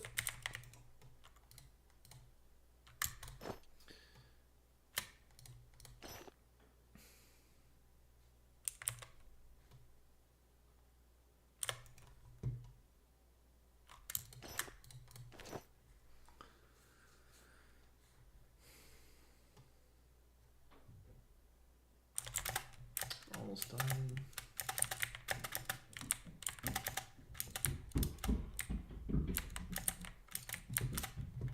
I don't even think I can kill the chaos chicken, so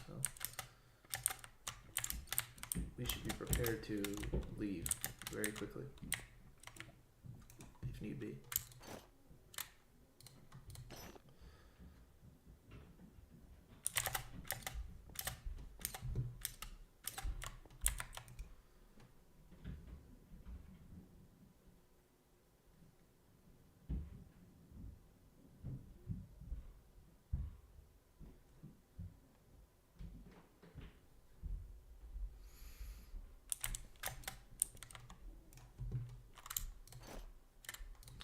There we go. Alright, where we go? We're off to see the wizard.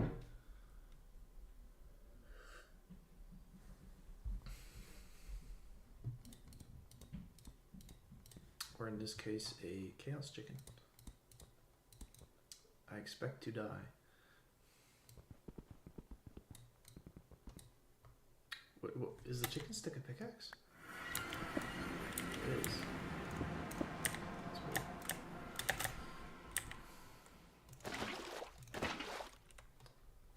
What tier of pickaxe is it? Who knows?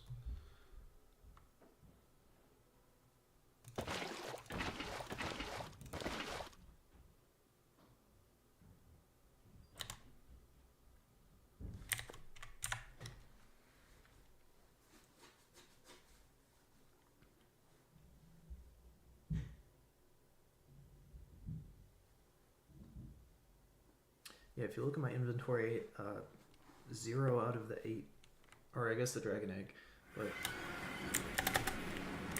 every other item is non-vanilla. There's not a single vanilla item here. Alright, here we go. Oh, I probably have to... Oh gosh. I can't get it back now, can I? What can I do? I'll have to go make slabs.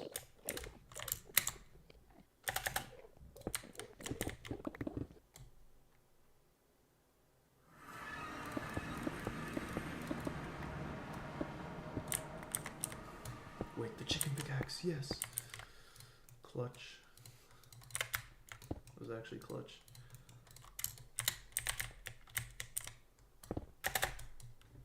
Because both of them had silk touch. I would have had to punch it with my fist.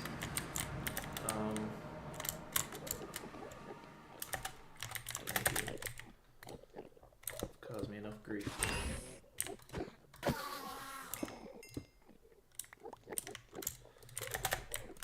must do that. There we go. And yeah, try not to die. No guarantees.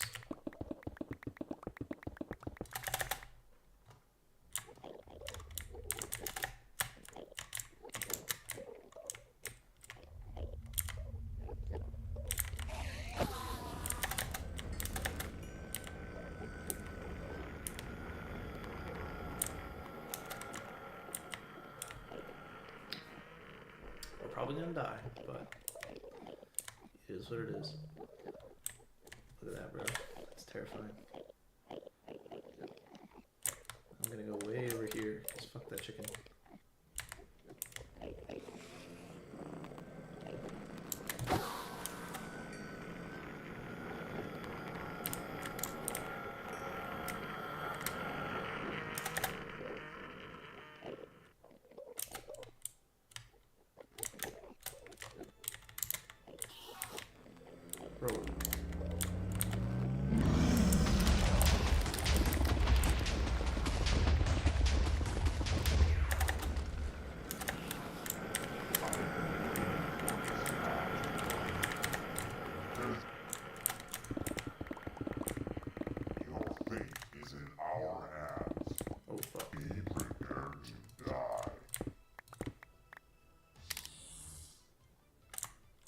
is music, bro.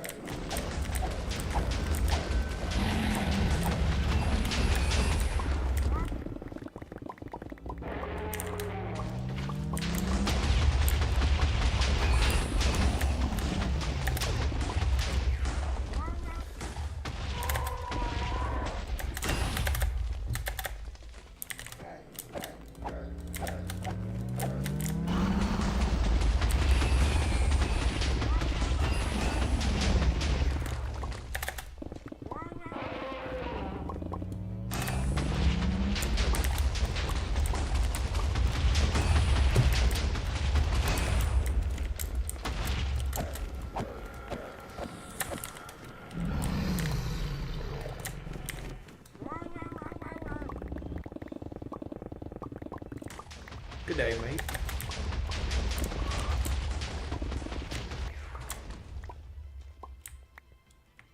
Does he heal?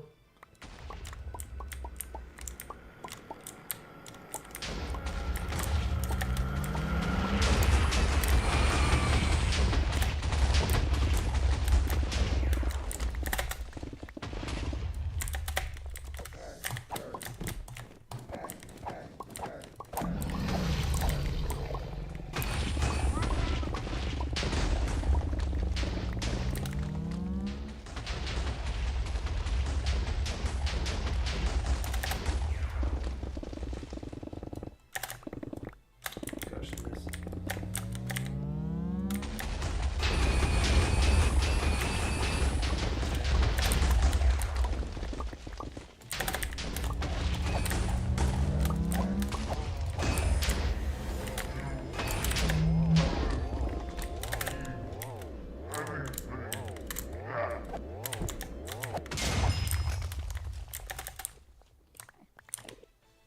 Okay, we did it.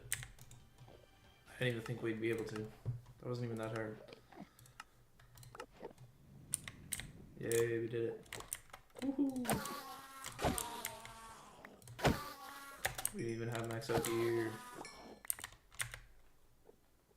Got a rare loot crate. Woohoo!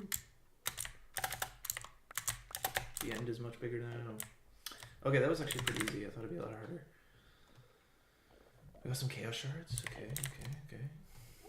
So there we go. That's this done. We should do this at some point. Workshop. Hard. Workshop.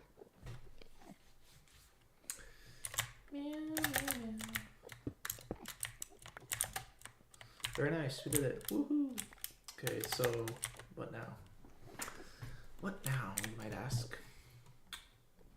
I kind of want to do this. This should be good. Kind of crank this out. This just involves crafting a bunch of random shit, which we could just never use. We just then decide to never use.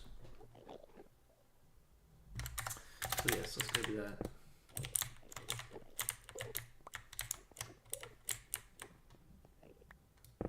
What?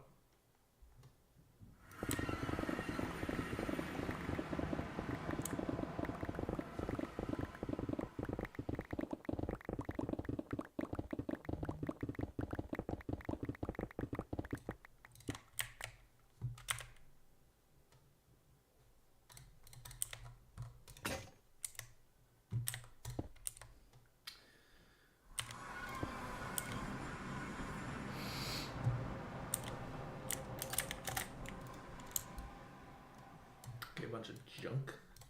Bunch of junk we don't even need. Okay, we did it. I actually didn't think we'd be able to do it. I thought it was way harder from my recollection, but maybe my gear was worse, so who knows.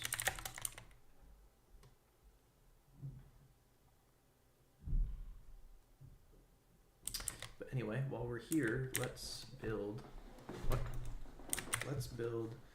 Let's do storage. We'll crank that out. Get it over with. I want to get rid of these out of the way.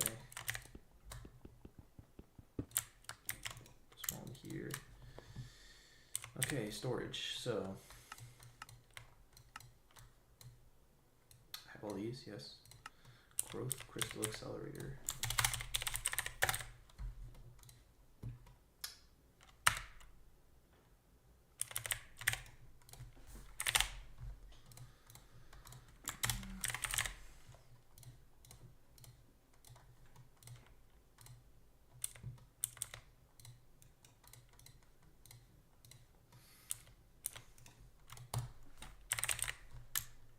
So yes, I think it's just going to be a lot of this.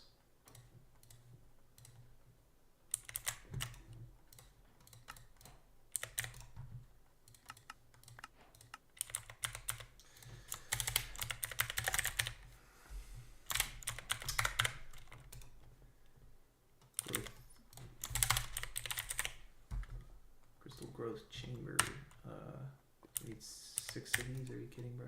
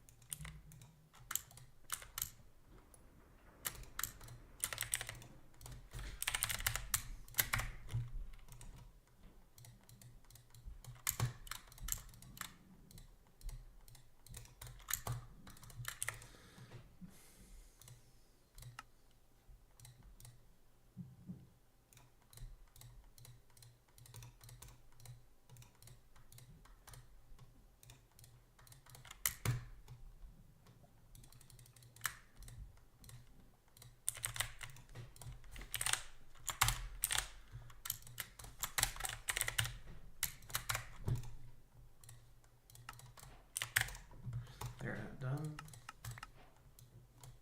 Oh no, I need to arrive. Where would I ever get that?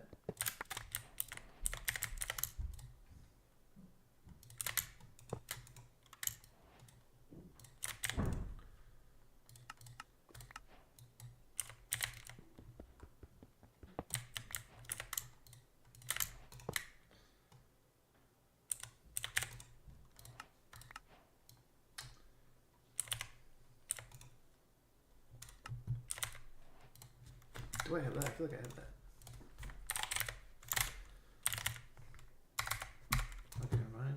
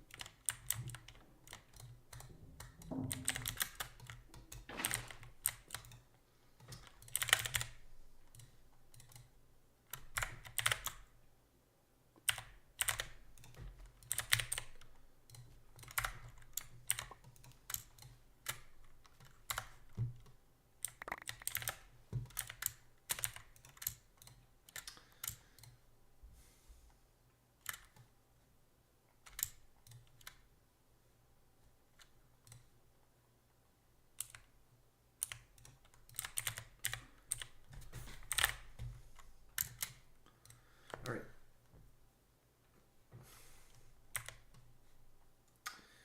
We need the blue core, so this one.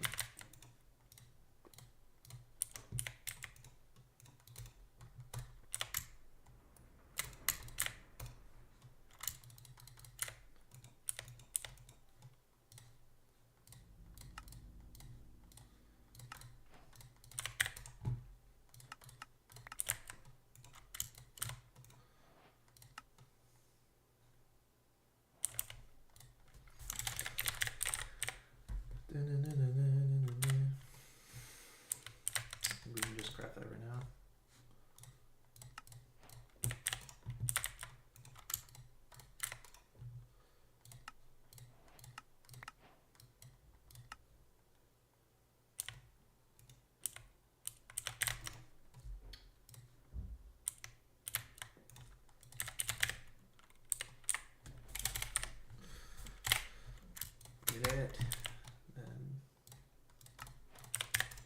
I don't really know what any of these do, nor do I care.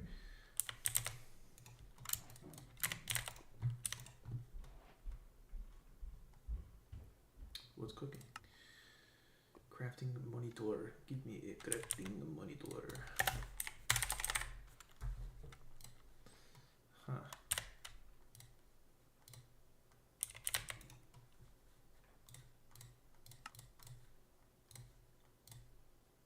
I think I actually have that. I do.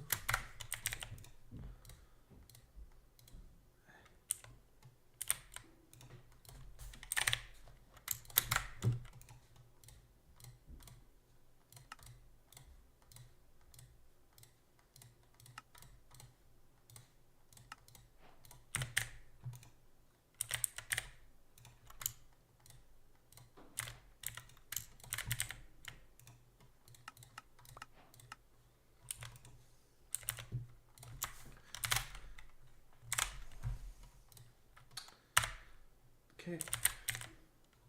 We need a 1K. Which we have.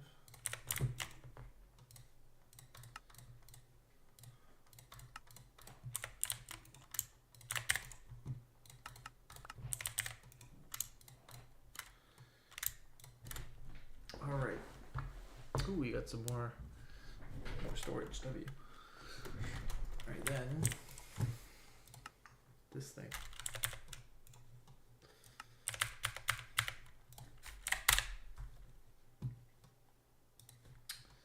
Make that.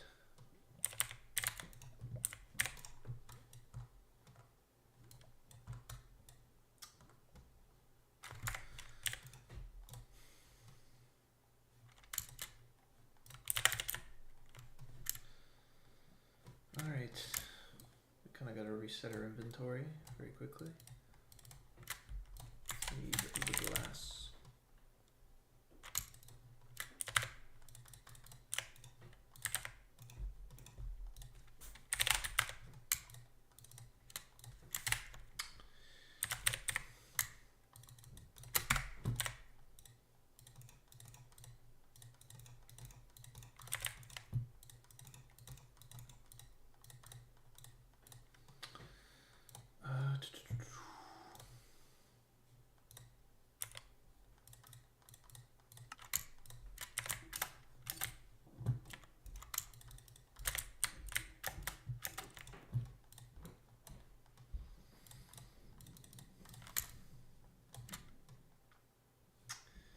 Make the 4K, do that. Flux. Plus the iron.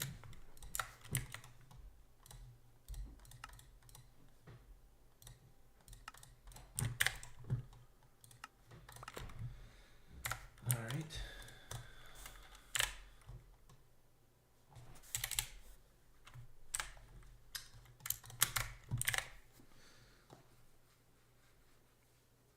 Okay, so now we need to make 12 of these.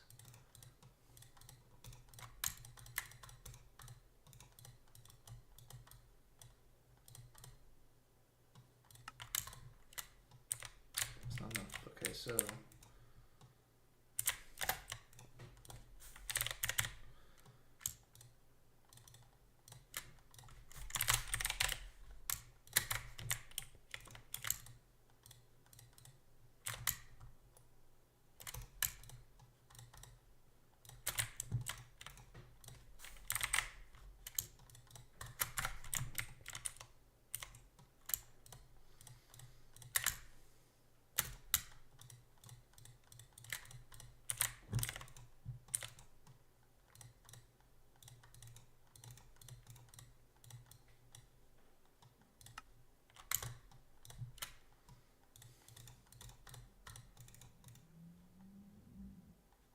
all right, that's good. And then to make the 4K, we just do this. I'm gonna do this, and then do this.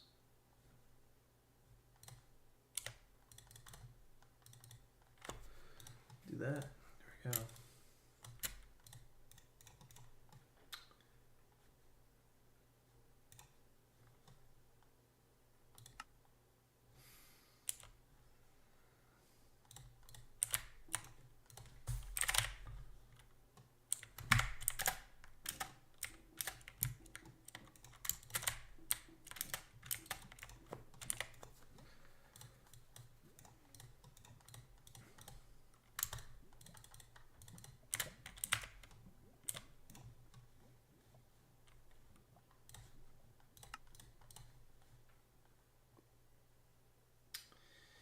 Saying there isn't a 16K. There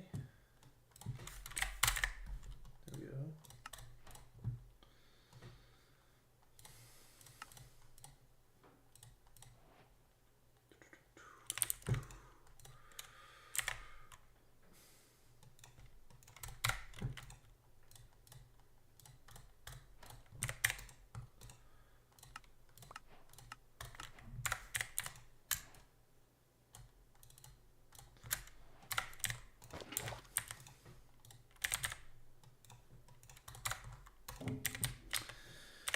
All right, that's that tree done.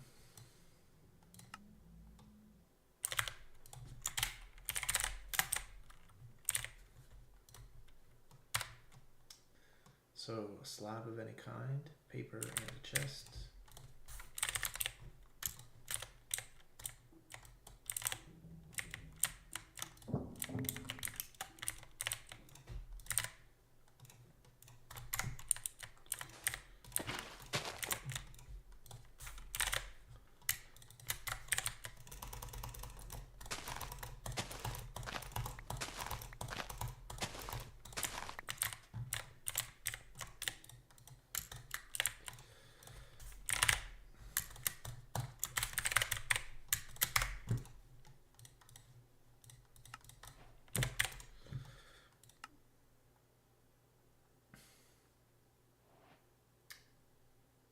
Tasks. Collect pickups. What? Craft a collect pickups.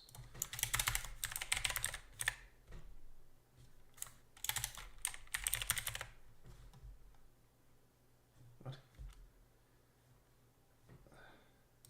Okay. Slide off.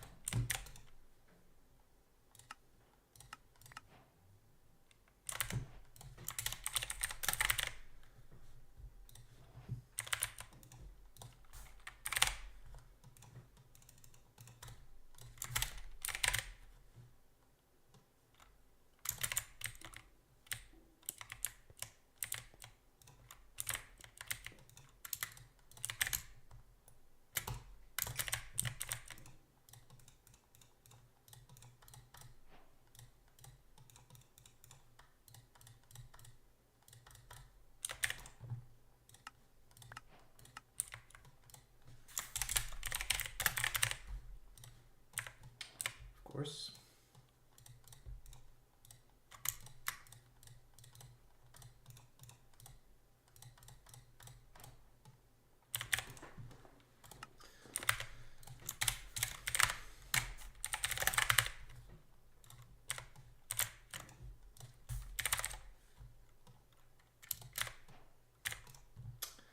There we go.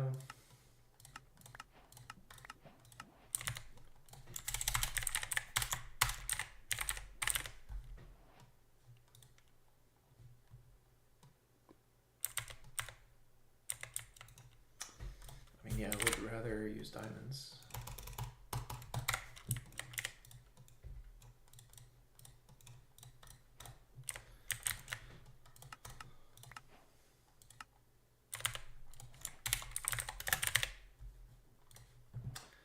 Okay.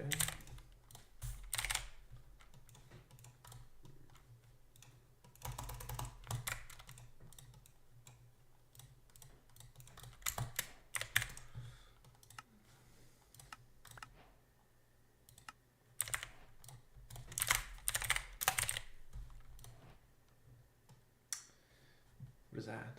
Quartz, nether brick, diamond. Okay.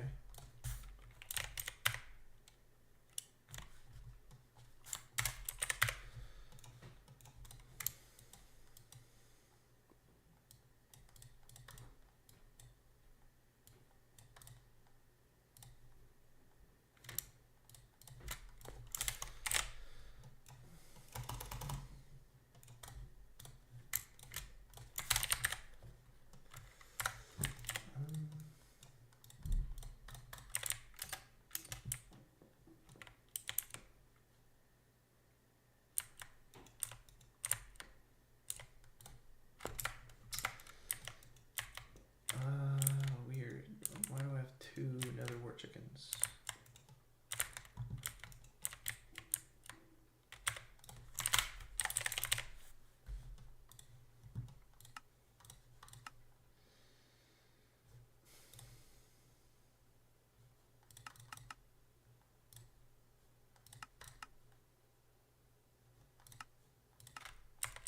Okay, well, we can do that.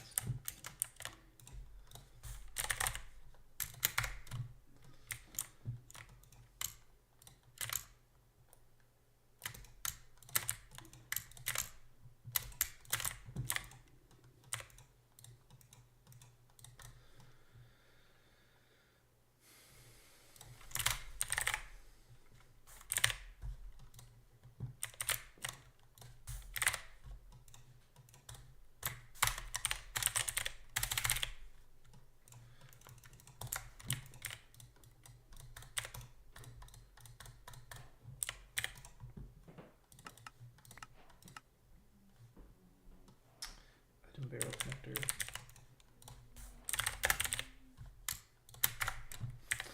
There we go. Oh, I have such good memory. I know exactly when I have something in my inventory. When I don't.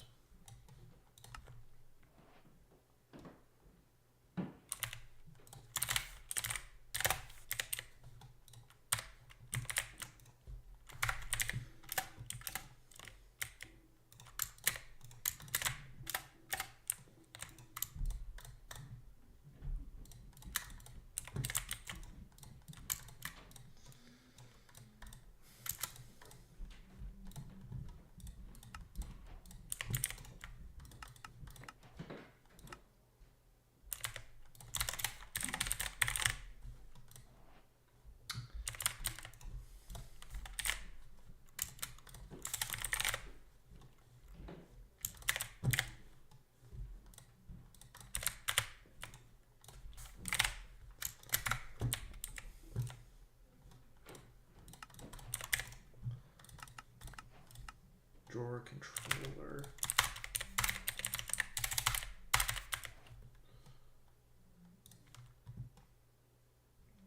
We need a diamond stone.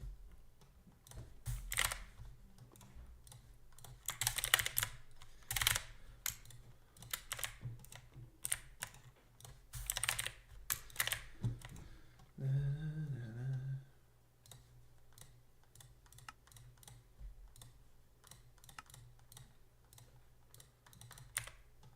Right.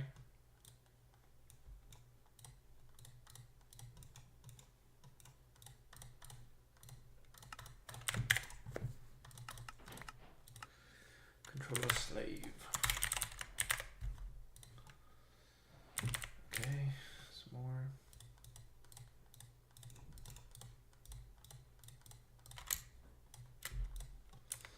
Gold.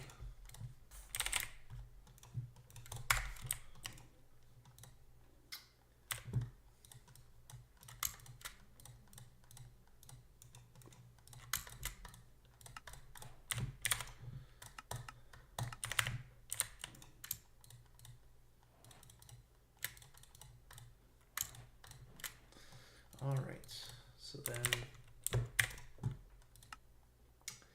what is this? Upgrade template.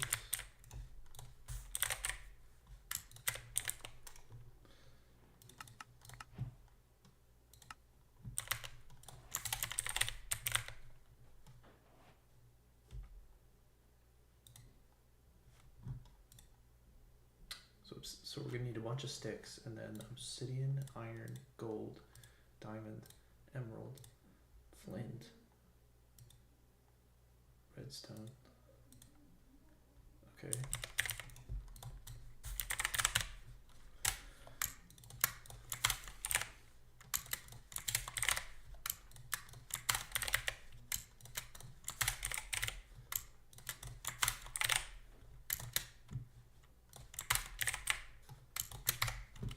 Okay.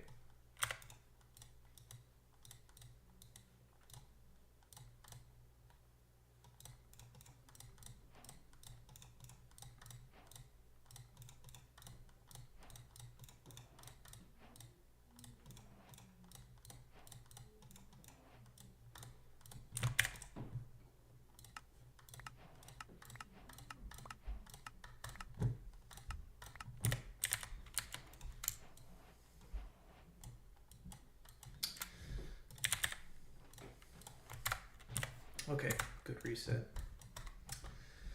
Next, yeah, we should do this. So do medium. You need. I think we need an empowering station, which we do not have.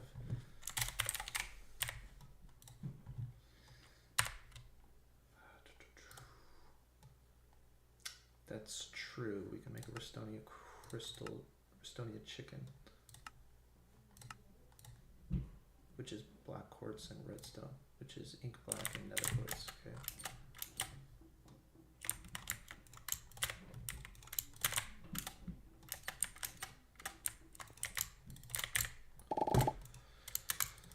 Alright.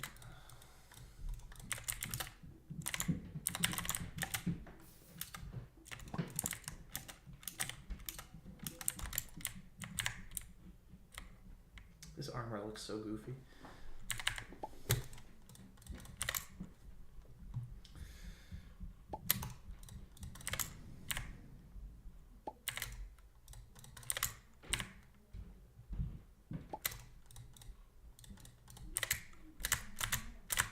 Yeah, still knowing what does it.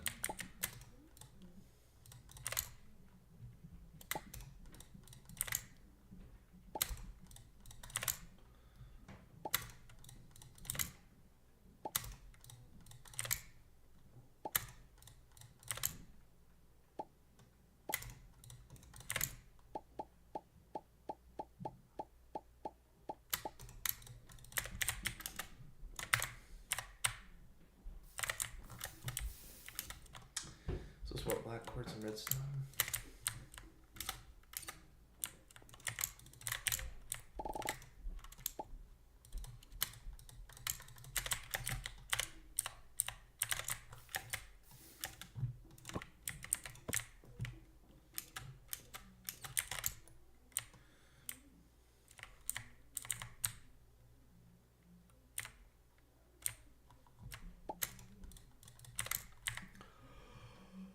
Whew.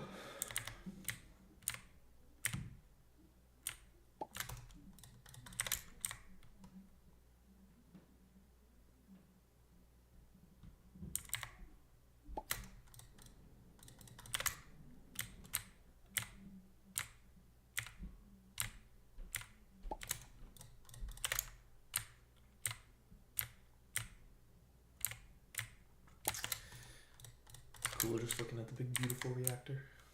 The waterfall of resonant ender.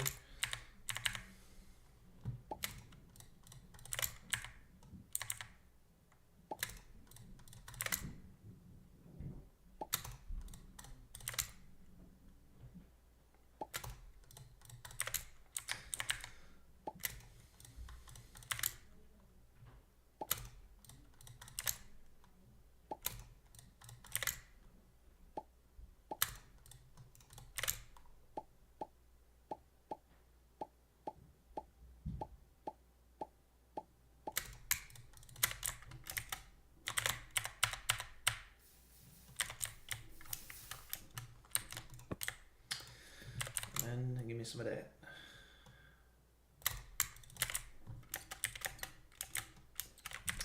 Beautiful. Okay, so to make this,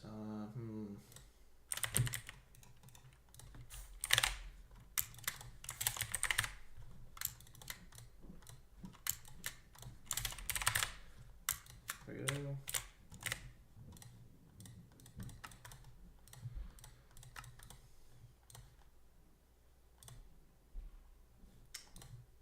Double battery. Okay.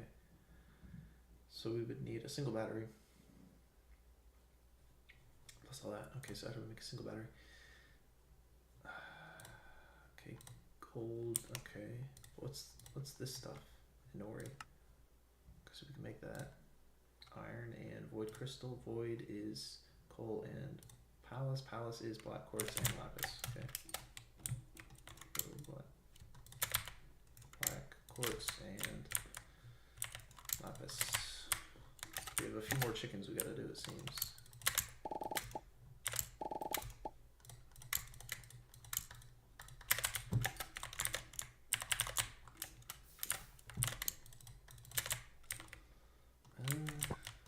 There you go.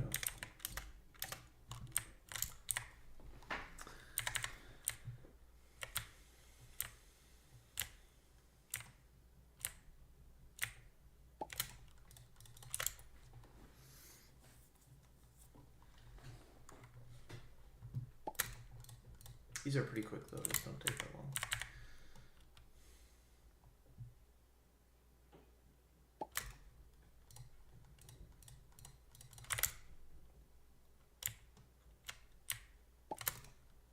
Bro, what?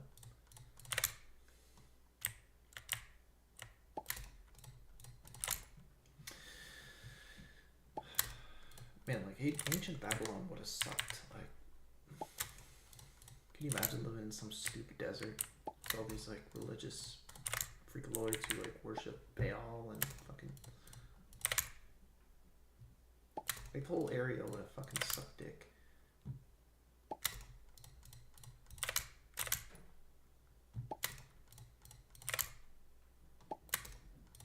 Not to mention the whole place is a big fucking desert. It's a big dusty desert. Like fuck that. Who wants to live in a desert?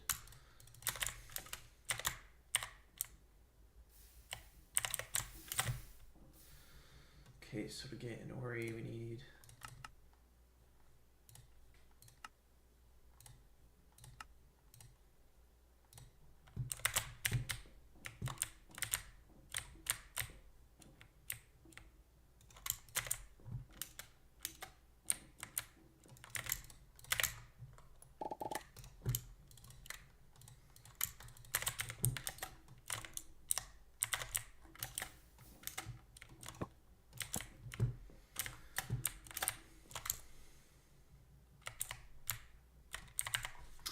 Void crystal chicken, void crystal chicken, void crystal chicken.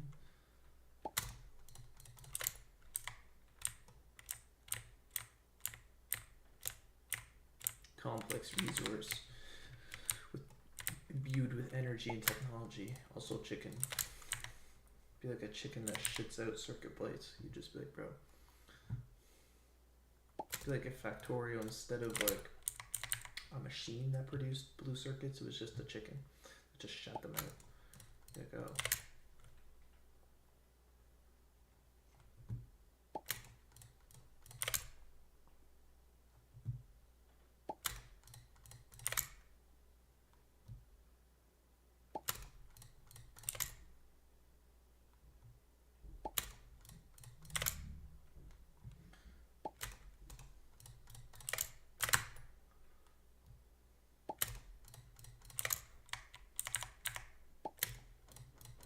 Yeah, most of this game is like right-clicking the chicken breeder. It's kind of funny. The actual like boss fight took 5 minutes at most.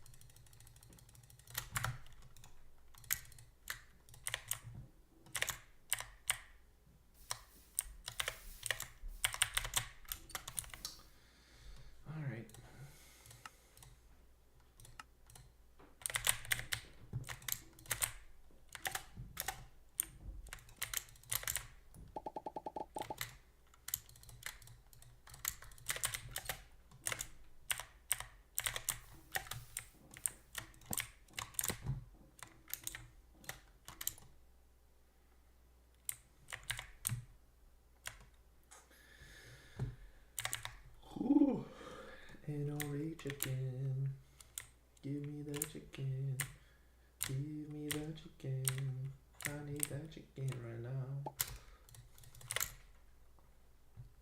Yeah, what would I do without this wand? That's a good question. I have no clue. This game would be so slow, unbearably slow. Literally, what would you do? You could still breed cows. You could do that.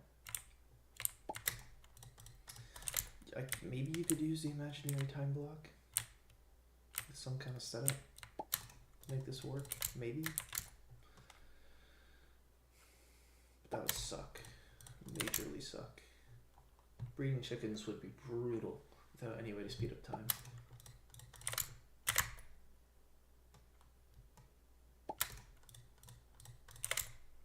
Yeah, you would need like a bunch of imaginary time blocks all stacked on each other to make the production faster.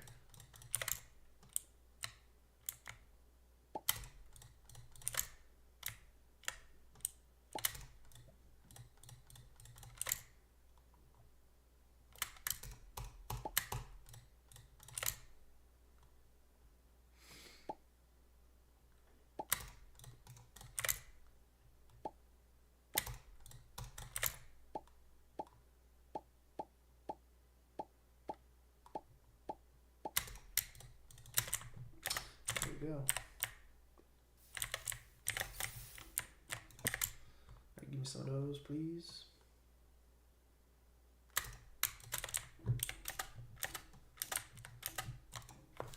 So, to make a single battery, you need this coil thing.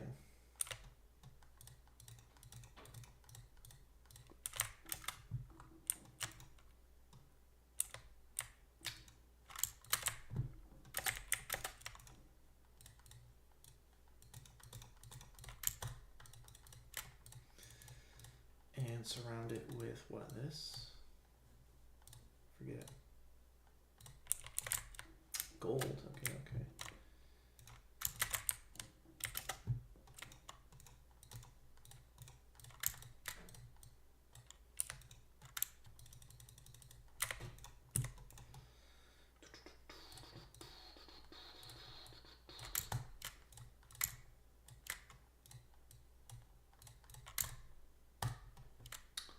So a bunch of single batteries, and then to make a double battery,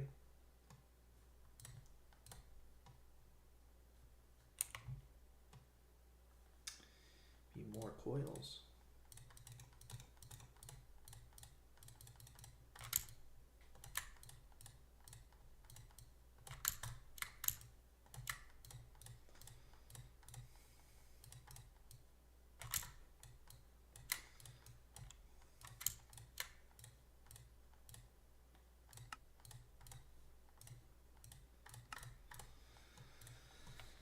Okay, so this thing, wait, what the fuck is that?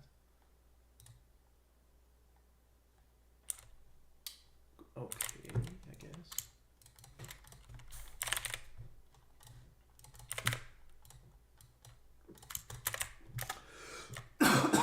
Excuse me.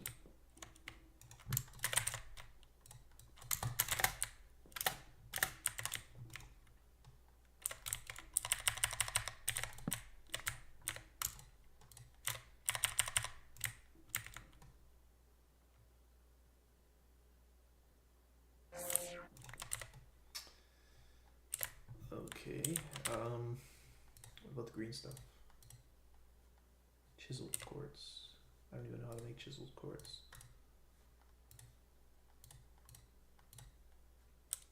Okay.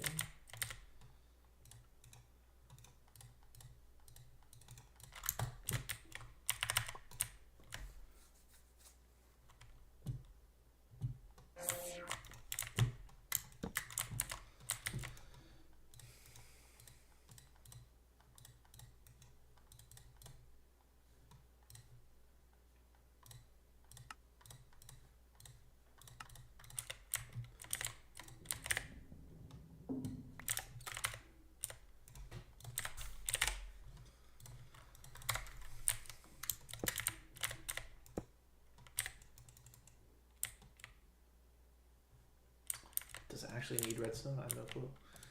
Okay, so then it needs a stand, does it not? Display stand, you need some of these.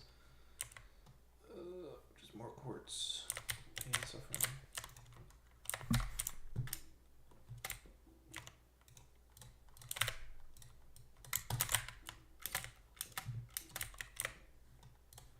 So we need 4 of these, which would be 12 of the chiseled stuff.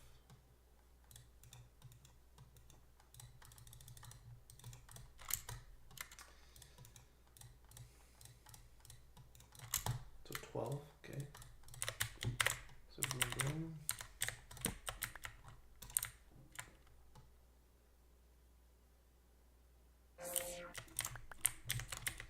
Here we go. Display stand and some coils.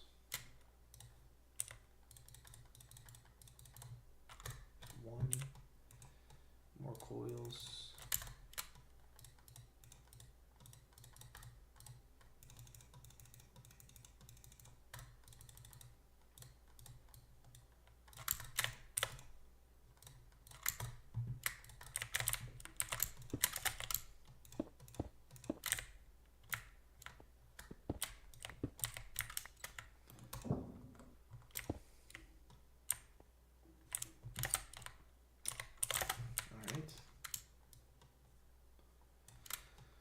So now that we have that, I forget what that was all for.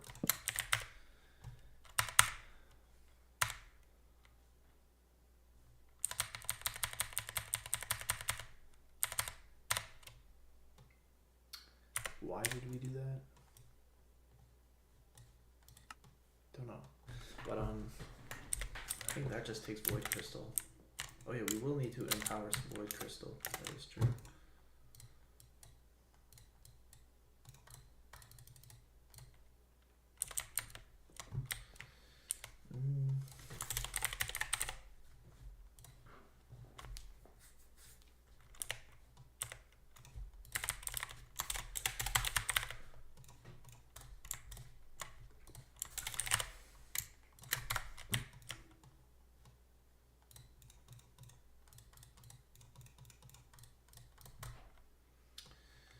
Enlarge.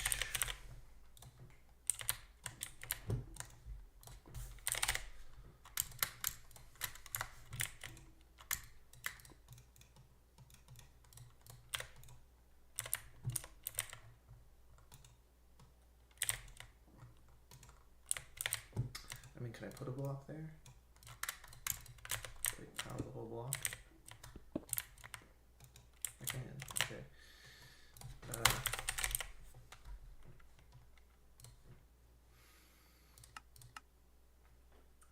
Coal, flint, some dye, and stone, okay.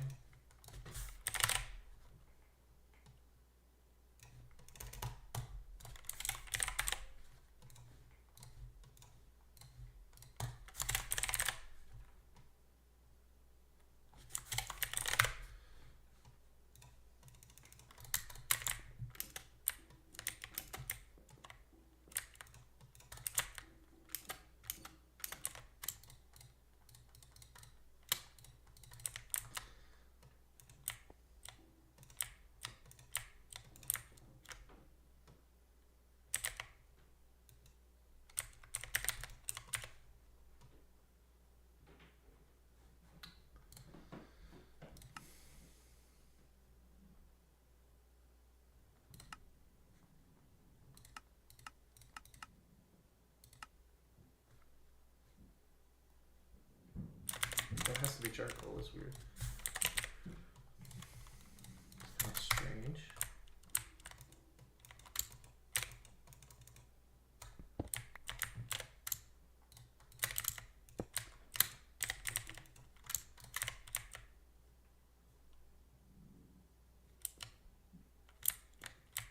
Well,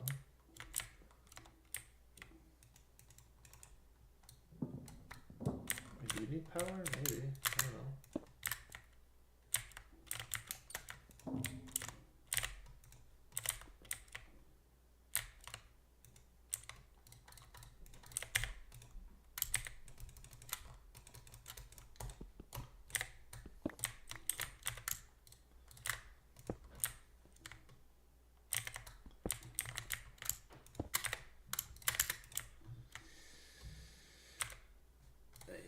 It doesn't like the ink sac, maybe.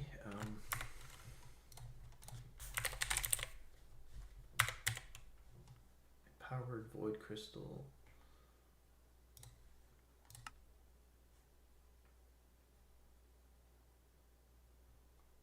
You know, it should accept it.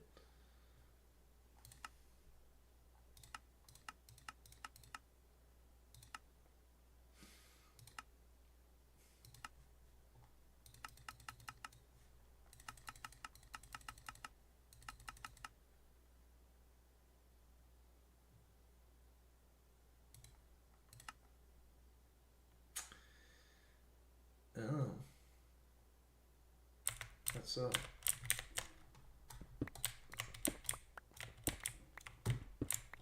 They're too close, it would seem.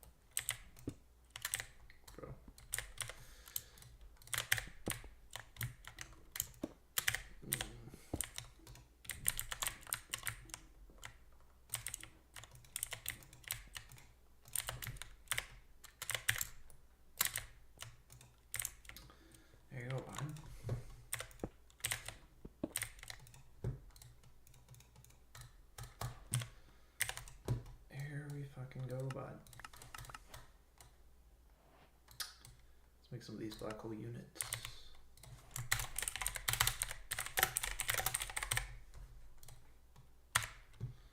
So what is that? Plastic, which I think we have.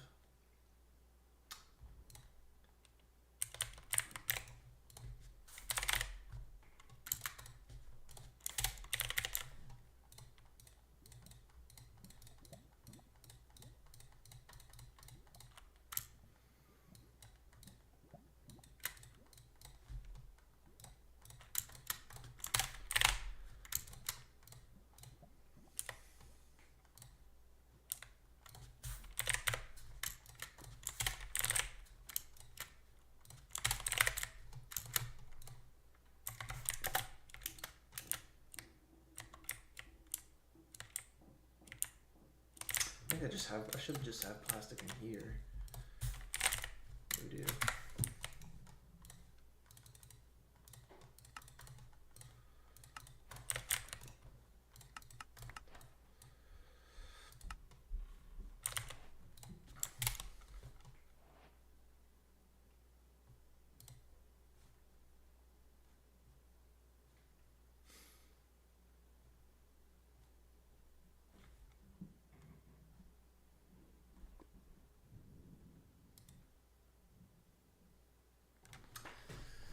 Huh, okay, so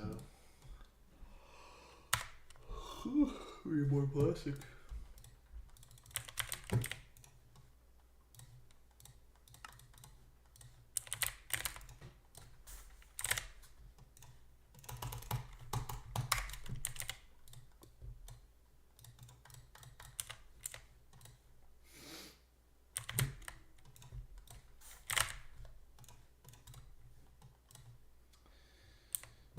Plastic. Oh, I had a plastic chicken.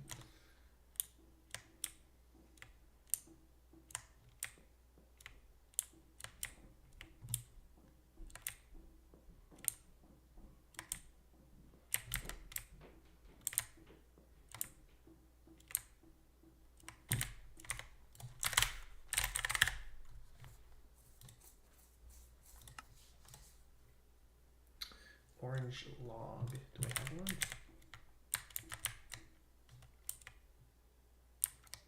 Guess not. Let's get that.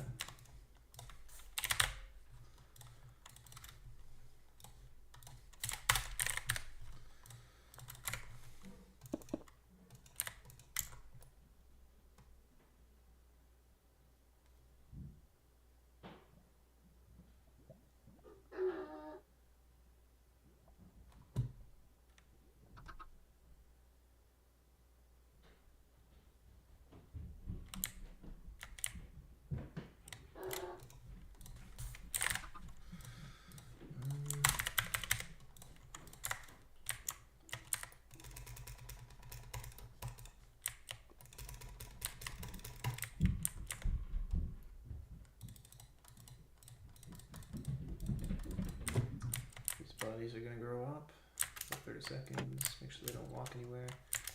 Don't get them killed. Don't kill them by accident. How's everybody doing, bud? Got some fluids filling up.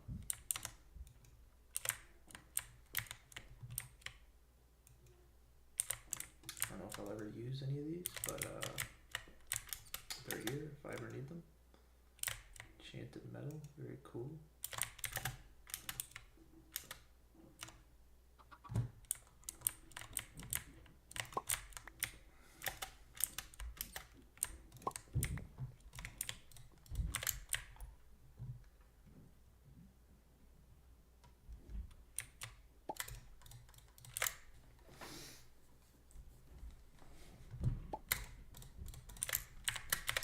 So many chickens.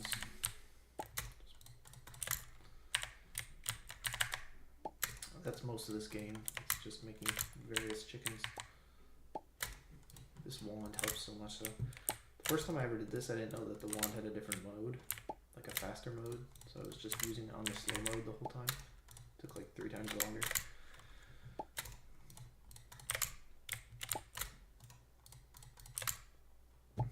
Fucking sucked.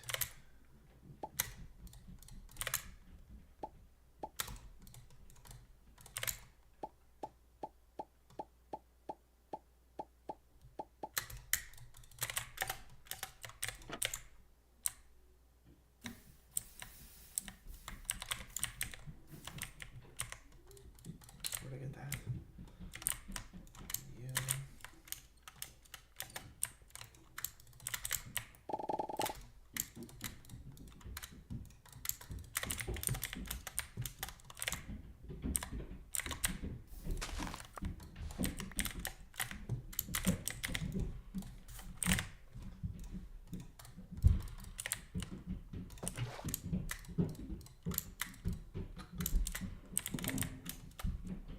I don't need these anymore either.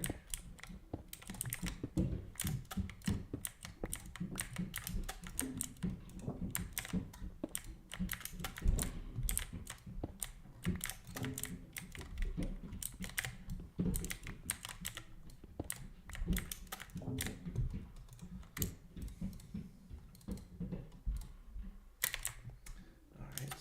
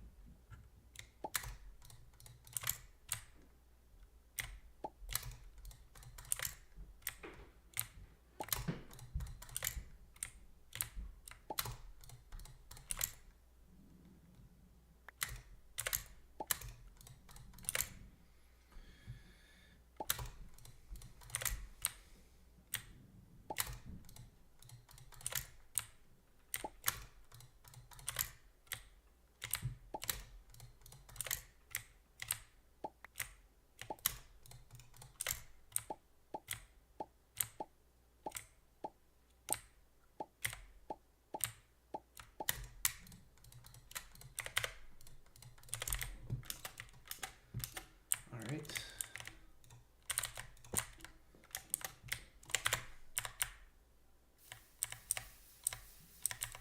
Be careful.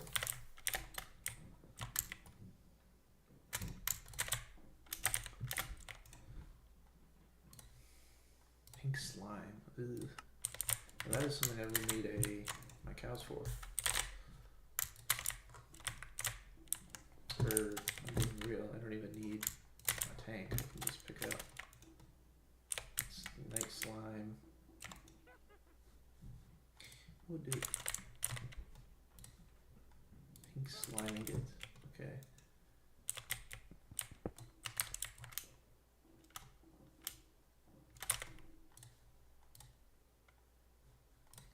Cast. Okay.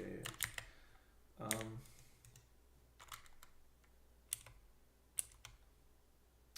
How do I get this into it? I guess I could bucket. Oh wait, can I right click it? No, I cannot.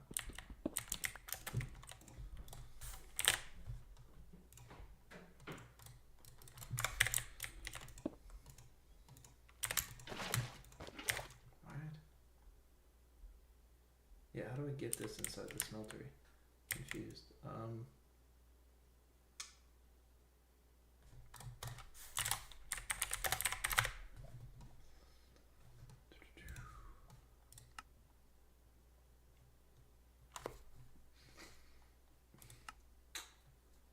Strange.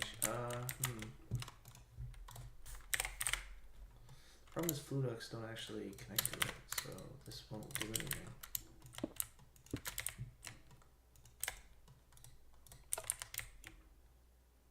Like that literally does nothing. Which is a bit of a problem.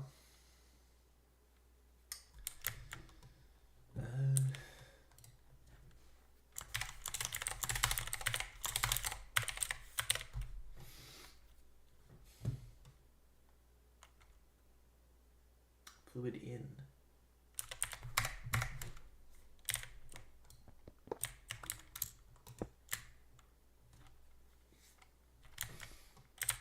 Here you go, bud. No, we don't need that much.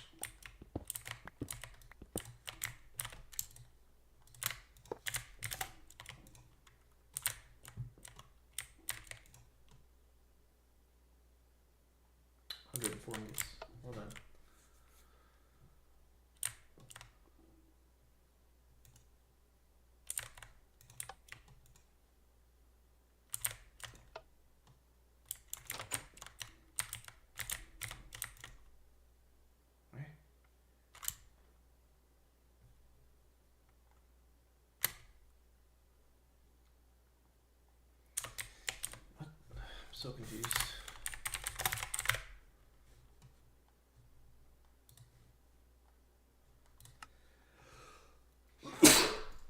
Oh, it needs to be reinforced.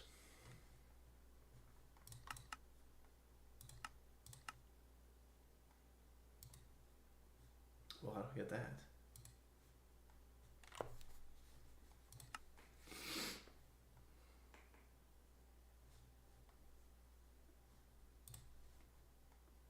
Seems to be the only way to actually do it then, so that's kind of useless.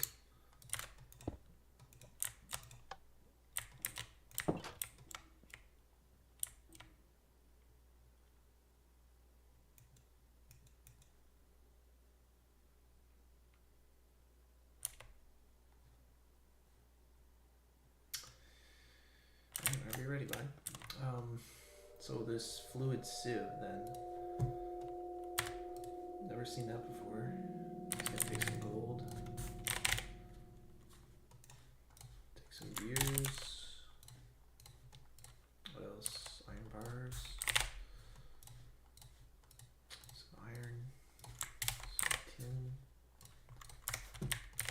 Some glass.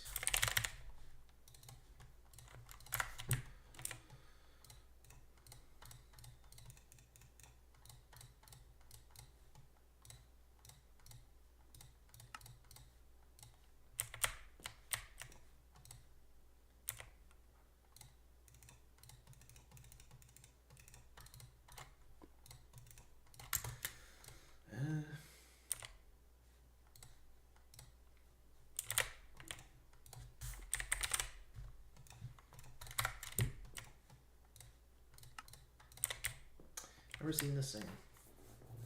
Never seen it before.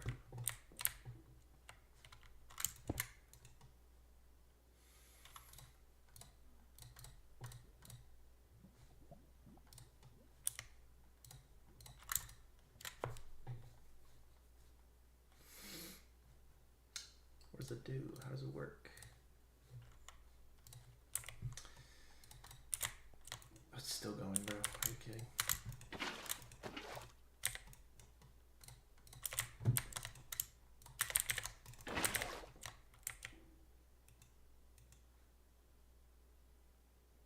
Almost done. Hurry up. Oh my goodness. There you go, bud.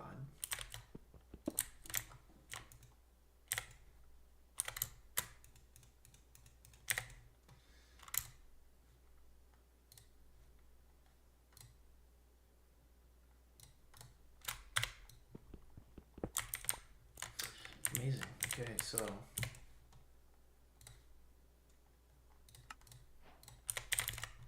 took a while. Some funky items. Black hole tank.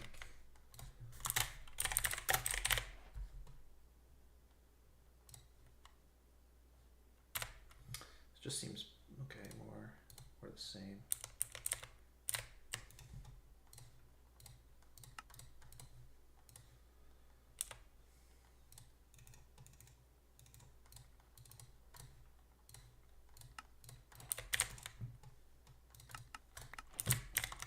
Quick inventory reset.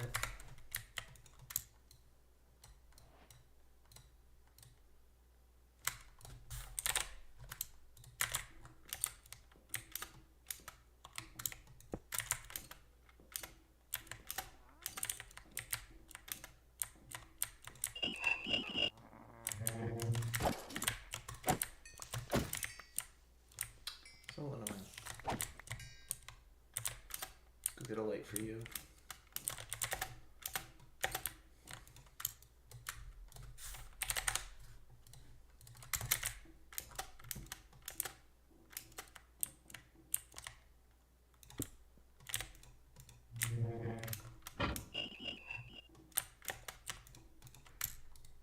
Rather goofy. Okay, so this is pretty much all done. What's left is this. Let's do a ME security terminal.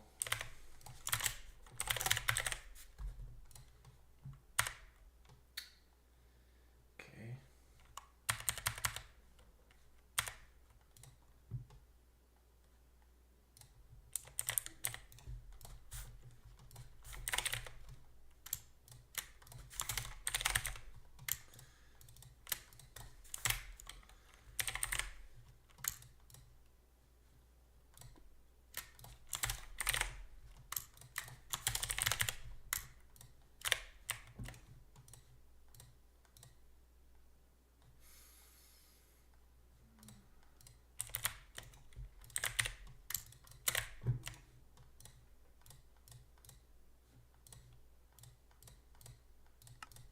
Is what it is, bro.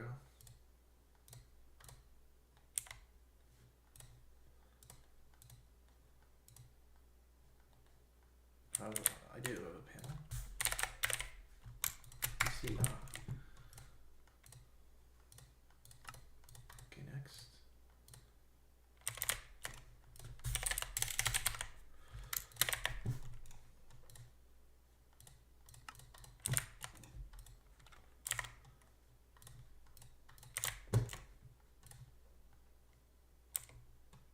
What do you mean? It's right there.